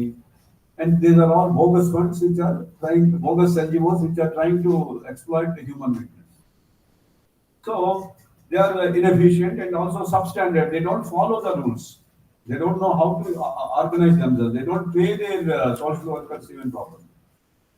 So government has to look or not. Should they not come under the NGO or not? These are the questions. So after 2015, some lakhs of NGOs they vanished from our society, not accounts. What happened to them? What happened to those guys? The police are not able to trace. They don't have time, and there is no way to catch them. Some lakhs of NGOs disappeared from the scene. Of NGOs are from has come, and only now 1.6 lakh NGOs are in this. So this is how interfacing with the government takes place, and how they are financed. Now, how NGO is financed both internally and externally by donations like George Soros organization or Bill Gates. Bill Gates has a very wonderful organization where Bill Gates Melinda Foundation. Remember, Bill Gates Melinda Foundation, through that dollars come to India. That is permissible under FCRA, Foreign Contribution Regulation Act. Similarly, Elon Musk has his own NGO and he finances. That is donations. And fundraising. Recently, there was one professor by the name Sai Baba who was arrested for several years and incarcerated in the Delhi Tihar jail for a long time. He's physically disabled and he has only wheelchair. Sai Baba, you heard about him, I think. Professor Sai Baba, he's not an ordinary man, he's a professor. Delhi University professor, and he is a paraplegic. You know what a paraplegic is? Paraplegic is one who's below the waist, nothing works. He's in the jail. Can you imagine? He is supposed to have committed sedition. He worked against. He associated with one NGO organization. I don't know really deeply into. Don't want to go deeply into the case of Sai Baba. You can see internet and update yourself about what actually he did and why he deserves to be punished and why he should be released. Supreme Court finally released him. So how to get up to the Supreme Court? You know how much it costs. You just try to go to your Vijayawada 5-number route local court. You have to spend at least 1,000 to 5,000 rupees to register case. The other day, my wife lost 50,000 rupees because some phone call came and they asked her to deposit 50,000 rupees in a particular bank account, and without telling me, she did it. And when I went to report the case, nobody is there willing to take. 50,000 rupees lost, university professor. And now police are not responding. Sir, why did you do that, sir? Don't you know you are educated? Why should you do it? Why should you do it? We have done it, sir. First, register the case. It took me 2 days to register the case. So, we need someone to help poor. We need someone. For me, it is all right. I used, some influence. I used some influence to get to go to that. There is a cyber crime unit in every city. To approach the cyber crime unit is itself very difficult. You don't know where it is. They won't have any board. Cyber crime report. No, they don't have. It is somewhere very deep inside. And no signboards, nothing. I somehow found it. So what about a common man? So we need somebody to raise funds and organize free legal aid, identify people and help them. And then crowdfunding. Crowdfunding is particularly when people are having terminal problems like cancer or other children problems, hole in the heart, right? Where you raise an organization and ask people to fund it. That is crowdfunding.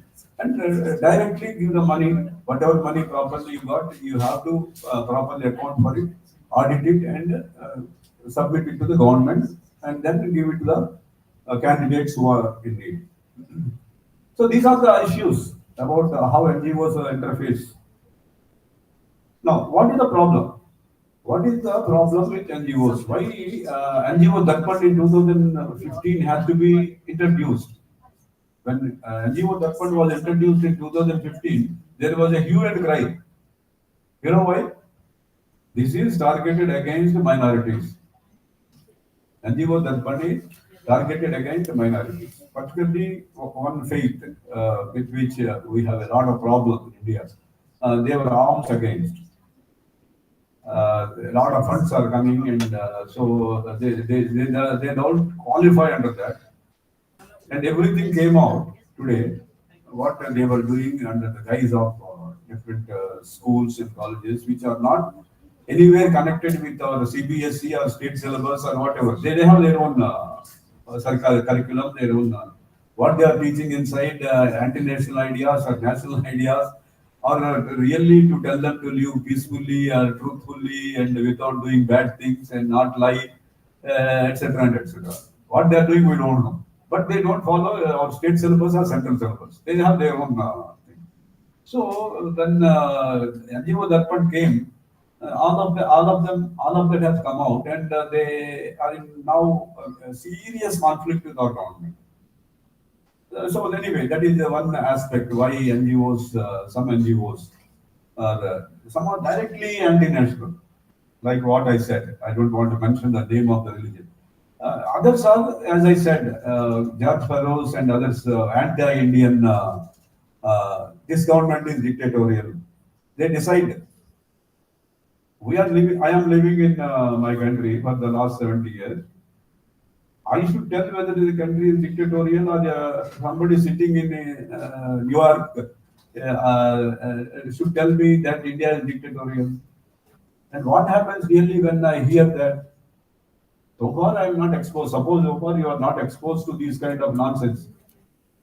What will you think when suddenly some top class American senator comes out and says that in India there is a lot of human rights violation?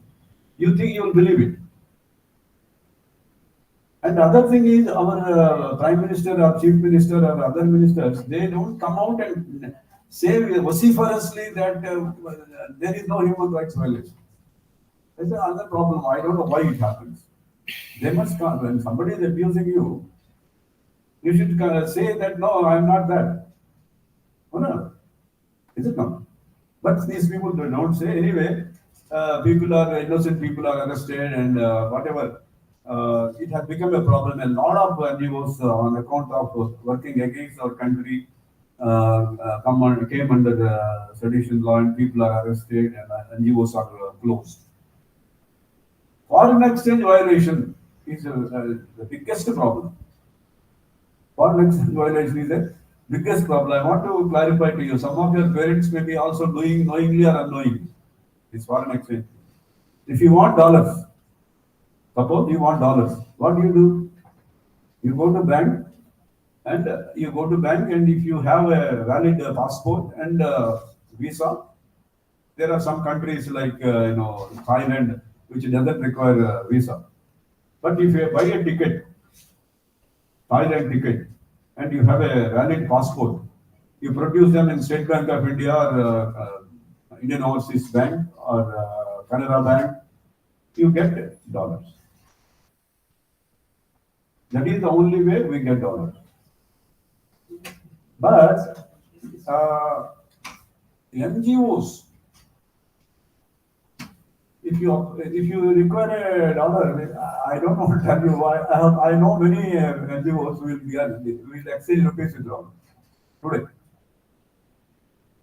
Our system has not come down to the level of Guntur or Vijayawada or Denali to catch hold of NGOs who are exchanging rupees with dollars. Do you know that? Very recently, my friend, who is a professor himself, purchased dollars by exchanging rupees. And I told him, you come under FCNRA violation. Why did you buy that? Go to bank and buy it. Now it takes a lot of time. So they became a potential, fraud places to exchange. What is wrong with exchanging rupees with the dollars from an NGO? One, you don't pay GST. If you buy dollars, you have to pay GST, right? And then the Reserve Bank gets commission because it is come from the Reserve Bank of India. They have to pay. Reserve Bank of India commission won't be deducted. And all these, apart from all these charges, there are miscellaneous charges, about 3 or 4 charges on every rupee, every dollar you buy from a commercial bank instead of a black market. And you also are indulging in black market practices. So, and apart from that, it is a crime. It is crime to own dollars without proper receipts. Even if you buy gold, you must protect receipts. I think they will tell you. Is it not? When your parents buy gold, please tell them to keep the receipts carefully. Tomorrow, some law will come and say that if you don't produce receipt, that all the gold goes to government. Everything is getting ready for such nonsensical things. So if you buy dollars without evidence, you are indulging in crime. And actually, the third thing is disempowerment. What are the NGOs for? NGOs are for empowerment. Our Professor Swarup was his thesis, main thesis is on empowerment of women. Empowerment of women means they should stand on their own and develop in, say, for example, 5 years or 10 years. They should be able to make their money, their profits, slowly they should increase. Suppose you keep on providing people with aid, help through NGOs, and their status remains the same, or their status in fact has decreased. What is it called? Disempowerment. When you do something, some activity, some social activity, it should enhance the power of women or earning capacities of people. Now it won't. And lastly, NGOs are causing dependency, over dependence upon NGOs, mainly religious organizations. In India, particularly religious organizations, they are making people to totally depend on them. But there is no other way they can come out of the ISIS, for example, such extremist organizations. People once they join, they are forever condemned to be dependent on. So, how are the NGOs leveraged? Here, the problem is leverage. I was using the word leverage means automatically coming under realization on their own. You have to read the Indian Society Registration Act of 1860.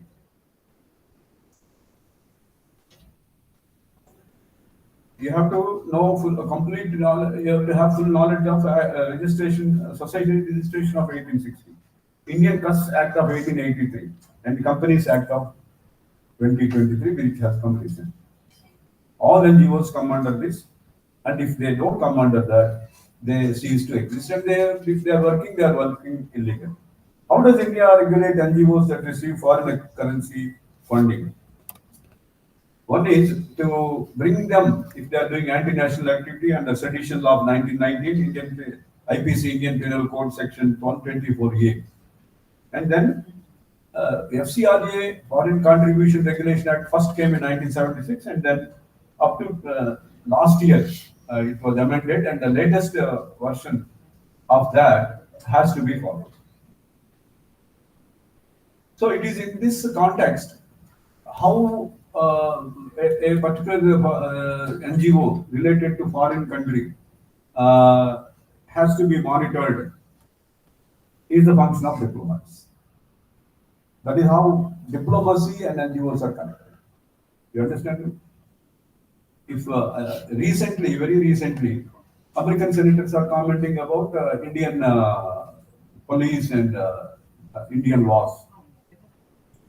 The American ambassador and high commissioners in America are on the front and trying to fight with them and say that there is no such glaring, significant, society-disturbing human rights violation. So that is where diplomacy plays important role, and it is here role of states and central government in carefully watching and monitoring the NGOs, and then we must have strong, efficient bureaucracy. Corruption, corrupt bureaucrats should be removed, and bureaucrats with integrity should be placed to control NGOs. And courts, institutions here imply, particularly when it goes to legal matters, courts should give judgments quickly and without any prejudice. So that is how we can organize and control NGOs. I'm very happy to share my views, and I thank Dr. Rekha quietly listening from behind. I actually got inspiration from her after talking to her before coming here. I'm very happy, a privilege. I feel proud. I will tell my wife and my family members, you came to my lecture. Thank you, ma'am. Thank you for giving me this opportunity.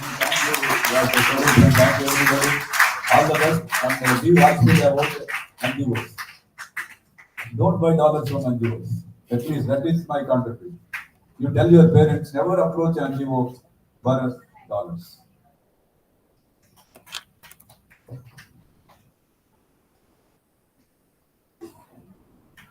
Thank you, CS and Raju sir. Your expertise and experience have illuminated our understanding of the complexities and nuances inherent in diplomatic relations, especially within the context of India's global engagement. Your insightful discourse has not only enriched our knowledge, but has also inspired us to delve deeper into the dynamics of international relations and diplomacy. So you have dwelt at length on the operation of NGOs in India. Once again, thank you, sir, for enlightening us. Now I invite Biola ma'am, our principal Kulrekha sister, Swarup sir and Prasad sir to felicitate our guests.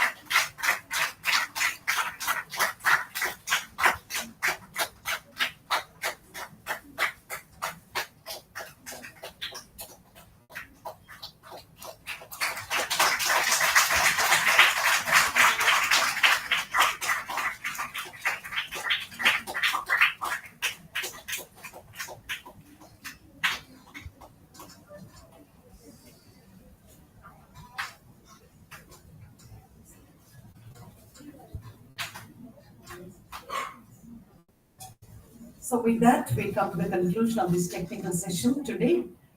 We really had very engaging talk by very senior professor, C.S. Rajan. Sir, we are very happy that you are with us this afternoon.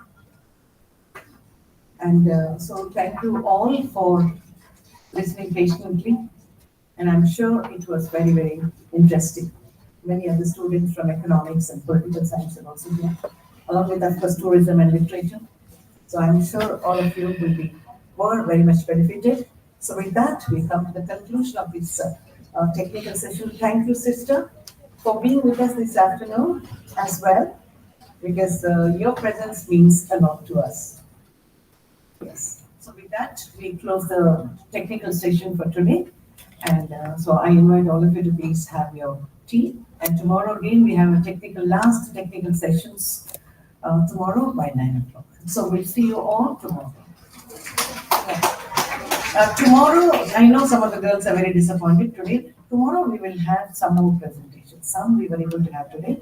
Tomorrow we'll have some more. By 9 you'll be here and we'll give you more time. Okay? Thank you. Thank you all.